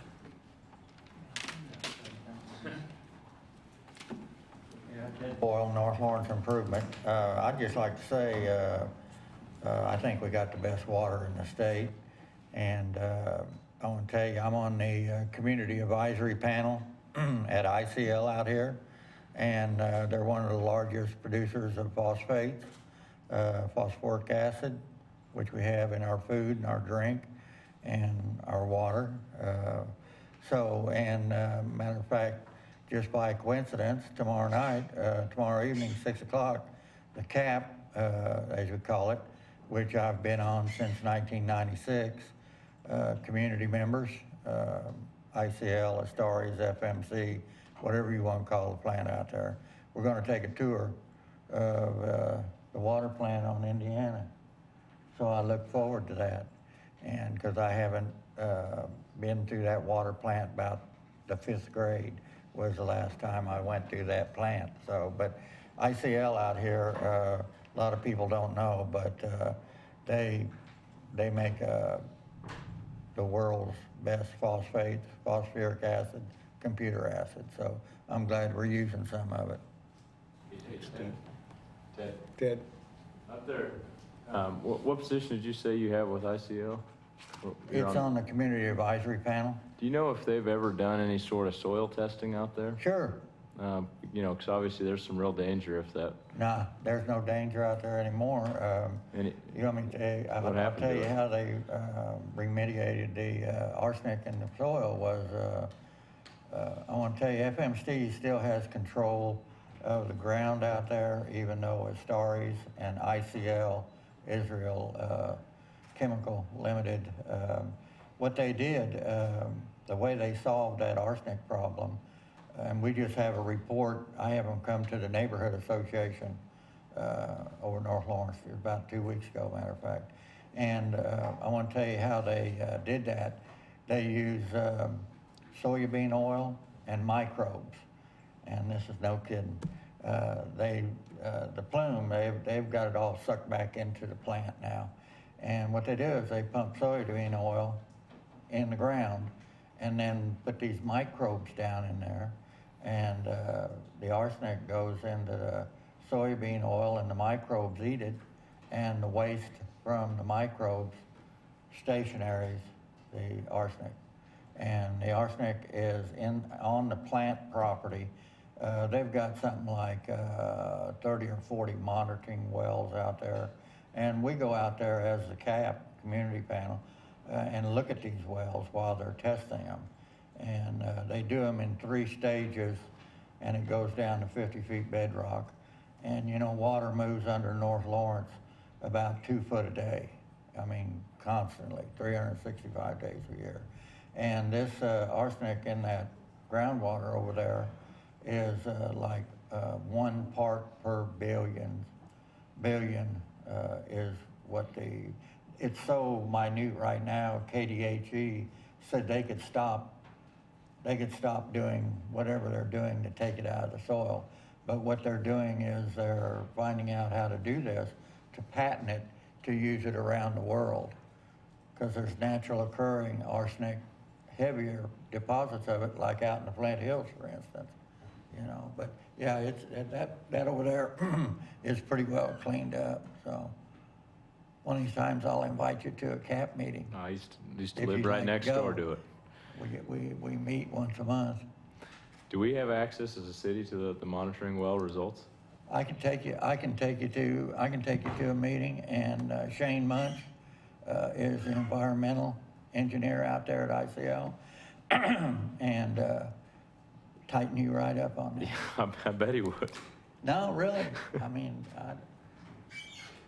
Okay. if you want to know what's going on. I just, you know, there's some pretty heavy chemicals pouring through that place and then into the soil. And for a No. long time out there, that soil was not clean. No, I can tell you the history of it, Matt. I don't know where you get your information. Well, I was their next door neighbor for about 10 years there. You don't, Matt, if you want to You know.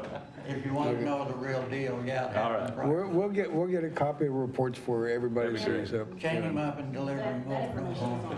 Okay. Yeah, Okay. KDHE website, they'll have listing of all the projects that are being conducted. Great. Okay, we'll get that. Other public comment? No, Ted. Oh, I thought he was getting back up. Getting goosey. Any other public comment? Okay. Back to the commission then. You know, we're going to receive the report. Dave, keep us abreast of things as they pop up, things that we need to know, things that we're hearing from the public. Obviously, sometimes we don't hear them, but please keep us up to date, okay? And also for the city manager, also, because they'll be fed through you too, so. Like I say, it's a pretty good partnership. So, anyway, the water tastes good tonight. Okay, so do we need a motion then to receive the report? Not really? Okay. Report received. Consider it received. Thank you. Okay, now we are going to talk about money with the utility system financing. Huh? You guys need a 5-minute break? No. Okay. I can go ahead and read all these off? Okay, there is a number of financing things, they're consider authorizing financing actions for 2016-2017 utility master plan projects. Resolution number 7155, authorizing $61 million of water and wastewater projects for 2016-2017, as defined in the master plan. Resolution 7156, with authorizing the issuance and setting a sale date of June 7th, 2016 for revenue bonds in the amount of $68,180,000 to finance the 2016 water and wastewater improvements and refunding 2 revenue bonds. These are Series 2016-A. Let's talk about those first. I need a break. No, thank you, Mayor, Commission. I'll quickly get through this. I know. Also going to talk about the, we're going to talk about the authorizing actions to refund the city's 2000 State of Kansas revolving loan, and then consider adoption of resolution number 7157, authorizing improvements to the water and sewage system of the city, in the amount of $44,773,720.20, and providing for payment of the cost of those.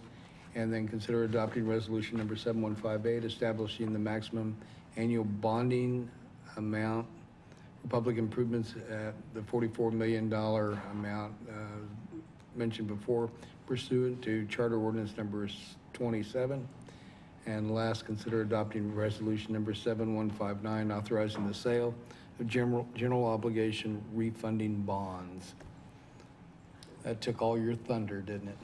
You know, I know there's a lot of kids staying up late watching this. I know my wife is, because, you know, she likes when I talk bonds. But real quickly, it's a lot of resolutions. There's 5 resolutions, but it involves just basically 2 bond issues. We're asking for consideration to, first of all, issue revenue bonds in an amount of $68 million. That is to fund $42 million of identified 2016 projects. And then, as you mentioned, there's 2 refundings as part of that revenue bond. One is the 2007 refunding in an amount of $18 million. We're anticipating a interest cost savings of $2.6 million on that refunding. The other refunding is a 2009 refunding, and that's an $8 million bond, and we're anticipating savings of $958,000.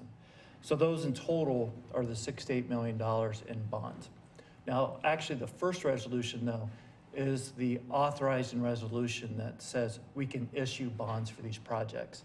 Currently, we have 4 different resolutions floating around here for the last 3 or 4 years about multiple projects that's been brought to the commission. What this resolution is doing is just cleaning those up and saying, all right, for 2016 and 2017, to finish up the master plan that was brought to you, I believe, 5 years ago. It was a 5-year master plan. 2013 to 2017 CIP. Yeah. That those have been authorized over a period of time through 4 different resolutions. What this resolution is doing is just collecting those and saying, here's what we're going to finish up in 2016 for those 2013 through 2017 master plan projects. The second resolution that you mentioned is actually setting a sell date of June 7th to issue those revenue bonds.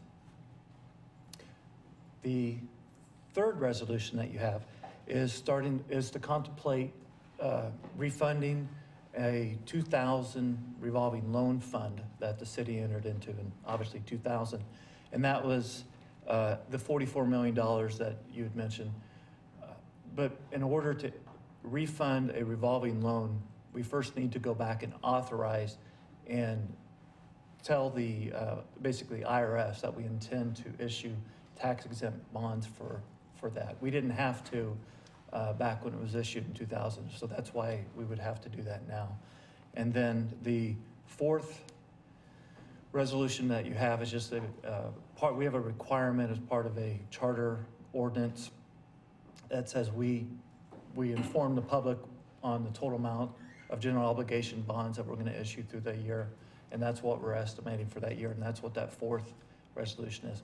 And finally, the fifth resolution is, again, setting for sale June 7th for the general obligation bond. So in total, we're issuing 2 bonds, one a revenue bond for the $42 million in projects and 2 refundings, and then the other bond is a general obligation bond that we're using to refund the 2000. So, oh, and I failed to mention the general obligation refunding of the 2000 state loan anticipates a savings of approximately $700,000 in interest cost savings. So. If you were going to get to that part. Yeah. That's big. It's yeah. big. And I will we always talk about this is based on market conditions, based on the current market. There's a little bit of cushion in there if the market adjusts, but right now interest rates have been holding very steady. Turmoil around the globe is continually having people look to municipal debt, especially the AA rating that we receive, as a place to place their money for safety. So the demand is still very high for City of Lawrence debt, so. So we're saving $2 million, over $2 million, and then also $700,000 by doing? In total, with the 3 refundings that we're contemplating, it's approximately $4.2 million. Nice. Yeah. I was curious, I read in the paper about the state of Kansas and that their rating might be downgraded. Does that impact us at all? No, not really. In fact, our rating is higher than the state of Kansas, and it has been for a while. But basically, when we're issuing these bonds, this bond issue is very, very specific, and the rating is very specific about the willingness and the history that shows that we pay our debt transactions back. And so we have a very strong history of that. We have a very strong history of the annual rate increases. Moody's really appreciates the fact that this commission continuously steps up and funds the improvements, like for the, make sure we don't have lead in the water. I mean, it's a very strong rating that we do have. You know, their bond rating decline at the state level may not have a direct impact, but the actions that they take because of the decline in the bond rating could impact your bond rating as to how much revenue flows our direction.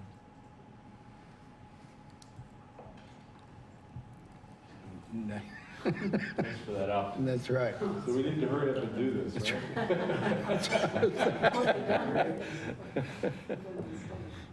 Okay. Any other questions? Okay. Thanks, Brian. Is any public comment on this item or these items? Okay. Yeah, I think it's a good idea. We take care of this like immediately. Yeah, let's jump right on it. Tom, anything else you needed to add on these? I'm Good good with plan? Do you need to do them one at a time? Or I'm going to read them together? off. Yeah. Brian, There's we 2 can- actions. Okay, so we can do 7155 and 7156, and then the other ones together separately, correct? I believe so. I'm looking at Yeah. Is that okay? Does that work? Yeah, that works fine for us, so. Okay. I would entertain a motion then to adopt resolution number 7155, and that's the authorization of the $61 million of water and wastewater projects. And then also resolution number 7156, authorizing the issuance and setting a sale date of June 7th, 2016, for the revenue bonds in the amount of $68,180,000. So moved. Motion made and second to approve the adoption of those resolutions made by Commissioner Boley, second by Commissioner Larson. All in favor of that motion, aye? Aye. Aye. Opposed? Okay, that passes 5-0. And then I would entertain a motion to adopt resolution number 7157, which authorizes the improvements to the water and wastewater system in the amount of $44,773,720.20, and also resolution number 7158, establishing the maximum annual bonding amount for public improvements in the amount of the $44 million as read, pursuant to Charter Ordinance number 27, and resolution number 7159, authorizing the sale of general obligation refunding bonds, and these are series 2016-A.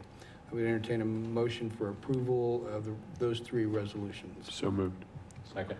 Motion made and second for approval, made by Commissioner Boley, second by Commissioner Herbert. Any other questions or comments? All in favor, aye. Aye. Aye. Opposed? Passes 5-0. Thank you all very much. Thanks, Brian. Okay, next item on the agenda.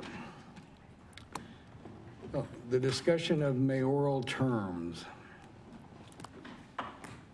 Several weeks ago, a couple weeks ago, we had asked 2 of our members to look at this item, and that was Commissioners Larson and Herbert. I couldn't help but notice the paper today and suggesting that they might want to know a little bit about the process. Well, I apologize to both of you because you've done exactly, I believe, in what the commission has asked you to do. You're reporting back tonight. And that whatever recommendations that you bring forward. They will be on an agenda, and I'm going to assume that we ought to talk about it like next week, okay? As a regular scheduled item on the agenda. Tonight's deal is for that recommendation to come forward. So I'm sorry if there was any confusion to either one of you. I want you to know that. And taking, the usual beating a little bit. But I did want to apologize to both of you. So that being said, that's kind of where we're at. Okay? Thanks, Mike. We've just got it prepared. Matt and I, Commissioner Herbert and I discussed many possibilities for determining how to move forward with the mayor and the vice mayor positions. We both agree that our primary concern is that this recommendation not be a patchwork to hobble together a system of mayoral appointments. We have seen too much of this patchwork and do-overs this past year. We want to make it clear that we want to be done with this type of governing. We want a one-time, clear-cut fix for a situation that was not born from this current commission's doings, but was from outside, both inside and outside forces that wreaked havoc upon our community over the last year. These recommendations will no doubt elicit both agreement and disagreement from the public. Please understand that we do not make these recommendations lightly, and our focus is on the process and not the persons.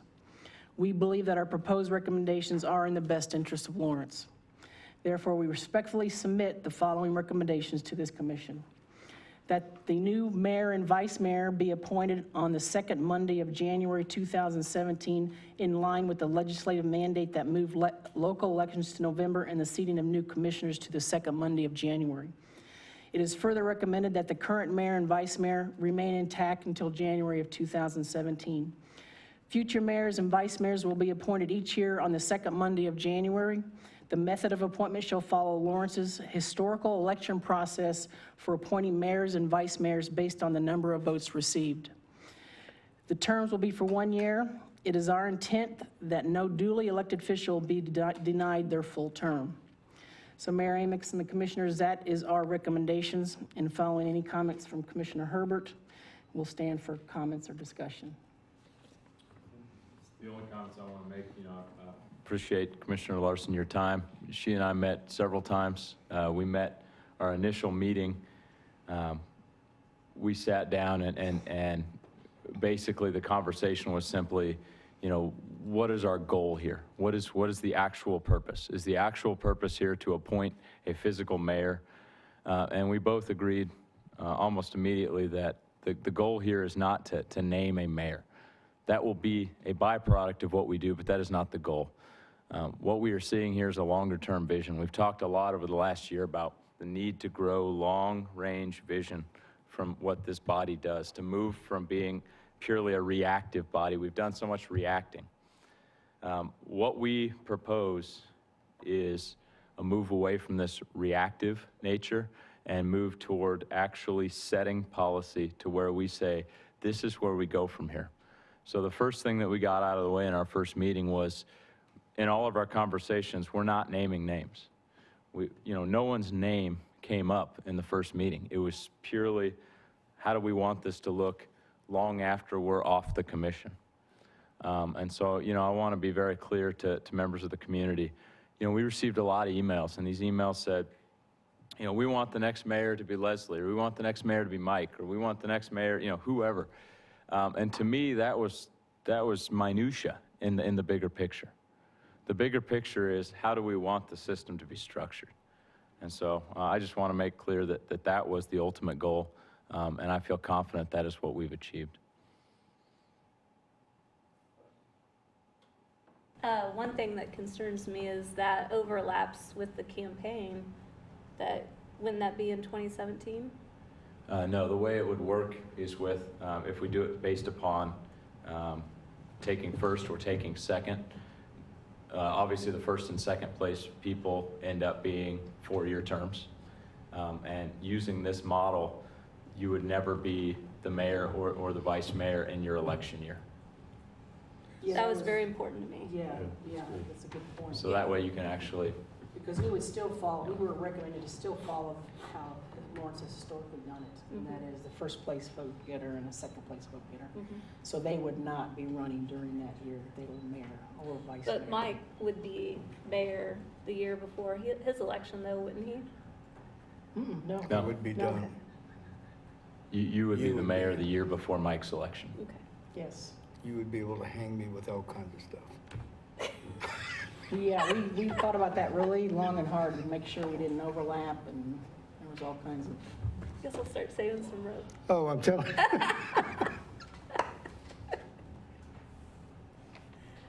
We're having too much fun. We are. Yeah, we're supposed to be at each other's throats on this deal. I know. I think we've Well. disappointed a lot of people. You know,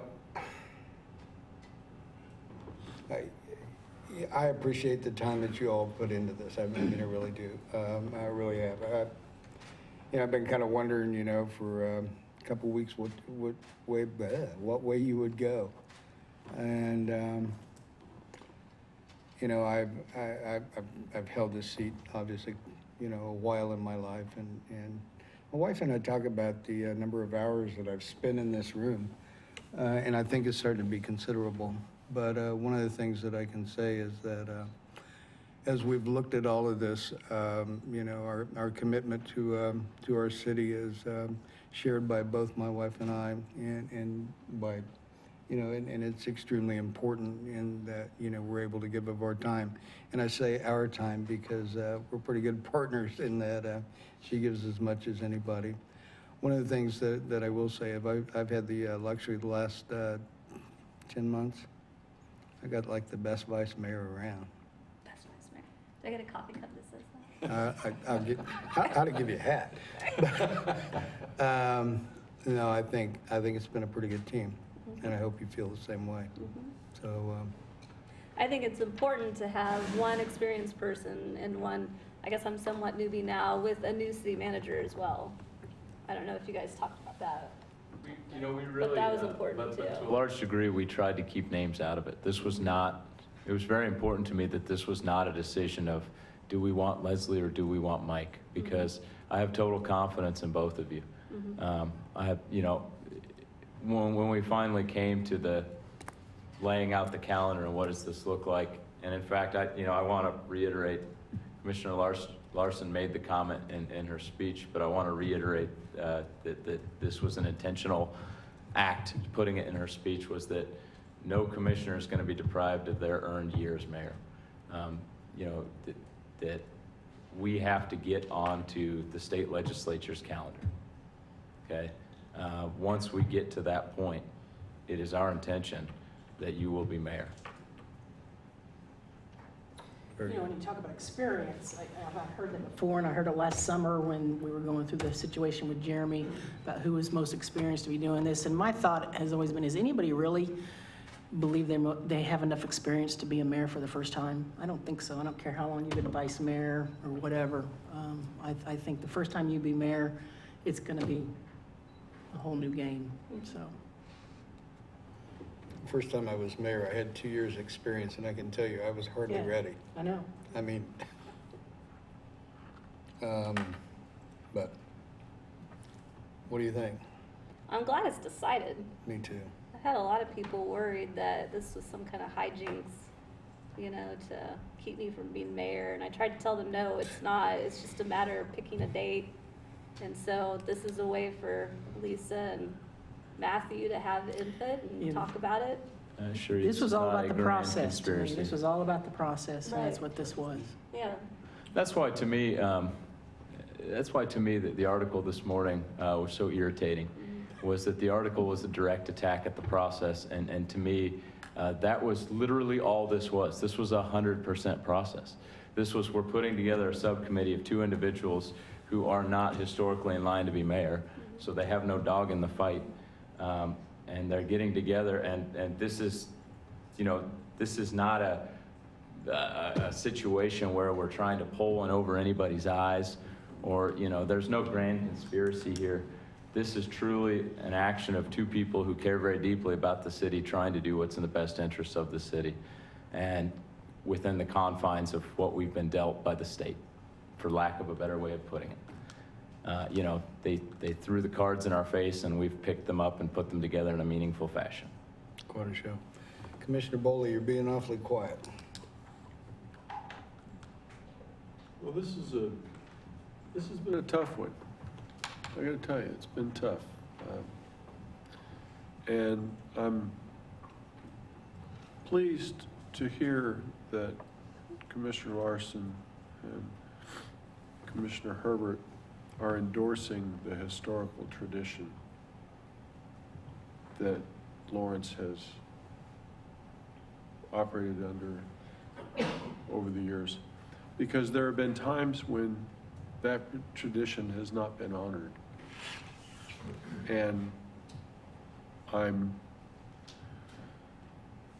reading this as an endorsement of that tradition for our commission. And I'm pleased to hear that. I look forward to a period of continued apprenticeship as a commissioner, and eventually some time as vice mayor. The decision as to whether I would be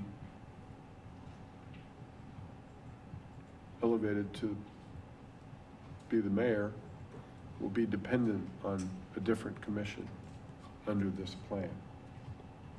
And I'm okay with that. Okay? But I think it's important to have experience before you serve as mayor. And, you know, hopefully, in my case, I'll benefit from experience, not just show up. And perhaps I'll have the endorsement of a future commission. One thing that I do want to say is that there is not an apprentice on this commission. In the last year, we probably made, I'm going to guess, a couple thousand decisions. And I've never been a part of a commission that's had to deal with so many wide range of issues. It's been incredible. It has truly been incredible. We were dealt a hand back in August. We selected City manager. we selected a commissioner. Lisa, yes. We selected a city manager. Diane did a great job of getting us through everything. And you know what? We're still all talking at the end of the day. That's on top of the regular day-to-day stuff, so. Yeah. Fair enough? Okay. Any public comment on this item? Yeah, I got to say something. Well, I'm gonna tell you, 2 minutes. you know, I've been doing this for 20-plus years. And I want to tell you something, you're right, Mike. This last year has probably been the most controversial year in city commission history that I've been up here, 20 years. And I've gone to a lot of commissioners. I've gone through 3 city managers. And I tell you that since last August, man, I want to tell you, it's been a fast pace. And you guys have been having to more or less think on your feet. I mean, to pop in this, you couldn't melt me down and pour me over one of them chairs, man. There's no way. And so I just want to tell you that, you know, y'all are doing a good job. And to come in the door blind like that and accomplish what you've accomplished in this short period of time, it's been a good deal. So, and I do think Lisa and Matt has made the best recommendation, and I think we get lined out with the state. You know, we get that lined out and get on an even keel again, and hopefully things will get back to normal or the norm. And up here, you know, there's not a lot of normal stuff going on. This is better than TV, I'm telling you. So, thank you for what you do. We done replaced NCIS, huh? It does, that's the best thing going. Well, I heard at intermission, we had 45 people watching. There we go. Yes, sir. Eric Bloom again. I wanted to stick around and see how this went. I just, starting with actually the understanding about the cleanness of our public water and all the services our city provides, and how I can be confident that my child isn't sick and untreated and uneducated. All the things that Lawrence offers that makes us a great home. Sorry, sometimes us people come here about a traffic light and silliness.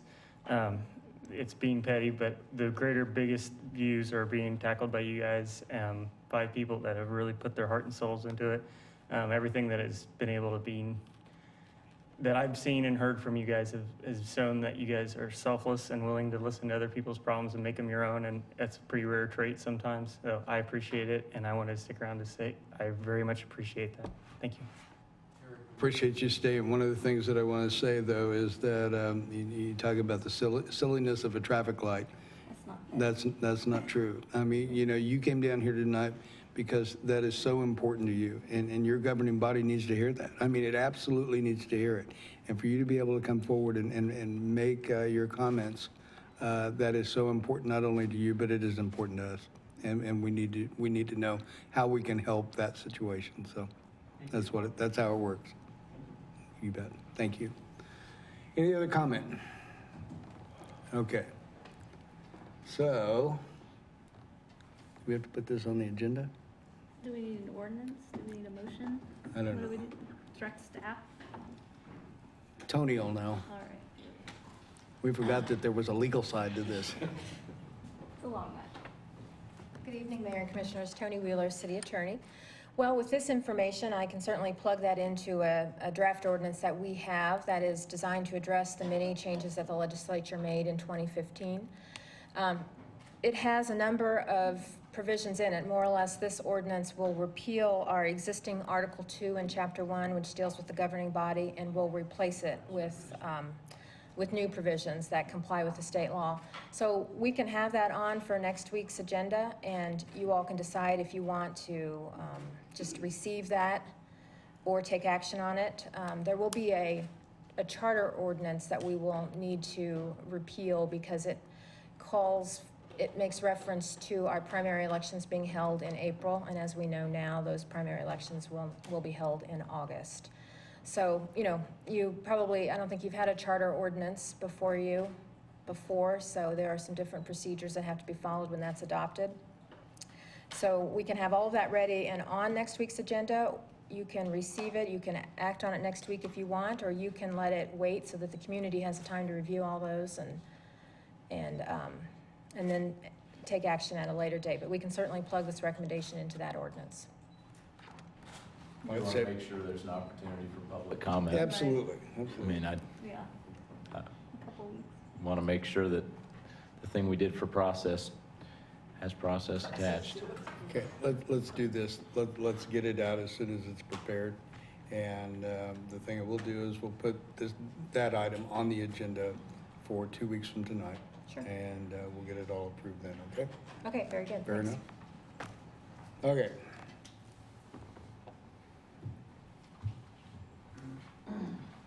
Okay, future agenda items.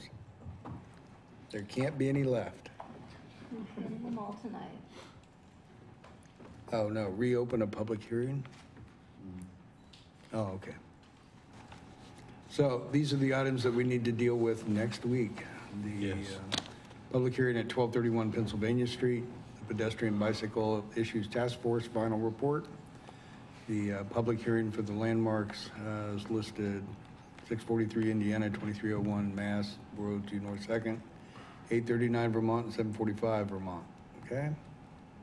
And the elections Okay. ordinance. You'll have that as part of the agenda or just as a memo next week? We need to get it out so people can see it, so. Why don't we go ahead and put it as an agenda item next week, and we can give direction to have it placed on the following week's And agenda. will we include your statement? Yes. Please. I'll give this over to you guys, okay? Great. Okay. that okay? That way, everybody can see it. Okay, fair enough. Any other future agenda items anybody needs to bring up for next week? That ought to be a full course of the evening. Okay. Commission items. Yeah, real quick, and I know it's late, so I'll do this in 60 seconds or less. One of my big pet peeves I've run into over the last year is I've seen a lot of our city contracts, and I look at the bidding process, and we end up going with out-of-town companies, which I understand has to happen sometimes, but in a city of 93,000 people, I want to keep as much of our money in our city as possible. This week, I was driving down Castle and was noticing that the city grass median area was being mowed by Alpine. Is that a company we contract through? Alpine's out of Gardner, Kansas, and I just, I'm hoping that we'd be able to find a mowing crew in Lawrence, Kansas that could mow the grass in Lawrence, Kansas. We had a discussion, what was it, 3 or 4 years ago about local preference. And it had to do with the discussion about what ended up being, what was it, the 1% on the purchases of police cars. And there were certain things that we could and couldn't do, if I recall, and Lord knows that was a long time ago. Tony or whoever had that information, Casey, I don't know, somebody, if we can kind of resurrect that so that the commission can have an idea. Just do a follow-up report on it. Yeah, and then we can give specific direction on what we want to do if there's, majority wants to do something, okay? Is that all right? Thanks. But that is, it's good thinking. It drives me crazy. I know. But understand, that there was discussion, recent discussion, so, and that's how we ended up with the local preference for, what was it, the 1% for vehicles or whatever, so, okay? Other commission items? The Criminal Justice Coordinating Council met today, and I'm a member of that. And the big controversial thing, I guess it wasn't controversial for us, was about making sure that issue of race became an issue for the council. And so we did decide to add a person that had experience with race and how it intersects with criminal justice. That doesn't necessarily mean that's restricted to someone that has to be of a certain race can fill that role. We want someone that has experience with race and criminal justice. And because we definitely don't want to, I don't want to go into it, it's too late for that, try and ad lib, but we did decide to add a position for that. Are you comfortable with the final decision? Absolutely. That's good enough for me. That was a little bit different than what we had heard at Justice Matterson, right? As to what had been discussed earlier? Well, Justice Matters had a letter from the NAACP, and there was discussion today about if this person would be specific to African American race or if it would just be all minorities, and we prefer not restricting it to one particular. So we left it open, and the most important thing was that they had experience with race and criminal justice. That was the most important thing to us. So the county commission will be the person that appoints that role Okay, in a few weeks. sounds good. Very good. Any other commission items? Again, thank all of our commissioners for the dedication that you have given to this job. I mean, it's tough. And again, thanks to all of our staff for the work that they provide for the citizens of our community. I appreciate it. And I know our citizens do. So anyway, thank you all. Okay, city manager's report. Well, it must be late because I'm still contemplating being melted down and poured over a seat. Haven't heard that one before. The March 2016 monthly permit reports are on.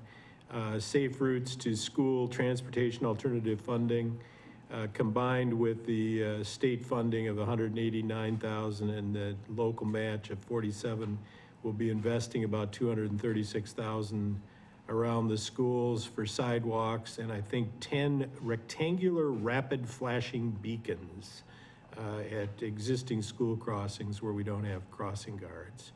That'll all be designed in-house and approved by KDOT.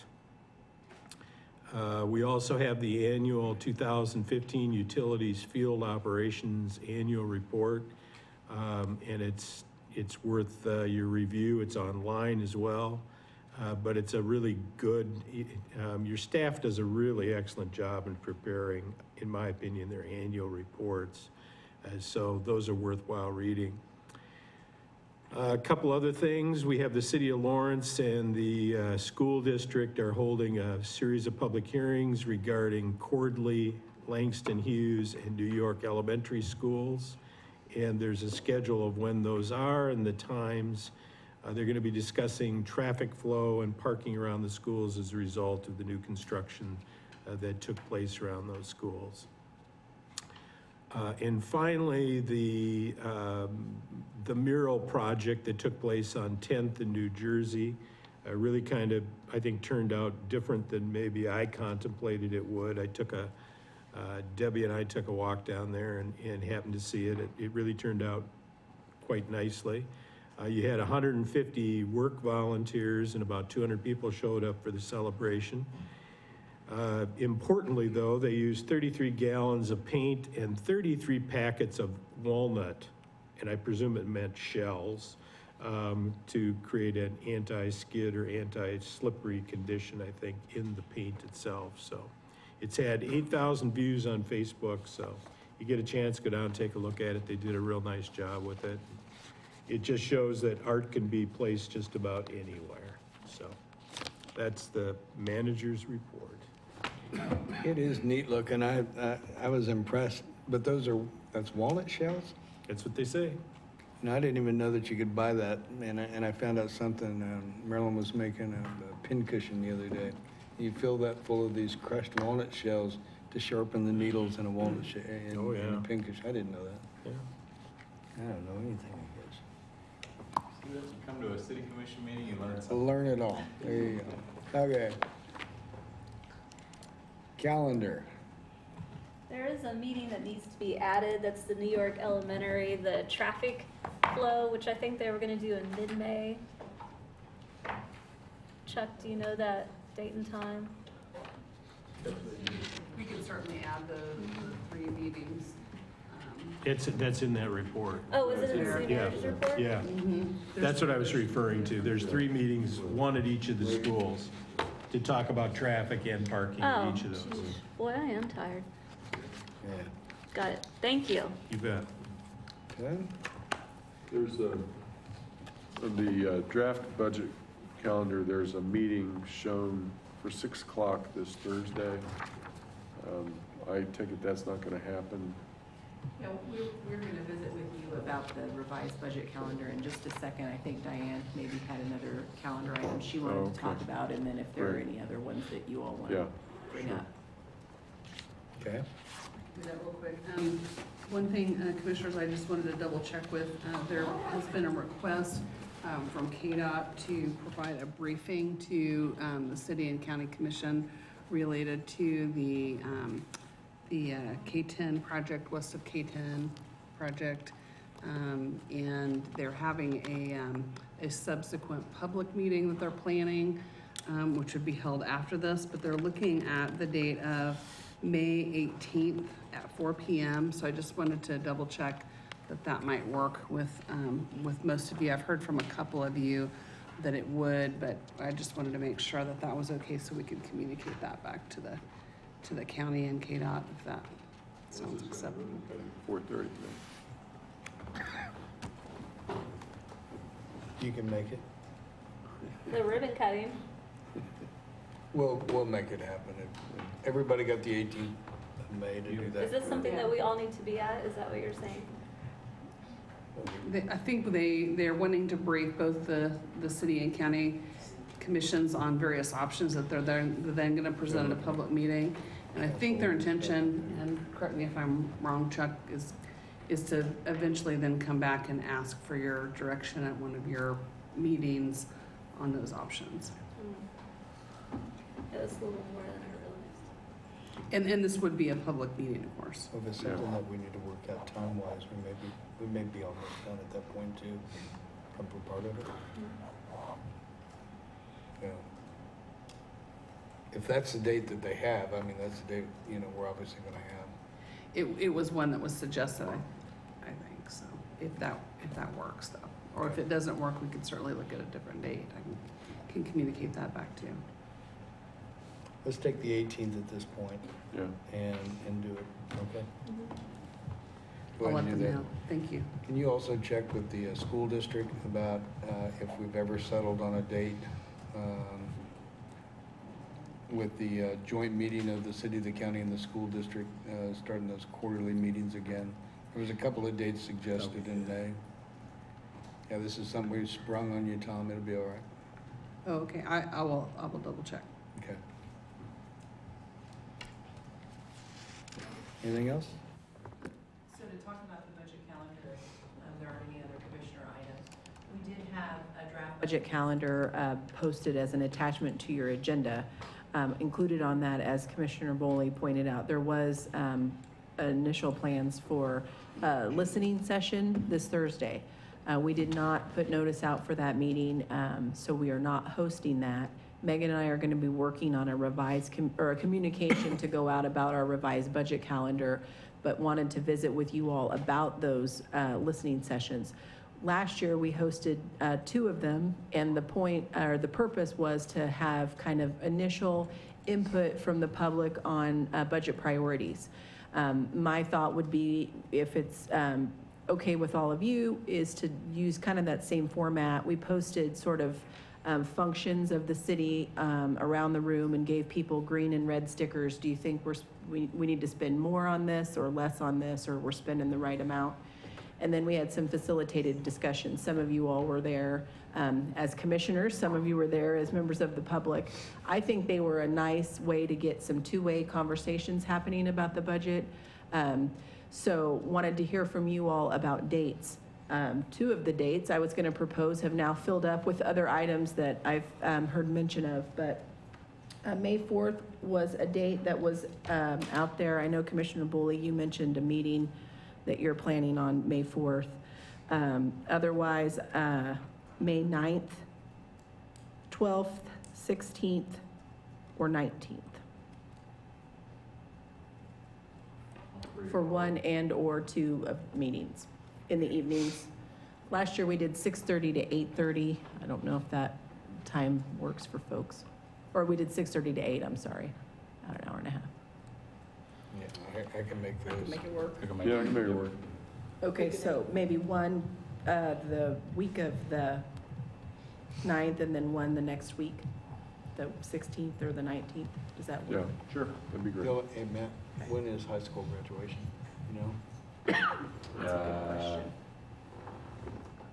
I'll look at that. Yeah, let's It's avoid. like the 20s. Is it the same weekend Is as it- KU's graduation usually?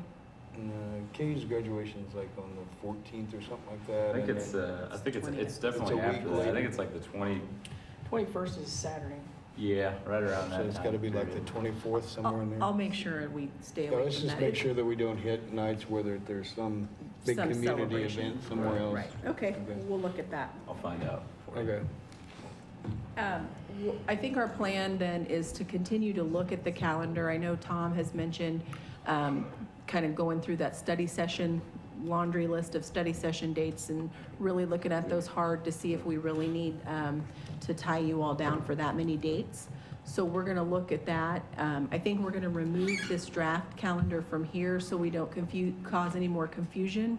But as meetings come up, we'll list them individually here on the kind of list that you have, as opposed to having that document out there. Does that make sense to everybody? or- Sure.